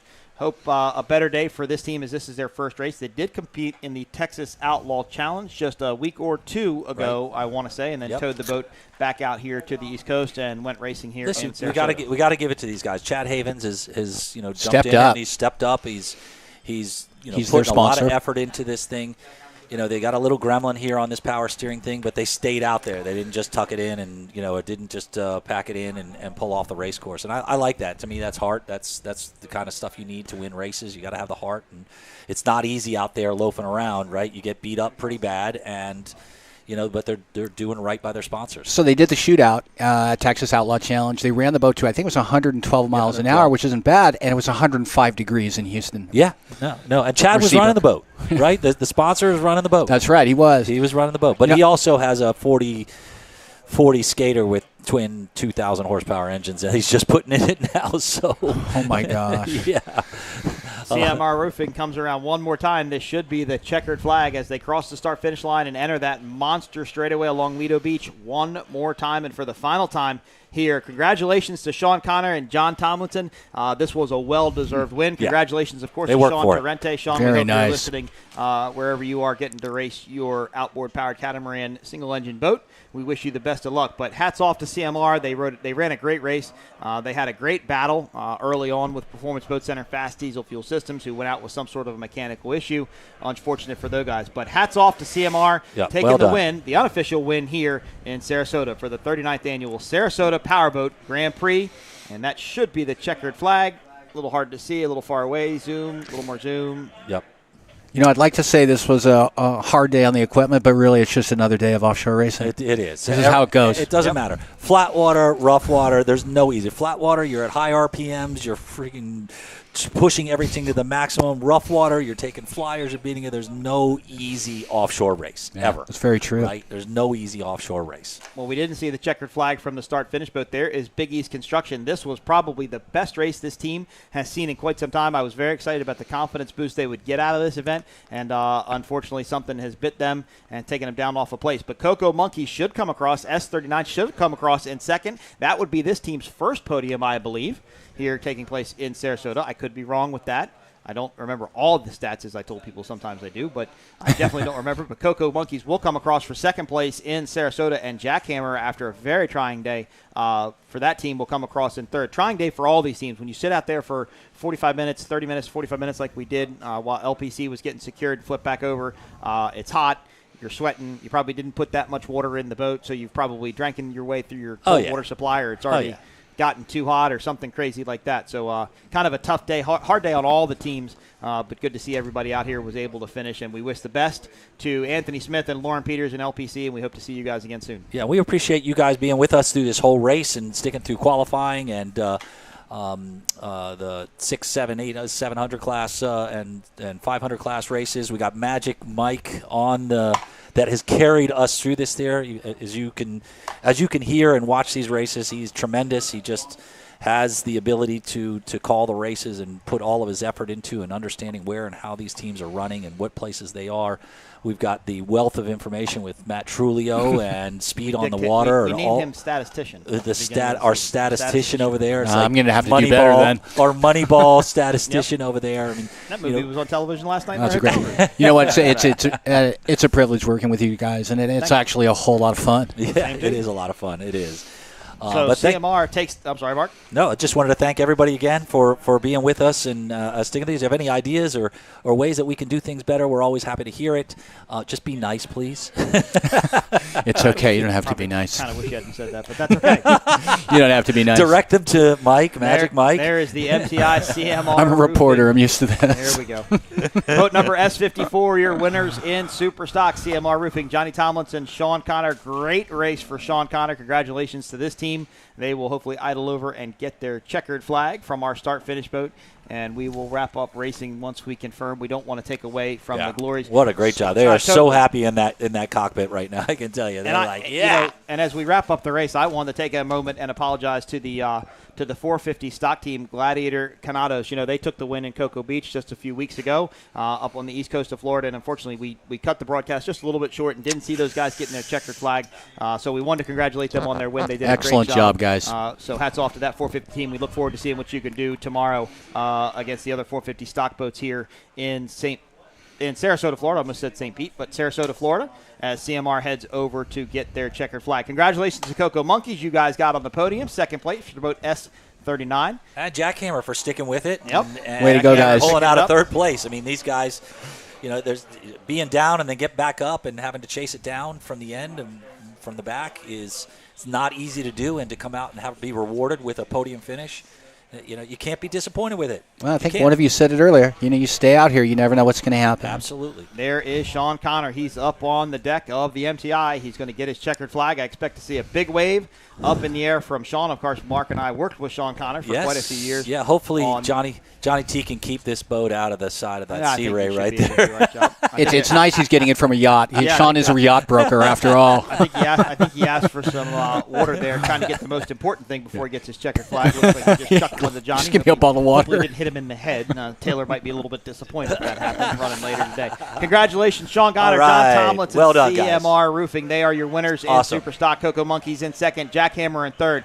I am Mike Uwaski for Matt Trulio and Mark Granite. You have been watching the 39th Annual Sarasota Grand Prix presented by VisitSarasotaCounty.com. Our sponsors, Monster Energy Drink, the official energy drink of P1 Offshore Racing, Mercury Racing, CMR Construction and Roofing, X Insurance providing the helicopter footage today for this event, Good Boy Vodka, Gold Coast Eagle Distributing Micro Trailers, and Tuna Skin Aquatic Apparel. Go to P1Offshore.com, check out the points, keep up with your favorite teams in the schedule, and follow us on Facebook. Search P1 Offshore. Mike Uwaski, Matt Trulio, Mark Granite, we are out. Adios.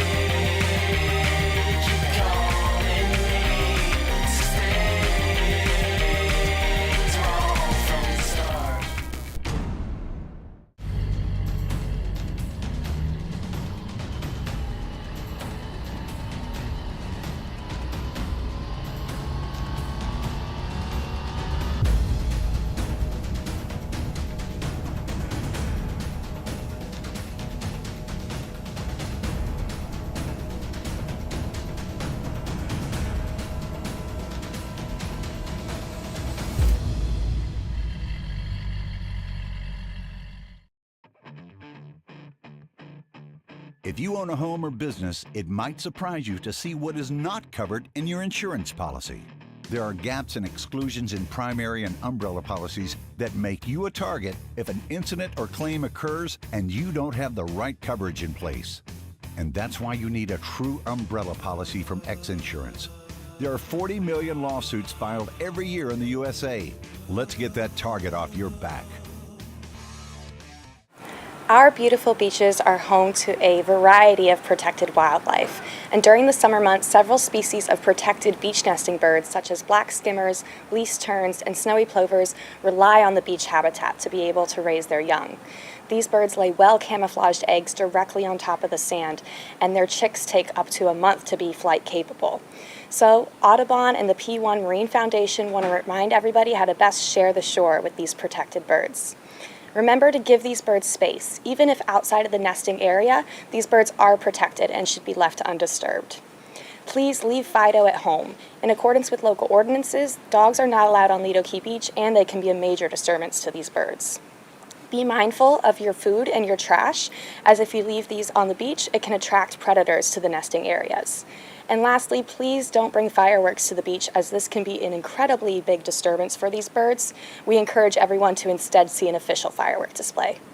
Thank you so much to the P1 Marine Foundation for your commitment to environmental stewardship, and we wish everyone a safe and fun beach race weekend.